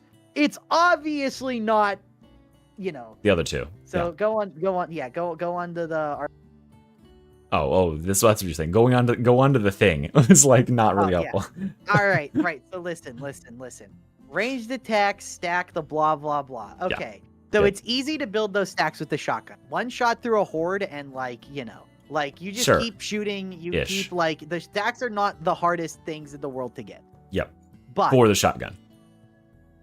yeah, and you know, 15% damage. It's another one of these fucking nodes. The problem here is that 15% damage and 25% impact is just a node. Right. So, you know, And but when you consider these anyway. extra nodes, 15% melee attack speed, that's something. it is. And it is. so is 15% attack speed. It's something. And 50% melee rending, it really isn't something. And So there's that. But the gun one is good. Though, that this is the go on the other two. On the These? other two nodes. Yeah. So these nodes are kind of whatever. But one's pretty 100% good. melee toughness. I was just about to Yeah. say This one, 100% melee toughness. the second and effect is good sending- too. Yes, Yeah. sending your toughness to your teammates is actually really On this really class, yeah, fucking is quite crazy. Yeah, because yeah. Because you print because your of how entire much toughness you're- bar in 2 seconds. So you're printing a quarter of yeah, this in 2 exactly, seconds. exactly. So that's like actually not bad. The Yeah. problem with this keystone is I think you should lose a stack every kill instead of Good every job. hit. Yeah, that's the correct I think take. if you did that, Or you it would should be capped automatically make per this swing. Yes. something. Yeah. Yeah. So I think I did a video on this and I spent a long time testing it. So what ends up happening is it's pretty obvious if you play with it for any amount of time, you know, the RBDs attack so fast and hitting a horde for 1 second will immediately cap your range stacks and it'll use all your melee stacks. And you want those melee stacks. Like look at the buffs that it gives you, right? It's impact, melee damage, melee attack speed, and rending. So they want you to attack high value targets with that rending, but you're going to waste it because there's going to be horde enemies that get in your way and you're going to cleave them and you're just going to immediately spend all those stacks. You'll have range stacks only. So the only weapons on the class that are able to sufficiently and efficiently get the stacks back for melee is just like the shotgun into a horde. And at that point, you're just wasting ammo just to get melee damage. So just take the thing that gives you melee damage, right? Or take this. Like, so you're wasting ammo to get some buffs you could get anywhere else. The only build that this actually works with is you can do like a single shot sniper build with this, which makes like no sense, but like you can get the range stacks really easily. You won't get any benefit out of this for the melee stuff, but you could get reload speed and you could get rid of judgment for the 25% critical strike and 25% weak spot damage, and you do some serious damage with bolter and revolver. Like those are the two weapons that actually work with it because you don't use that many range stacks with it, and they like those stats. And they like ranged cleave and suppression. Like the bolter works really well with this for single shots. I think it's just too okay. it's just too pigeonholed into like a couple of weapons that it works with. And the solution would be, as you said, what I thought is probably just cap the number of stacks it takes per swing with the melee weapon at like 2. So you at least get 15 swings out of it before you use up all your stacks, because it costs ammo to get stacks of that, which sucks. Yeah. So you're like expending a very valuable resource to get something that's not so valuable. Because here's the way I view it, right? Yes. It doesn't Both parts. it doesn't need a rework. because the problem is not in the concept or the problem is this one little hang up in the execution. And I'm not even sure if it's niche / not so good, because let's just assume for a second it didn't have this drawback. It would actually be like, compared to the other Keystones, I mean, I wouldn't complain. It's not like momentum. It's not, I don't know. I think when I look at this standard and this niche, I can absolutely see a world where I'm never going to use the elite damage on sight. I'm never going to use that. I would never use this. Would, would you ever use this? Okay, but imagine a world where it's not competing with the other two Keystones. Are you gonna? Oh, well, maybe then I don't have any other choices. Well, no, I know, but I'm just saying for this one, think about this one in a vacuum. Compared to other stuff, like compared to this? Well, okay, it is comparable to Empowered Psionics, because Empowered Psionics has one good build and this has like one good build. But Empowered Psionics one good build is like crazy goated. Yeah. But I'm just saying, Terminus Warrant is like it's high niche, low standard. How about that? You have to put in. Okay, let me put it this. You have to put in a shit ton of unnecessary work to make it work, but it is at least functional. You know, it's not like a direct whole. It's just a little confused. It just needs a little after. Okay, well, I'm going to say low standard. Fat Shark, if you watch this, it's niche or not so good. Buff it. Okay, thanks. All right, let's go on, and we'll save the veterans for last. We'll do the Ogrins real quick. We got Burst Limiter Override. I think this is... I mean, there's one build, right, that abuses the fuck out of this, and it's the Ogrenheimer build. But I don't really want to, like, make it around that. The improvement to this, by the way, like, you know, the way they rebuff this makes it more usable for every ranged weapon. The problem is that ranged Ogren doesn't exist because this ability sucks ass. So they nerf the fuck out of this, like, and then buff the Keystone. Why? Yeah, the Keystone is generally usable by all ranged weapons now, but there's like one ranged weapon that like really runs away with this power, and that's the one that I don't really want to base it around. But like Lucky Bullet and this are absurd. This gives you access to maximum firepower, which is your other cooldown stat on the class. I think I'm just ranking it really solid. Like, if there was other ranged weapons on the Ogren that were viable because the ranged Ogren archetype was viable, you would see other stuff being played with it, because it actually does have lots of different uses, right? You can guarantee crits, you can get range damage, you can get fire rate, you can get cooldown. Like, there's lots of stuff, and just flat damage. There's lots of stuff here, but there's not many reasons to run range on Ogren right now, because there's nothing else in the tree that's going to make anything else good except for Rumbler. Yeah, I think ranged Ogren is just a flawed base. I think Fat Shark kind of realized that too. They kind of like, it's like they pretend it doesn't exist, and you know, we're all better off for it, except for Ogren players. That's very true. They aren't. Listen, man. Ogrins aren't smart enough to realize anyway. So they, you know, to them, one third of your skill tree being like not applicable and not being like catered to. I mean, what's the difference between a 3 and a 2 to an Ogren at the end of the day? That's absolutely right. We've got Feel No Pain here. I think this is like the epitome of like a standard Keystone. It just makes you take less damage. It's just like, okay, I don't really want to go all in a melee. I just kind of want to be a tank Ogren, right? Okay, you can tank better now. You're going to take less damage and regenerate more toughness. You're going to stagger stuff back when it gets broken.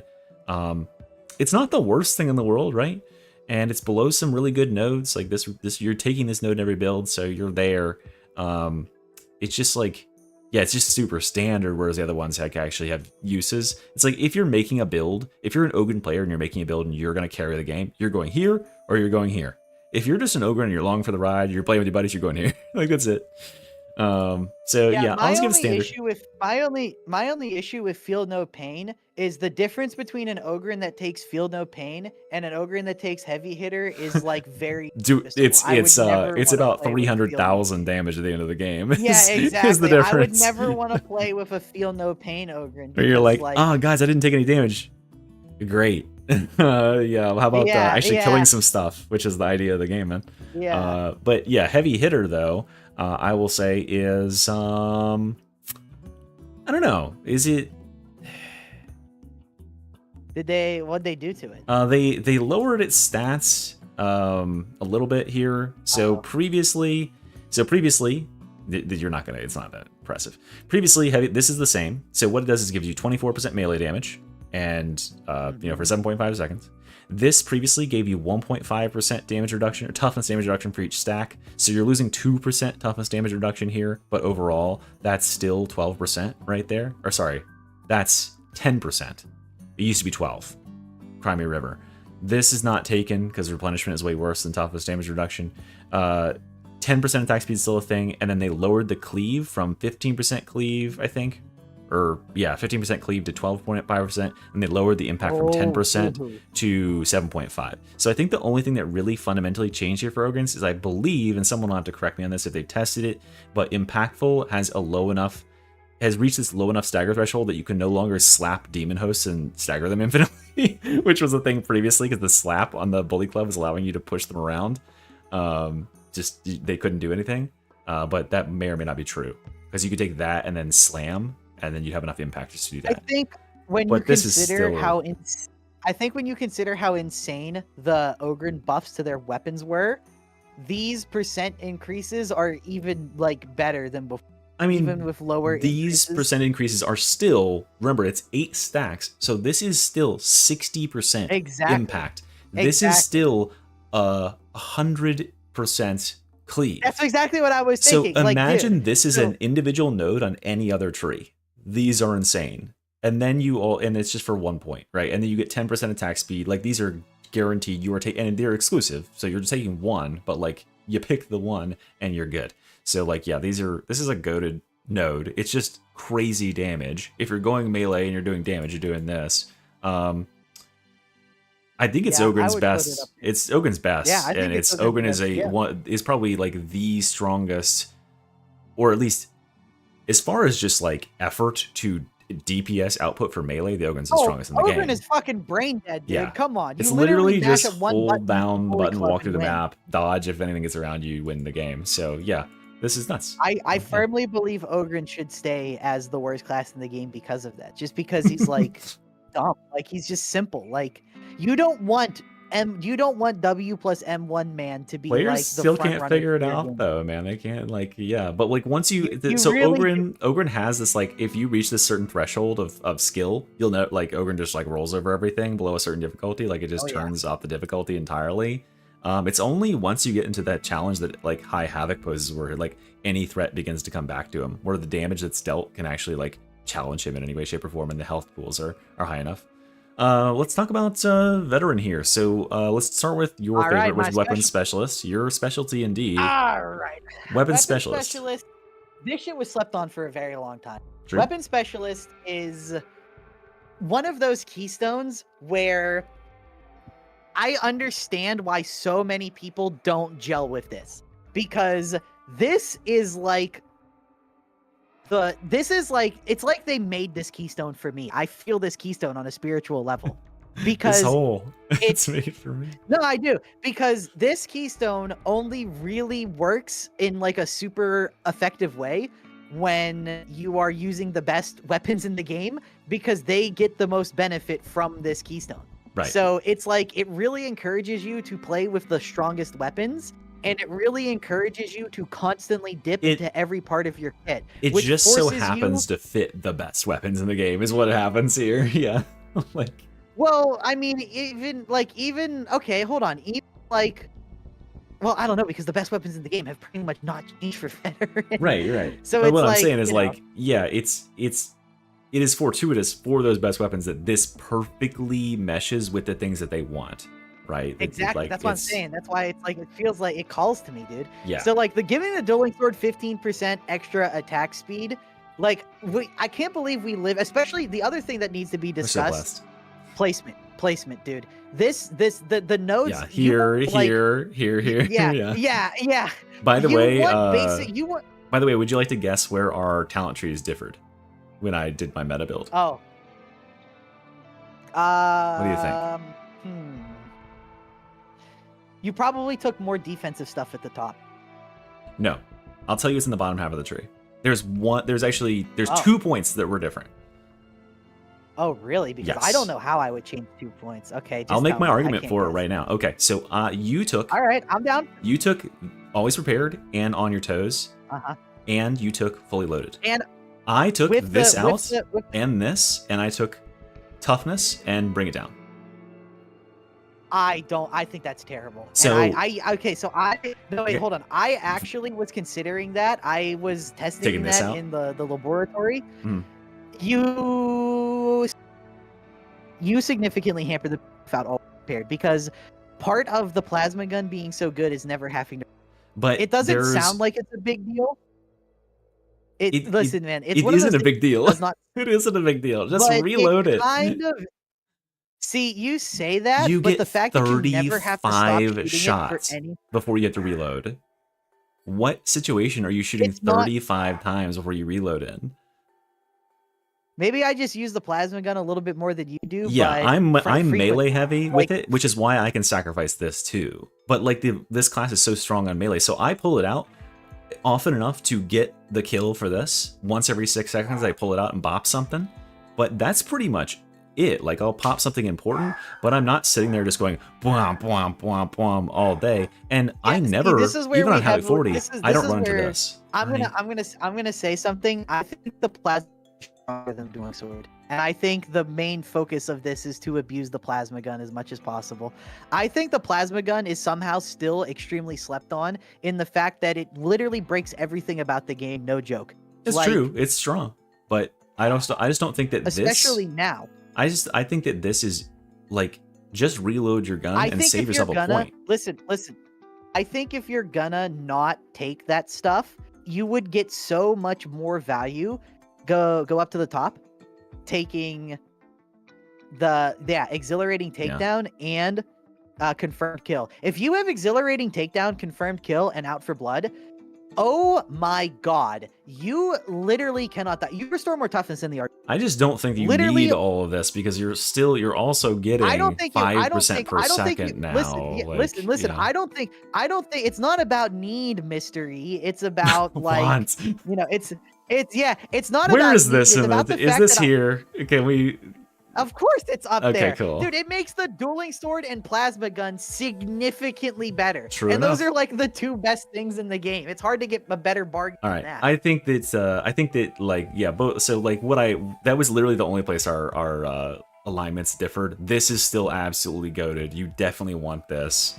That's so much toughness. That's crazy. I made the argument that like okay, so like the two things that you're just pumping damage into that you're gonna waste a lot of ammo killing would be monstrosities and ogrins. You could save a little bit of ammo there. I just never really run into that situation where I feel like the 25% extra ammo is it. And of course, the thing plasma, about the plasma gun. 25% ammo, you get extra ammo back from I don't know if this is the same because they actually stealth nerfed the plasma gun with an unlisted patch. They adjusted its ammo values, so I don't know if this is still changed true, that back. which this would probably. Are you talking about the okay, one that was because, hotfixed yesterday? Where after this patch, where it had like less, like 10% less. Listen, Yeah, they fixed it. It was a Listen, bug. man, my point is that 25% is like an extra bullet with survivalist. At least it was. I don't know if it still is. I don't think that but- works like that anymore, but I'm not certain. Oh, really? Because like, Because that's how it's always worked. yeah, don't I was like- testing that, and it's like it seems like with survivalist you get like 2 ammo back every 5. It alternates. It gives you like 2 for 2 procs, and then the next one it gives you 1. Because after they changed it, it doesn't round anymore.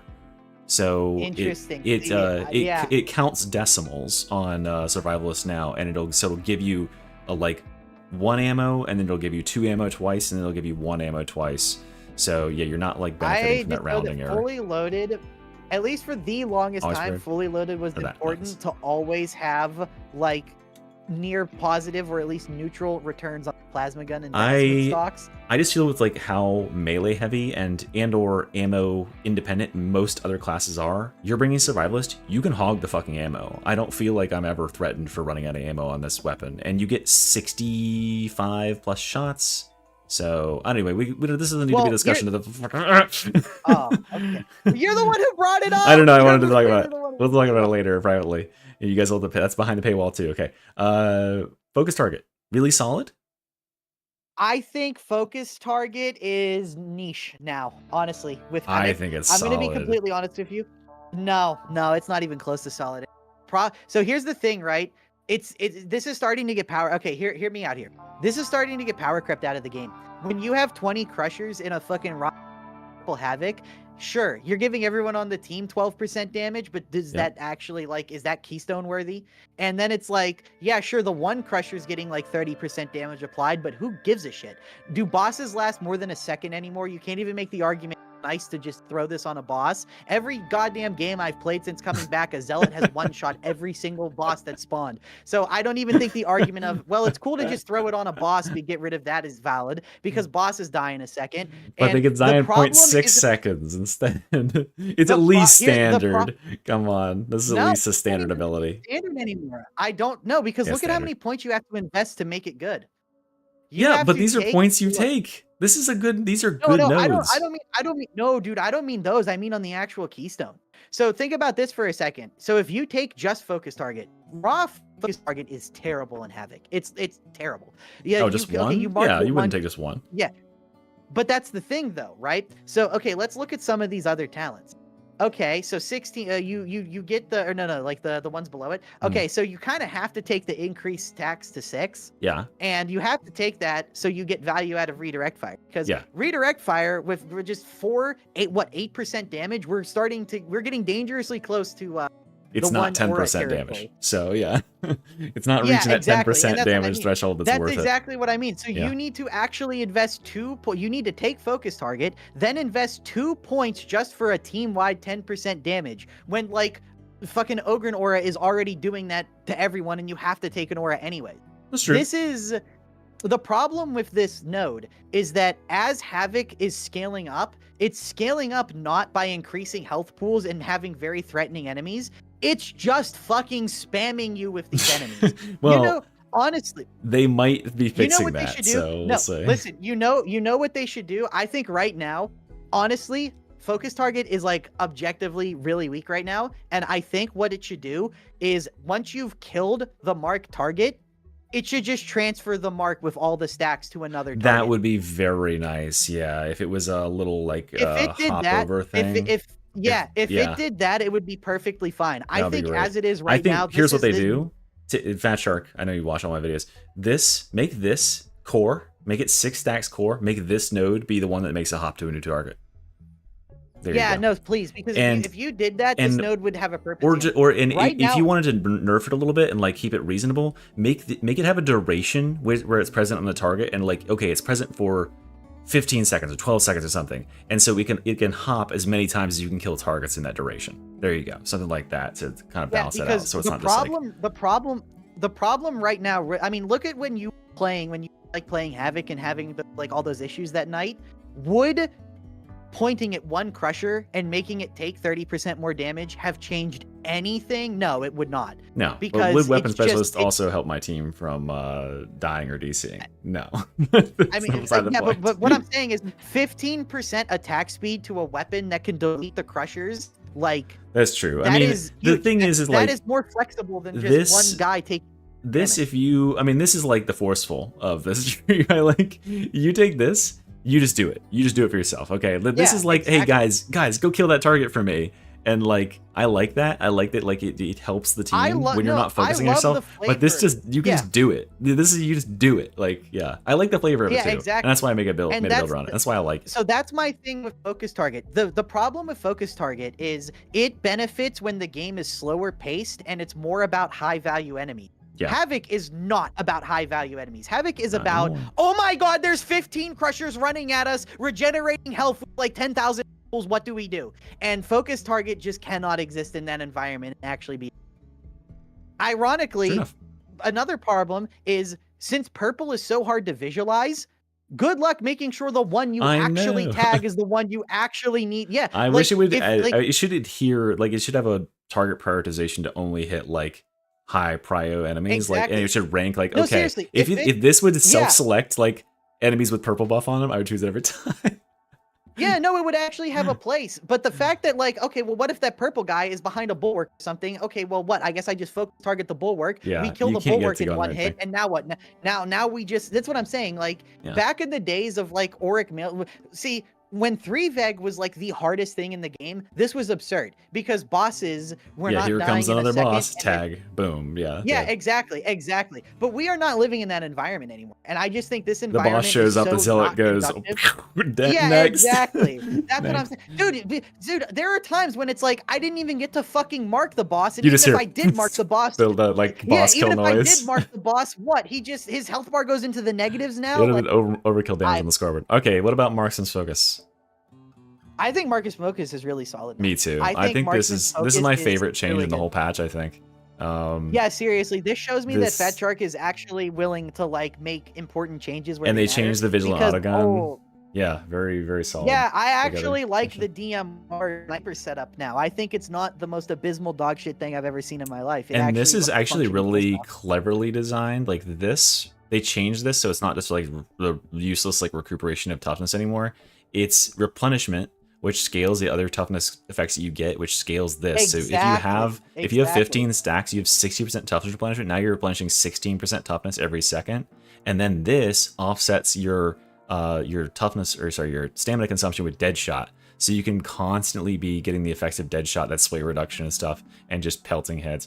And it's very nice. That range finesse strength, it only works with certain weapons, but those are some of the weapons that really needed the love in the game. Like the sniper style, precision style, conventional ammo weapons.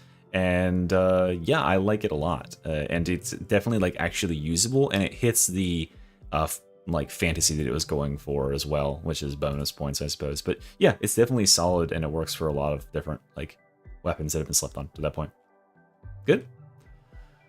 Okay. I agree with all of that. Now we got the big boys. Let's go ahead and get the easy ones out of the way. Where was Castigator's stance? There it is. Stupid. God mode, Stupid literal ability. God mode literal is just like, okay, I'm not dying for 10 seconds. Fuck you. I love. It also gives you 50% fucking damage. It was If so you take the one. fucking funny because I was playing this early, right? And seeing people melt down when they posted like generic like descriptions of these abilities. They never posted any patch notes until after like our streams and stuff had come out to show what this stuff was. So players were fucking melting down because they're like, Patrick, you're so fucking stupid. What do you mean you can't sprint with his ability? You're just gonna die. It doesn't matter how much damage reduction it is. And then not Alcal, what's his name? Quick Paul was in the comments going, what if I told you it's a pretty sizable amount of damage reduction? And they were still like, shut the fuck up. Like, there's no way you'll just get like whatever. And I'm over here playing this and being like, these fucking morons. Like, there's like, holy shit. Like this, they're gonna like eat these words in like 3 days. You have two ways to succeed in Darktide. You can either finesse around everything, and this is something everyone forgot because most of the Darktide player base has never played Vermintide. Mhm. For the longest time, Darktide was about finessing through things and finessing your way around. Like, oh, there's 7 crushers. Okay, well, I gotta like carefully bob and weave wait till to not one's get hit. overextended and get it. Yeah, exactly. And it was interesting. Darktide, however, after the RBDs, after this patch, it is firmly shifting back into the fucking fucking like run in, like everything is going. You know when you're at the beach and like you know you're just like, fuck it, I'm going in the water, and you like just hike up your pants, you just go crashing through the waves and just like stumble in there and start like slapping the waves that are coming in and like belly slamming them as they roll in. That's this ability where you're just like, fuck it, I don't even give a fuck about you, water, fight me, whole ocean. Like you just do it. And also, of course, that amazing noise that it plays when you activate it is very aura. They nailed it on this thing. Yeah, that's kind of been the theme of past couple streams here. I don't care. I just press this button and I just don't care. I'll let a crusher overhead me. I'll let a boss. Fuck whatever. yeah! Dude, the funniest thing about this, do this, jump on a burster. You take no damage. You don't even take corruption. You take like 1 point of corruption. If you have gold, you don't take any damage. It doesn't even break the gold. It's so funny. Yeah, it's this thing is dumb. Yeah, I don't like it. And it just stacks damage. I don't like it, but I love it. And then speaking of come at me, the charge with 10-second cooldown. Yeah, absolutely. Dude, it's Kruber with a 10-second cooldown, 25% bonus damage, impact, 50% impact. Fucking love Kruber. Instantly restores all your toughness as well. We love Kruber. We fucking love As- Marcus Kruber. As if there weren't enough, or as if there weren't enough replenishment and there were too many gaps in this man's toughness where like, oh my god, I took a hit.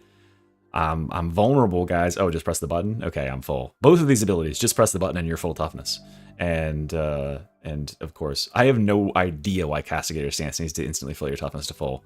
I thought it was like because when that seems like math. because when it came out, it was bugged apparently. Where if you were standing in a fire effect like a bomber or a barrel and you activated it, it wouldn't replenish any toughness. And we were like, oh, this is how it's balanced. That's actually kind of clever. And they're like, oh, that's a bug. It's just supposed to replenish the toughness anyway. Like, oh, okay, all right, cool. Yeah, so yeah, this ability is also just like fucking come at me, bro. But like you can actually die using it, but kind of barely, and that's fine. There is, however, an ugly duckling ability. Yes, Nuncio Aquila. I would rate this ability standard. That's kind of where I feel. This but is like also, the most standard ability for me. I think this depends. I think the way you view this ability will really depend on your understanding of the larger way combat flows in this game. Mm-hmm. I think this ability is really solid, but I don't think most people will want to use it in a way that's really solid. That's true. Because this is basically, I don't see how this ability can be any worse than a flame grenade, considering it is used the exact same way. Right, yeah. Fight me here. Fight me, bro. Like, just never stand here, yeah. Yeah, it's very strong. Like, enemies having like 30% less attack speed and damage and all. Like, it's very strong. So Oh, I was going to say about that 30%. I think personally, and we'll go to the thing, I think that the only way to play this is just with this node right here. The revive speed, toughness, damage reduction, attack speed is crazy. Because this already makes enemies take 15% increased damage. So those are multiplicative, right? You're making them take 15% extra, and then you're attacking 10% faster. So enemies in here get murdered very, very quickly, and you're not getting murdered in here. Also, you're replenishing toughness. This, however, is not as anywhere near as good as it seems, because enemies that chain attacks do not have their attack speed lowered by this. So like a rager that swings multiple times, he still just swings multiple times in a row. I don't scare. Ragers are like such a low tier enemy. Well, I mean, I think the actually scary things are like overheads, like a fucking. But is 25% less damage like? I don't think that saves you from dying unless you're already got it's like. It's more the slowdown. It's more the slowdown. But well, it doesn't make their attacks slower. By the way, it makes the time between their attacks longer. I'm sorry, they'll still drop the overhead on you just as fast. I don't know. Yeah, so like they'll wander in. I don't know why I'm calling it. Yeah, I think. But what I mean is, it's like you drop it down in like a doorway, and like the guys like it fucks up their entire like. Yeah, if they use one attack and they miss it, yeah, then they're out because they have a longer cooldown. And it's the cooldown between attacks, so that is good. But overall, all I'm saying, man, is if you gave me this effect in Vermintide, I don't think I would ever die. Because oh my god, the cooldown on Chaos Warrior overheads is fucking crazy. So making it even longer. Yeah, like, the way that fights are fought in Vermintide, it fits much more with this ability too, because many more of your fights are like, we stand our ground here and we fight the fight. That's exactly what I was thinking in Darktide, when I was reading this ability. In Darktide, if you put this down, there's a non-zero chance that some bullshit happens and you cannot stay in this circle no matter that it is a regenerative circle. Because I just kind of view this you like just get bowled out of the honestly. circle. Like, kind of sort of, yeah. You can just like, abandon it. It's just like melee. Yeah. It's basically just melee bubble. Yeah, that's true. Ironically, if you have bubble and this together, that's like a very face roll combination. You very much just kind of win.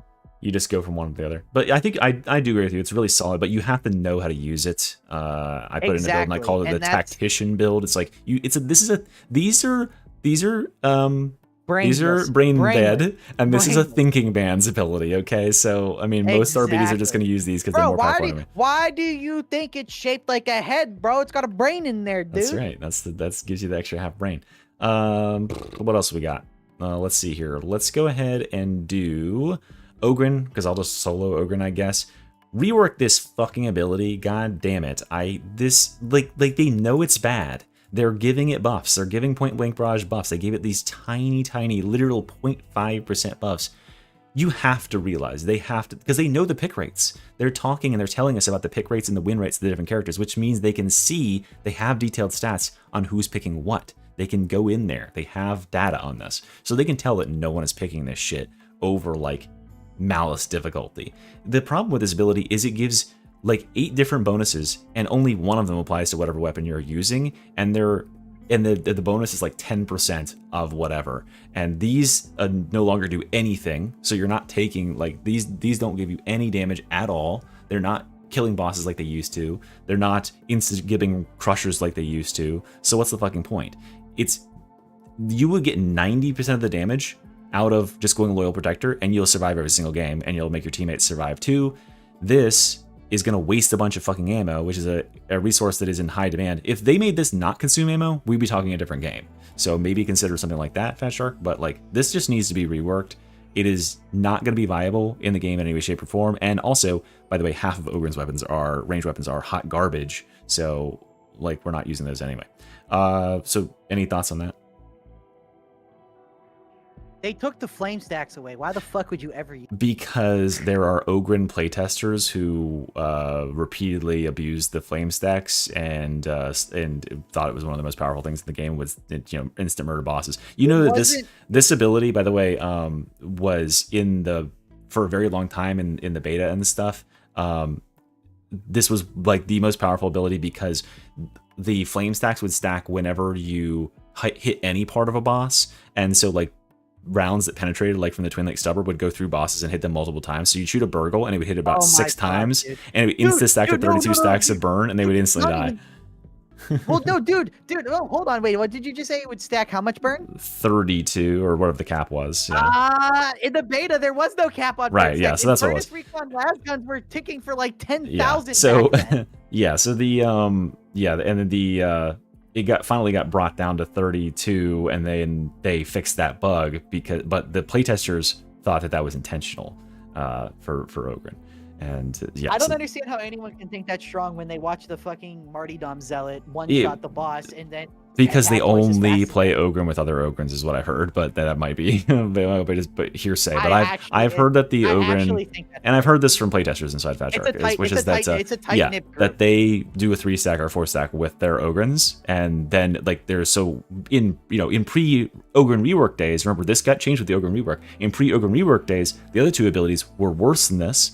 Well, they were just kind of like abilities, right? You had Charge and you had Taunt, which were like whatever. But then this one would actually just murder bosses. And so they looked at the damage at the end of the game.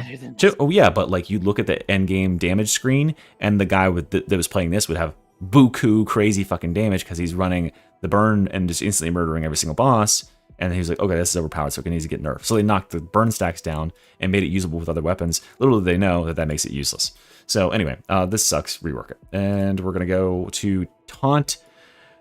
Absolutely game-defining, wonderfully broken ability. Called it.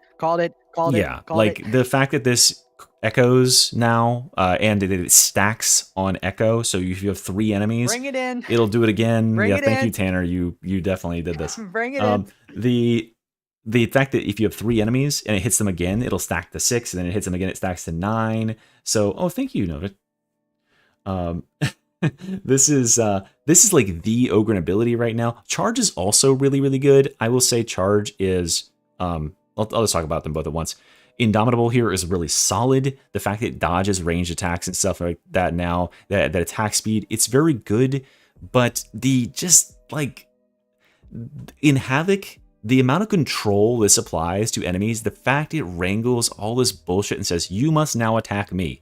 If you are a skilled player and you can play and not get hit, well then by definition, no one is going to take any damage because everything is attacking you and you're not getting hit, so no damage is going out. And if you do get hit, you have a ton of regeneration going on. You're of course staggering everything. So you just, walk everything around the map lead it by its nose. Yeah. Absurd ability. I love it. Definitely what I was hoping for the Ogren rework. And it's okay if it gets like a 50-second cooldown. That's perfectly fine. This is a very, very impactful, game-changing ability. And I'm glad that Ogren has one like this. And then I think I spoke enough about Charge. It's just a solid ability. Nice DPS steroid. Feels awesome to charge through stuff. And it is impactful when you get a nice long line of crushers or something and you knock them all to the ground. But it's not as impactful as taunting everything and forcing it to like single file go into your slot system and get fucking murdered. Okay, Now we're on to some stuff that Tanner knows more about. What do you want to talk about? Zealot, Psyker, or Veteran? Well, everything here I know immense about, so take your pick, honestly. Well, we need to keep it 11 minutes or less for all 9 of these. So let's talk about. All right, you're gonna have to pace me here. All right, Infiltrate. Infiltrate is kind of niche. It's kind of weird. Infiltrate is just shitty Shroud. Yeah, and honestly, if I could be honest, I don't think Shroud Field or Infiltrate should exist. I think Stealth. I think Fat Shark really royally fucked up when they made Shade. And I remember Hedge talking about this. He said, dude, one time Hedge in the fucking Red Moon Inn Discord, he says, every single day I wake up and regret that we made Shade. Because, like, how do you balance around a class that just completely banishes the map repeatedly? It opened Pandora's box in that they always have to have this in their games now. For that type of player that wants to play that, But this shit just is antithetical to everything in the game. So it's got some nice stuff. The suppression is kind of cool. The damage for whatever. The biggest problem with this ability is if you go on the thing, the buffs don't last long enough. If it was a thing where you could actually make the buffs like, if you can make these last. As a proportion of the whole, as a proportion of the cooldown, it's very small. Versus the Zealot, who gets a 5-second stealth, which is counted towards the cooldown, and he gets a 5-second. No one's going to attack me after this cooldown ends. So, and he's getting cooldown back. In addition to that, so yeah, this is like got a 50% uptime, either being stealthed or being unable to be targeted or very unlikely to be targeted. This, you're gonna be targeted, well, unless you take the 90% stealth, but like that's an extra node that's just pretty much wasted for this when you could just not be out of position. And this is not like, unless you take 2 charges and you get yourself in a bad position with this, you aren't Zealot, as a reminder. Like, Zealot has like 15 different ways to just like get the fuck out of there and be super slippery and stuff. The Veteran is an old man. He gets gassed. He's not that fast. You do have to, like, you need to be killing stuff, and you need to be getting like benefit out of this. I just don't think that stealthing in and getting a couple of picks is anywhere near as impactful as like it needs to be. And stealthing to do an objective is not worth it. Just shout and do the objective. I just think this should fucking be nuked from the game, dude. I think leave this stealth as a Zealot ability. Why is this even a Veteran? This literally it doesn't fit it doesn't fit like archetypically with the Veteran, and it's not a good feeling ability to use. He's supposed to be the team leader, not going like adios guys. He's not supposed to fade into the background and fuck everything up. It's just like, it's not a good feeling ability, and everything you can do with this ability, like, people are like, oh, I can do the objective, I can hack the thing. Just shout and hack the thing. Just literally, like, just do it. Just pick up your ally, just shout and pick your ally up.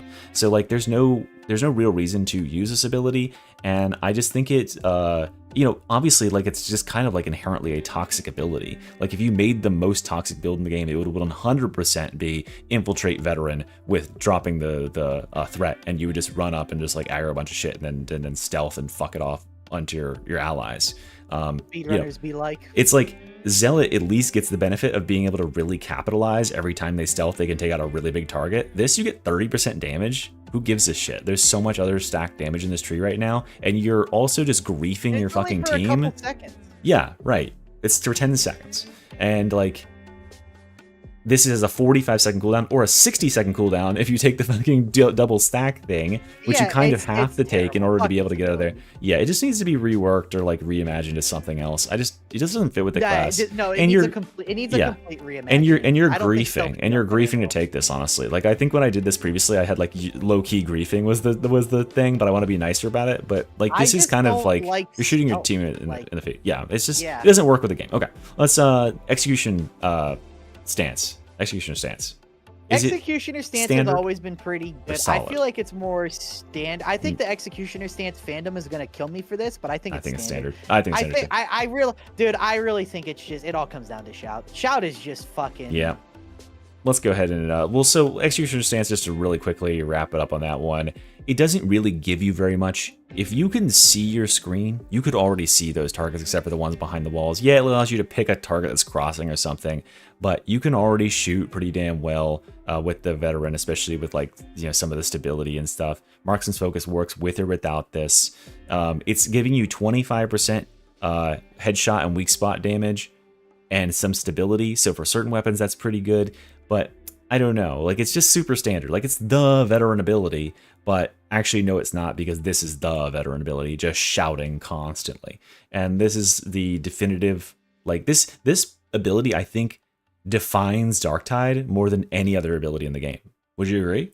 Yeah, I would agree with that. I think that, I think yeah. we need to rip the Band-Aid off and just nerf this fucking thing already. I was very surprised to see. I think that it will come because they are not done with the veteran class. But they've nerfed the cooldown. This ability is retarded.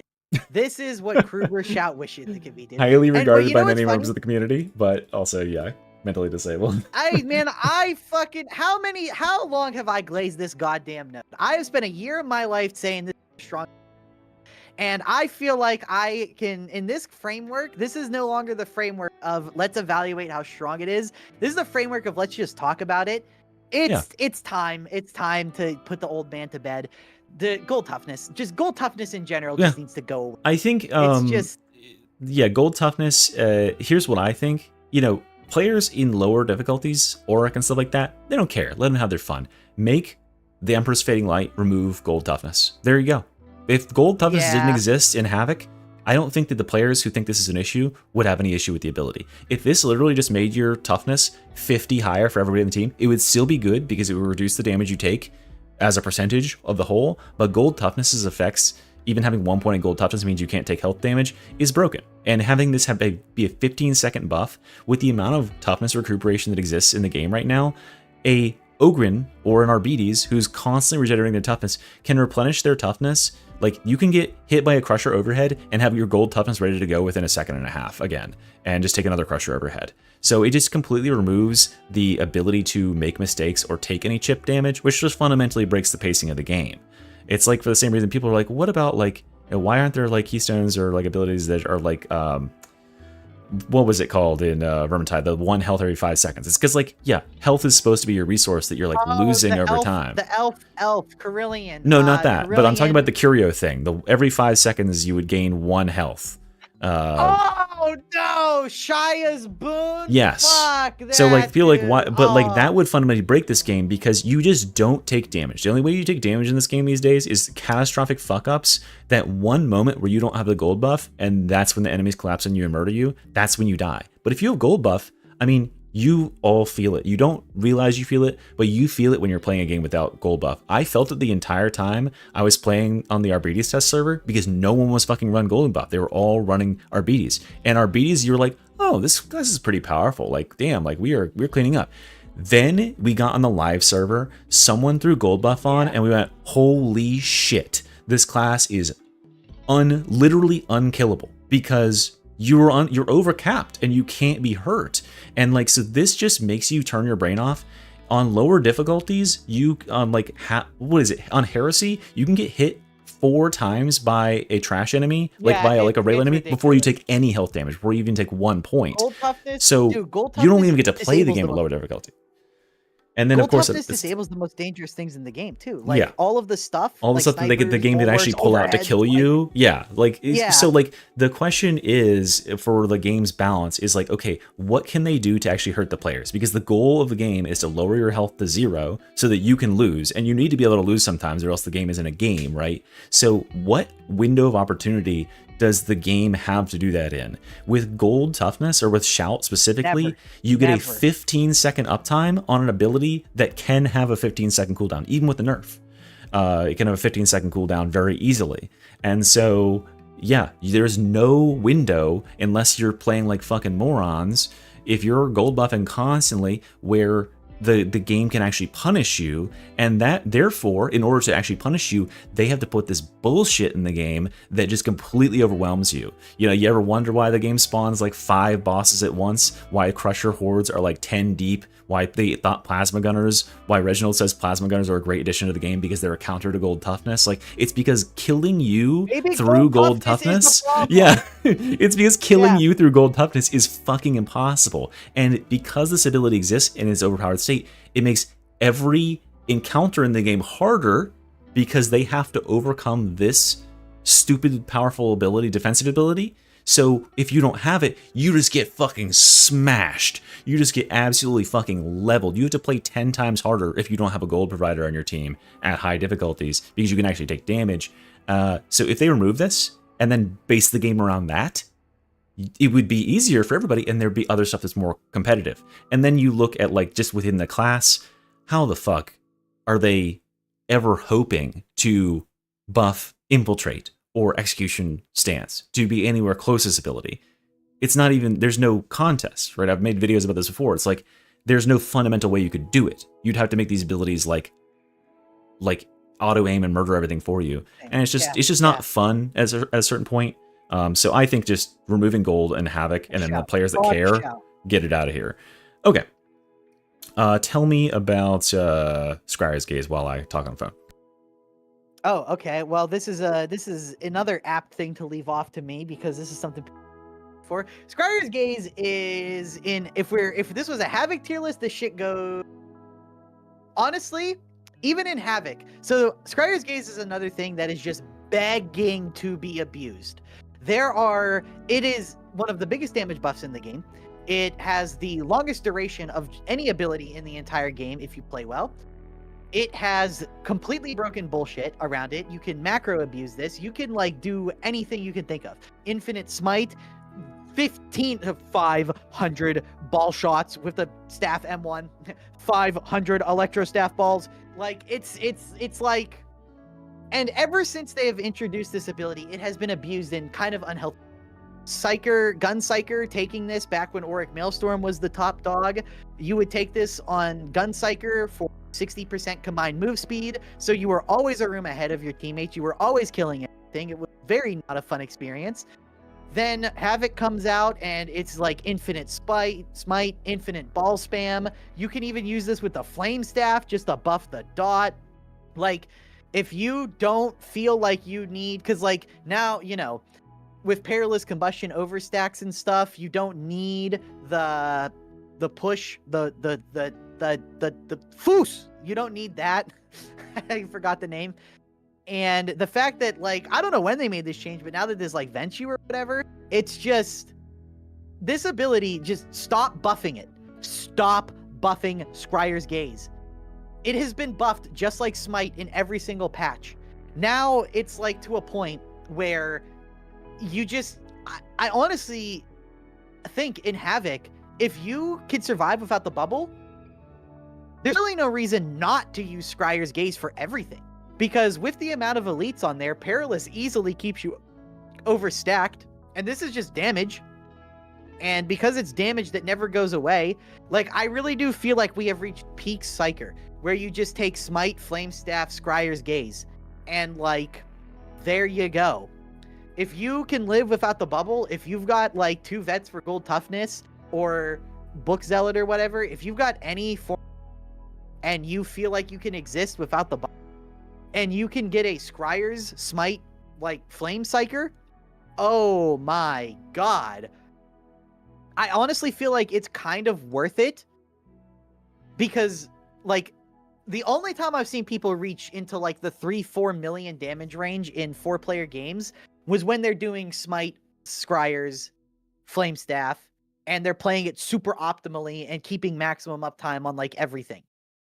The fact that Psychonetics Aura will cool this crap down while it's active means it's an endless perpetual loop of Psyker just lives with the highest movement speed, arguably some of the highest damage buffs, and it's constantly regenerating his toughness. He's constantly ping-ponging on Peril.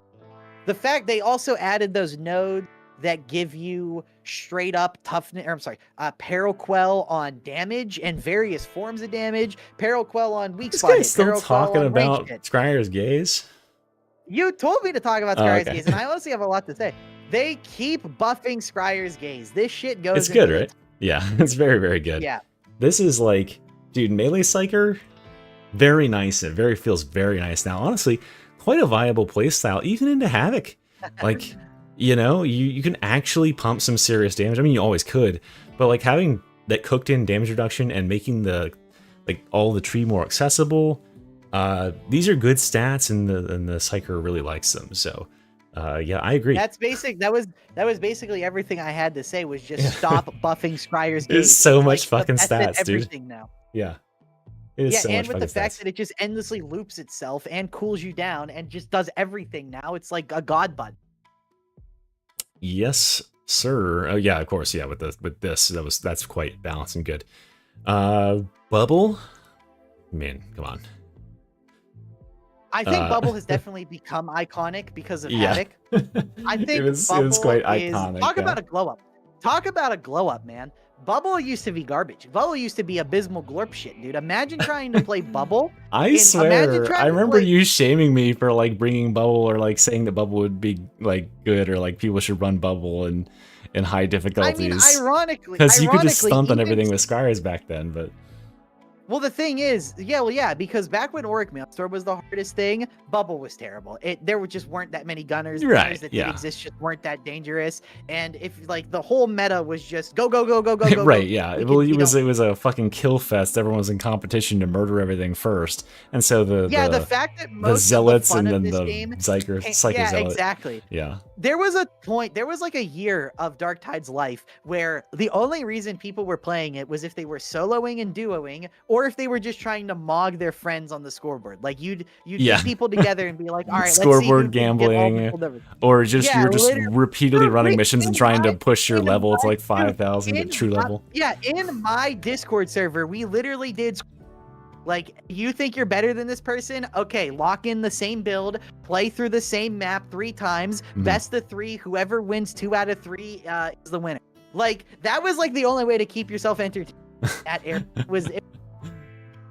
And Bubble was the counter to all of this. With Havoc, Bubble is now like Bubble's pretty good in Havoc. There's been yeah, no shit. but Yeah. well, I think do even in because I do Auric know- now, I it's do- pretty damn good, because the game has also power crept in competition. I mean, Auric is. Have you played Auric recently? Yeah, dude. Yeah. Auric can be pretty I've been playing spicy at nothing times.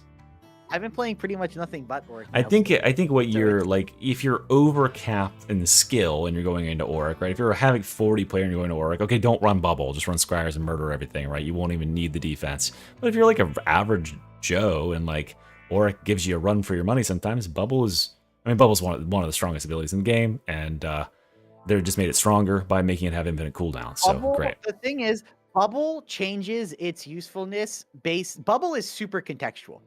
Like, imagine Based on trying to the run seed Bubble in element. Alice. Yeah. Like, dude. yeah. Right. But I mean, yeah. for the context that we want this to be, like when we're competing Exactly, with the yeah, stuff Bubble- in the game, the Bubble scales with the difficulty of the game, which is one of the things that makes abilities strong. Is like when they get more essential.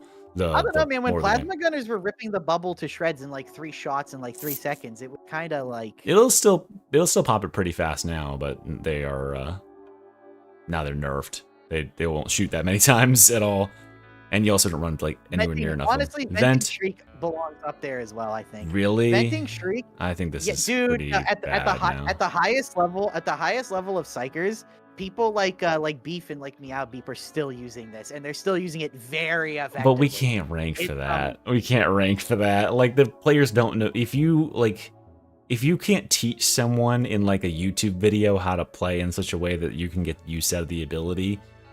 Okay, I just then it's can't. still really solid. It's gonna be Like, solid. I mean, That's gonna be fine. Yeah, but it's outside- not. This is okay, I not mean, as okay, strong let's- as Shout is, right? Yeah, but dude, okay, nothing in that row Or is as strong Taunt, as Shout is. Maybe, or maybe the Shock Castigators, Mine or is. Bubble. Maybe Shock and Castigators are. But come on, man, that's not fair because like almost nothing in that row. This can be as Shout, strong you as know? Ogre and Charge, right? It's like, yeah. No, that's so much stronger than Ogre and Charge. Well, Oh man, Well, Mr. because Mr. Psyker is a E, broken like, class, Mr. yes. E, the notorious Psyker is doing Because it again. Psyker is a broken can't stop fundamental I class. can't. But stop. we're not I'm trying talking. to stop him. But we're not talking Listen, about. Listen, those people aren't watching my videos. They blocked me a long fucking time ago. No, so listen, the two psychers out there please, who are please. using this. What do you mean the 2 seconds after? Mystery. This ability still has a place. It's still incredibly top tier. And if you look outside of Havoc, if you aren't feeling good enough to play like Scryer's Gaze to really utilize it and stuff, this is still the go-to everywhere outside of Havoc. Because it still does everything. It still clears the screen. It's still good damage. It still synergizes with Perilous Combustion. It Yeah. still does everything. I definitely think it's really Perilous solid. Combustion, Perilous Combustion plus this can still literally wipe an entire screen, just those two things together. It's like, you know, this ability, don't call it a comeback. He's never went anywhere. Yeah, no, I think it's a Just bubble- solid ability. I just don't think it's like. Yeah, I just don't think it's like the strongest in. I in never, the, I in the didn't game. think it was the strongest. Well, you wanted to but, put it in the one that says the class or the I- game's strongest no, abilities. what I'm saying is I didn't think it was the strongest, but the more I played with it, like the more it just never. This ability is a fucking cockroach, man. Every time you think it's bad, you get schooled by some like esoteric warp entity, 6,000 level psyker, and you're like, I never thought about using it that way. Holy shit, that's broken. And that's just kind of the story of Psyker. Everything Psyker has is like line broken. Psyker is a class that's dependent on knowledge. I'll put it this way. You can put anything Psyker has anywhere in a tier list justifiably, because depending on your own knowledge and perspective of that particular class, you can kind of justify any real I think opinion. that's my fundamental problem with the ranking of the Psyker, because you're trying to rank it like Yeah. according to these people that Yeah, you I'm know ranking- that are no, like Well, gods. myself too. I'm ranking it based on my perspective. Like when I play the class, I'm like, oh yeah, I can see. And I'll rank Okay, it based so on I do- my I do- perspective, which is when I play the well, class. This is okay.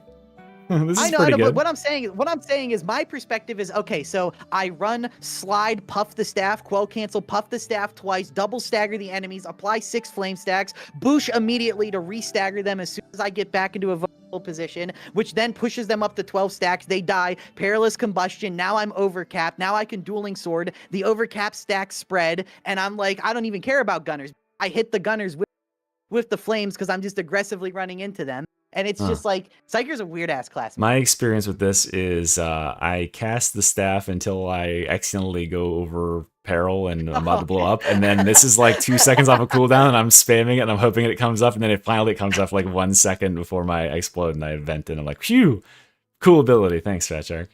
I'm glad we can be friends, Mr. duality. The duality of man right here.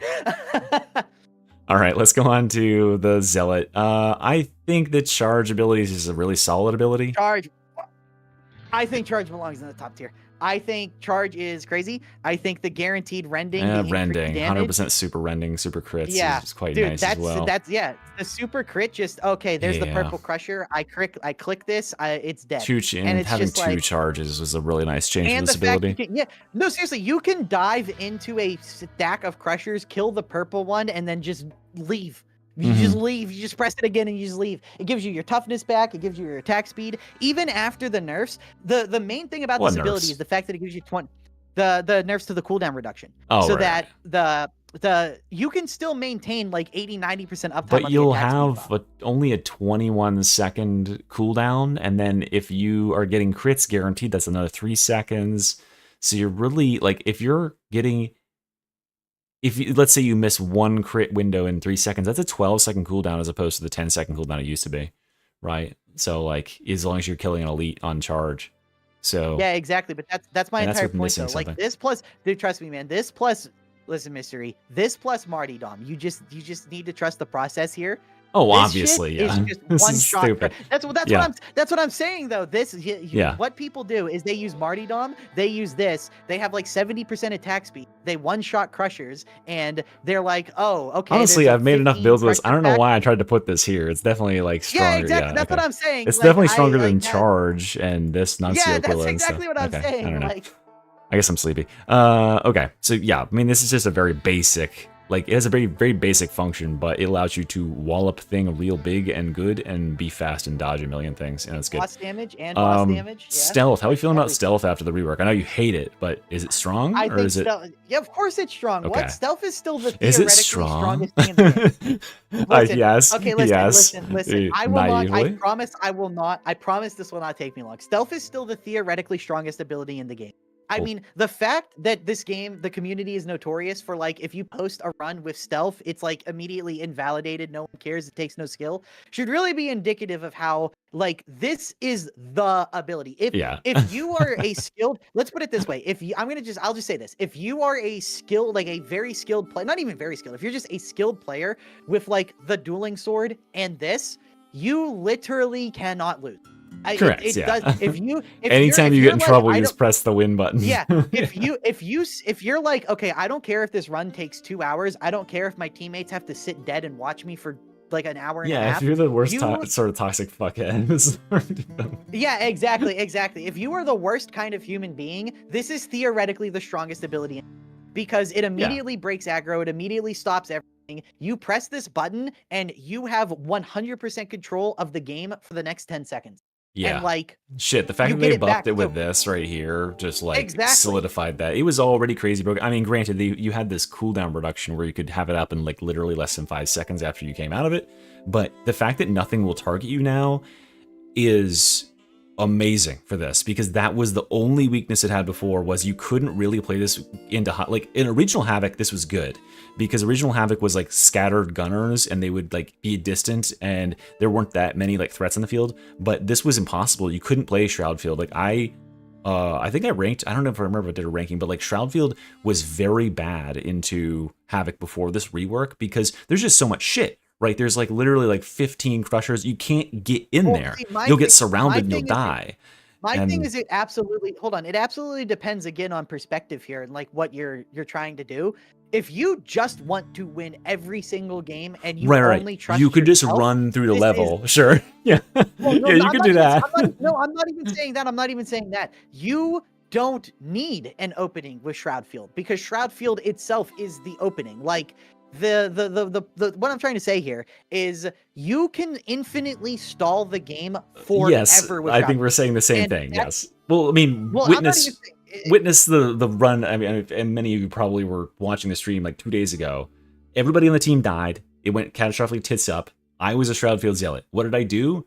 I just ran from respawn point to respawn point, getting people up every time I could to the end of the game. And because I tried to get someone up when I shouldn't have, that was the only reason we lost that game. I could have kept stalling that That's out what I'm forever saying. and That's eventually what I'm done saying. it. Yeah, exactly. So it's a exactly. And guaranteed win if you have the skills to pay the bills.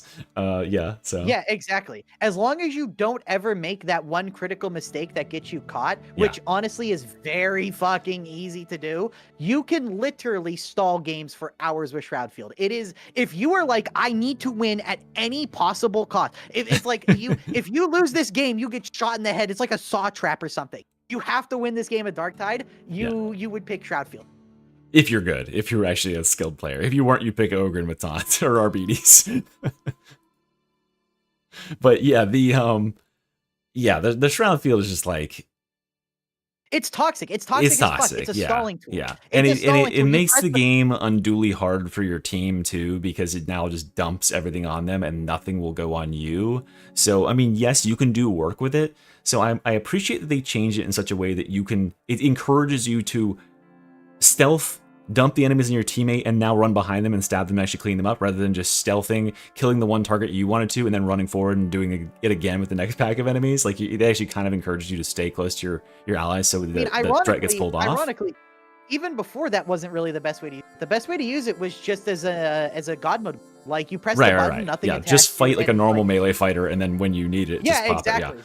But like, yeah, If so there's a it fits disabler better around you- for if you- that role now too. So it's Yeah, so it's like you hear a trapper, I press the button, I locate the trapper, I walk Yes. to a position where I can throw a knife, kill it. Same thing for a dog, same thing for anything. And it's Yep, like if you you are just ever hold in it. a position where you can ever get hit by anything ever, you just press the button. because the And Zealot's it's a like, strong oh, enough melee okay. fighter without his ability, and then you just save it for when that big thing shows up to be like, aha, you're dead. Okay, done. Yeah. So it's a strong ability. I mean, it just wins games. it's kind of It's a strong in the toxic. worst kind of way because Yes, it doesn't yeah. help your team in any way. It in It's fact not like- makes it's your not like team die. Yeah, you not will like fuck every Shout team. where yeah, exactly. It's Yeah. not like Shout where you press the button and everybody is like, "Oh, this is my chance. I get to." Yes. No, this is yeah. that ability Here's where the you're rallying like, point. "Oh, this is the ability for the guy who leans back in his chair with one arm on his chin, one hand on his chin, and he's like, huh, these fucking scrubs don't have 5,000 Yeah. hours. Oh my god, look at how There's- bad they are." There's That's a what- there's a type of And I'm not ability talking in this game, or there's a type of ability or thing in this game that I call them tide turns because I think it's kind of funny. But those are some of the strongest things in the game. Think shock mine, think shout, think taunt. That's the moment where it's the inflection point in the combat where you go from an overwhelmed situation where you're about to die and the whole team is on dire straits, and you do this one thing, you make the play, and the play turns it, Yeah. and then everyone rallies from that point. The full reset. So chorus is this in a kind of sort of way, Yeah, and taunt is this, and shout is this. This ability is that for just you.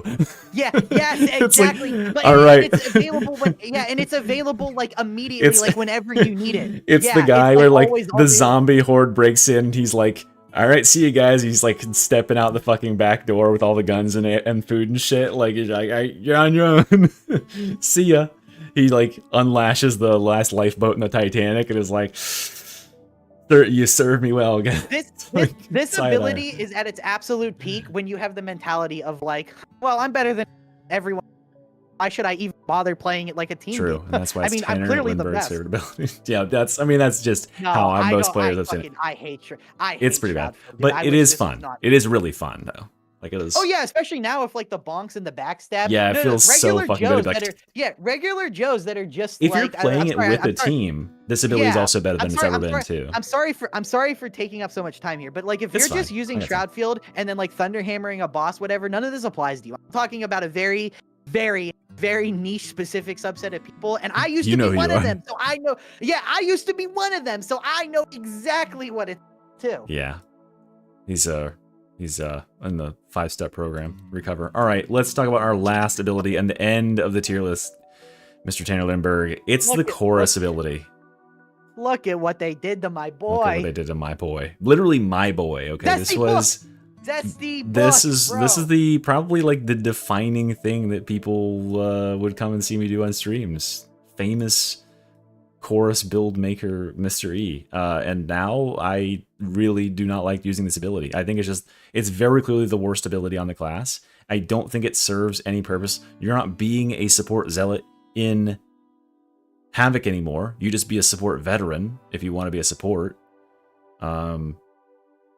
It's all because this ability is boring as fuck to use. Yes, it pauses the game for 7 seconds, but you're then standing around for 40 seconds without anything special to do, and it sucks. I don't know if it's it's still strong, but that cooldown, man, that fucked it. That really fucked it. But I asked for that, literally, so.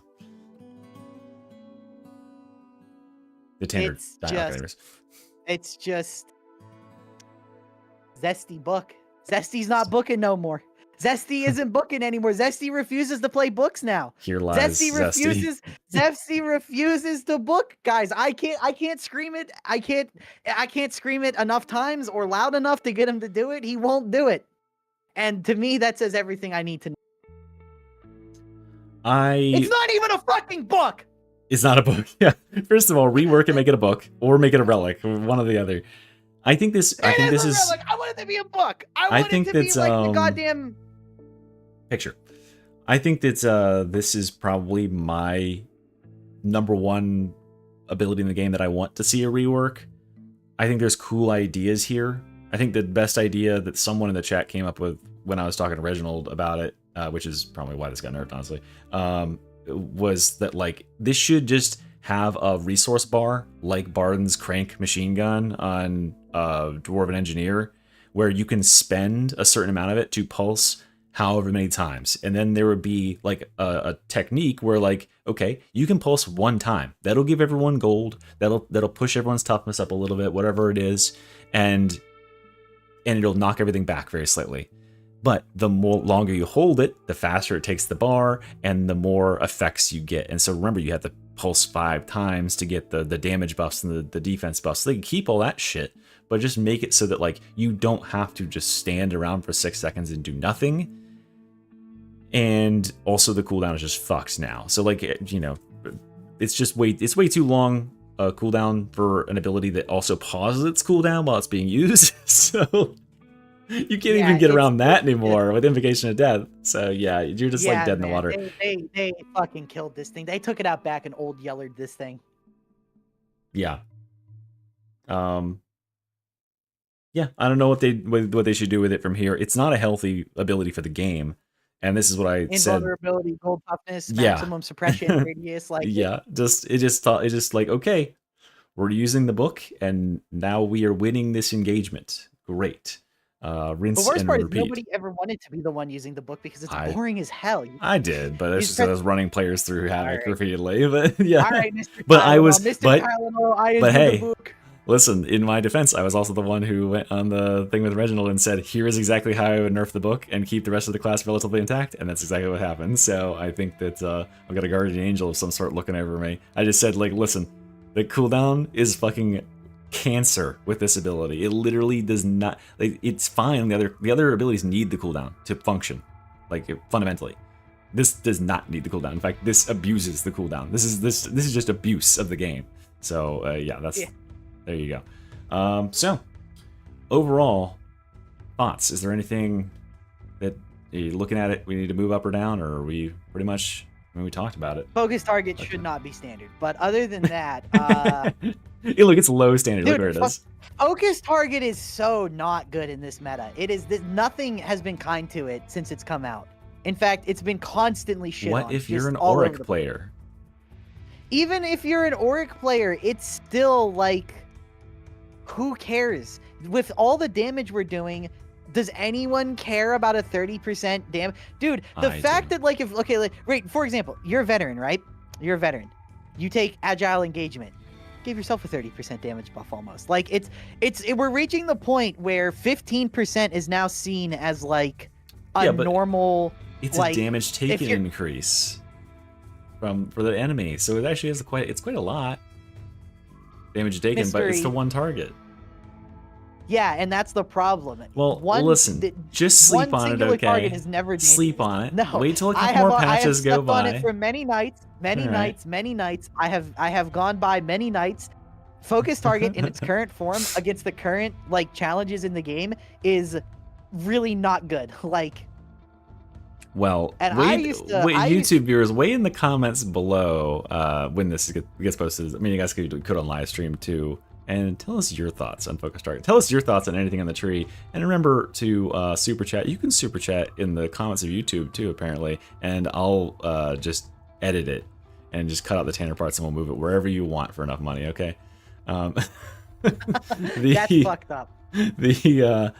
No, like, I agree with what you're saying. Like, the power creep and the quantity creep of the game really makes it hard to put any emphasis on a ability that has a cooldown to be used on a single dude. And there's way too many single dudes out here that are just need to be getting focused on. The solution would be to, and hopefully this is the direction they take the game, because I've heard that this is what they want to do. The solution would be just to crush down the numbers of enemies in the game and buff their HP if they still want to continue going this route like they're doing with the Crusher. If we enter into a meta where like more Crushers and stuff like that exist, Focus Target gets good, but when Crushers are just something in the horde of 1 quadrillion other massive enemies, then it's pointless. Well, what you meant to say there is when there's one Crusher that has like 10,000 health and is like actually a threatening right, and it can't get staggered or something. Or here's another great way to buff it: just make it so you can paint as many targets as you want. It just takes time to paint that would be another, right? Yeah, so that like, would be another decent thing. Just have it do like this does. Execution order, and just like it builds up 6 stacks, you tag the next target, and now that target is one of your add to your priority, and that would actually give a very unique role for that class. That's the only keystone that allows this player, this commissar like a commander player to tag multiple targets and say, eliminate these enemies, team. Like, that would actually be pretty damn cool. And it would mean that you're not sitting around wasting your time twiddling your thumbs while your ability is charging up to do almost nothing. So yeah, I don't know. Cool. Or like make it an AoE or something. But I think that's a little bit, I think it's focus target, not focus, you know, not artillery strike this fucking area with your Ogren Rumbler. Cool. Well, great work, Tanner. High fives all around. What did they do to the book? What did they do to the book? One of them. They censored the hell out of the book, dude. This book is had some woke Garbage. ideology in it, Sucks and now. it's Yeah. they're burning this book. This one Yeah, talked they had to about change it, like yeah. how this one mentioned there's a third gender in it, and they took it out of the library. Yeah, yeah. You're not allowed to read this until you're 25 and married. God So. damn, man. Yeah, but I'm very happy for how much like stuff is up here. Like this stuff, this Yeah, is seriously, good. if Look, we had- if look we- how if we much had- more is yeah. up here in this Compared to evaluation in the past, than in the yeah. past when it was like here. It was the bracket, and there was like a couple of things smattered up here. Dude, I'm happy I've made as many tier lists as I have because there's like this like digital like footprint of the history. Yeah, where you it's, can like, prove that you have can- these opinions. no. You can actually see if you go back to some of my oldest tier lists. Oh you yeah, can literally I saw your see oldest tier that in list. Guess every- where this in every- was? yeah. Guess where this piece of shit was? It was up here, Yeah, and but you you know what? argued with Jefficus for like an Dude. hour to put it up there. Dude, the meta though, that was right when the meta was. There was unironically a time where was the meta because like you were just speedrunning because the game was not even. Yeah, like, you were just trying to be the copy. first person to You get to the were- next enemies and kill them. Yeah, basically. Yeah, exactly. And we're not in that era. And honestly, that era was starting. But like, you can see over the time that like more and more things have gone out of the bottom tiers and into the top tier. Yeah, where that's it's good. like, you know, especially like a year and a half ago, I would make a tier list and it's like, oh my god, half of this stuff is terrible. Yeah. And such a problem with pathing. Pathing was such a problem for so many things because Mhm. so many things were genuinely It's a good, and compounding I would issue always too. Yeah. I would always have to say that. I'd be like, so in a vacuum, if you could just take this, you totally would, and it would be competitive. But the fact you have to waste 3 points on absolute dog do I want 50% damage reduction on crit, or do I want 2% toughness back on, like, killing 3 enemies? Like, of course, this is an obvious choice. And it's like, you know, yeah, this update was very, very good. Yeah. I'm glad you turned around your. I mean, it still has the same issues that you identified initially, which is like it's reinforcing a haves and have not sort of thing with the changes to the Crusher, which the changes to the meta. But there are a lot of abilities and stuff that are doing better as a result of the changes, as a result of some buffs, and many more things are competitive, not necessarily into Havoc, but like at high levels of play, you can play with other stuff and not feel bad for using it. Listen, Mystery, I view Crushers like the East Germany wall, okay? Tear down Yes. this wall, okay? That's how I. That's Tear what I'm down- saying too. It's like, okay, yeah, they like, are the great divider. If they were not this roadblock, then seriously, I don't think the weapon meta would matter at all. Crushers, No, not like it a would just thing. be what can do damage and Yeah. is easy to use or like, you know, works with certain builds. It's just that Yeah, there's this giant ass gatekeeper who says, I have carapace armor, and if you can't kill me, your build is dead, and you'll need to devote at least one weapon to killing me, and there's only 3 weapons that do it, so good luck. Exactly, and that's literally Darktide's only problem. I genuinely think It's if carapace. they redo, like, genuinely think if they work how carapace I mean, shit. armor works. If you and they carapace, work- Uncanny's not a problem anymore, right? Uncanny wouldn't be a thing if well, carapace didn't exist. Uncanny doesn't do anything against non-carapace enemies. Uncanny would still be a I want to make a video talking about it. Uncanny would still be I think, honestly, Uncanny should just be completely nuked out of the game, and I think that carapace armor should be completely nuked out of the game. I think that And if they're I going to think- keep carapace armor, then they need to just add weaknesses, like weak spots or something, to these enemies that gives them Basically counterplay, chaos so that warrior. like other like weapon types can do something against them. The counter, the way that it worked in Vermintide was that like every weapon, or like most every weapon, had at least a move that could like armor break, that could like deal with these dudes, and yeah, it would take you longer, but you could do it. That's not the case in this game. There's weapons that are just absolutely Yeah. fucking just stone cold dead if a carapace armor, like a Chaos Warrior, shows up. And, you know, that's just fundamentally not how it's designed. And since Something they're in that every always game, you're feels not. weird- Something that always feels very weird to realize every time I like get reintroduced to it. The shovel. The shovel is unironically, legitimately, not like any marks or special attacks. Spamming M1 with the basic brown shovel Mhm. on the veteran is legitimately one of the best, most consistent ways to deal with crushers. Because of And Uncanny. the only reason that is the case is because of Uncanny Strike. Yeah. If your weapon has Uncanny Strike, you can literally do nothing and just M1 spam crushers, and they feel like they don't exist. Yeah, it's pretty funny to, you have the dueling sword and you have the heavy sword. The heavy sword with no Uncanny Strike does 12 damage on a crusher headshot with a light attack. The dueling sword does 360 something damage on the light attack and a headshot. Like, okay. So where's yeah. So like, I don't know. Like, That's it's the final hurdle. it That makes really is the sense to me that there needs to be like big enemies that are threatening that can't die immediately, but then there just needs to be not things that can. That already was a thing. They just Yeah. fucked it up. That was did. already a thing. Literally, like, crushers should have a flak head. There you go. There you go. 90% of the problem solved. Yep. So you Like, actually have to seriously. try and aim against them and take your time or wait for them to bend down and murder them. Then, like, yeah, if they had weak spots or something like that, then it'd make a world difference, because then you wouldn't have to literally tech your entire build around this one Well, asshole. the thing that's weird, Maulers, flak body, carapace head. Yep. Ragers, carapace body, flak flak head. head. And crushers, like, the rework that they did to the armored ragers should have gone to the crusher. And Yep. the armored ragers were fine being all flak.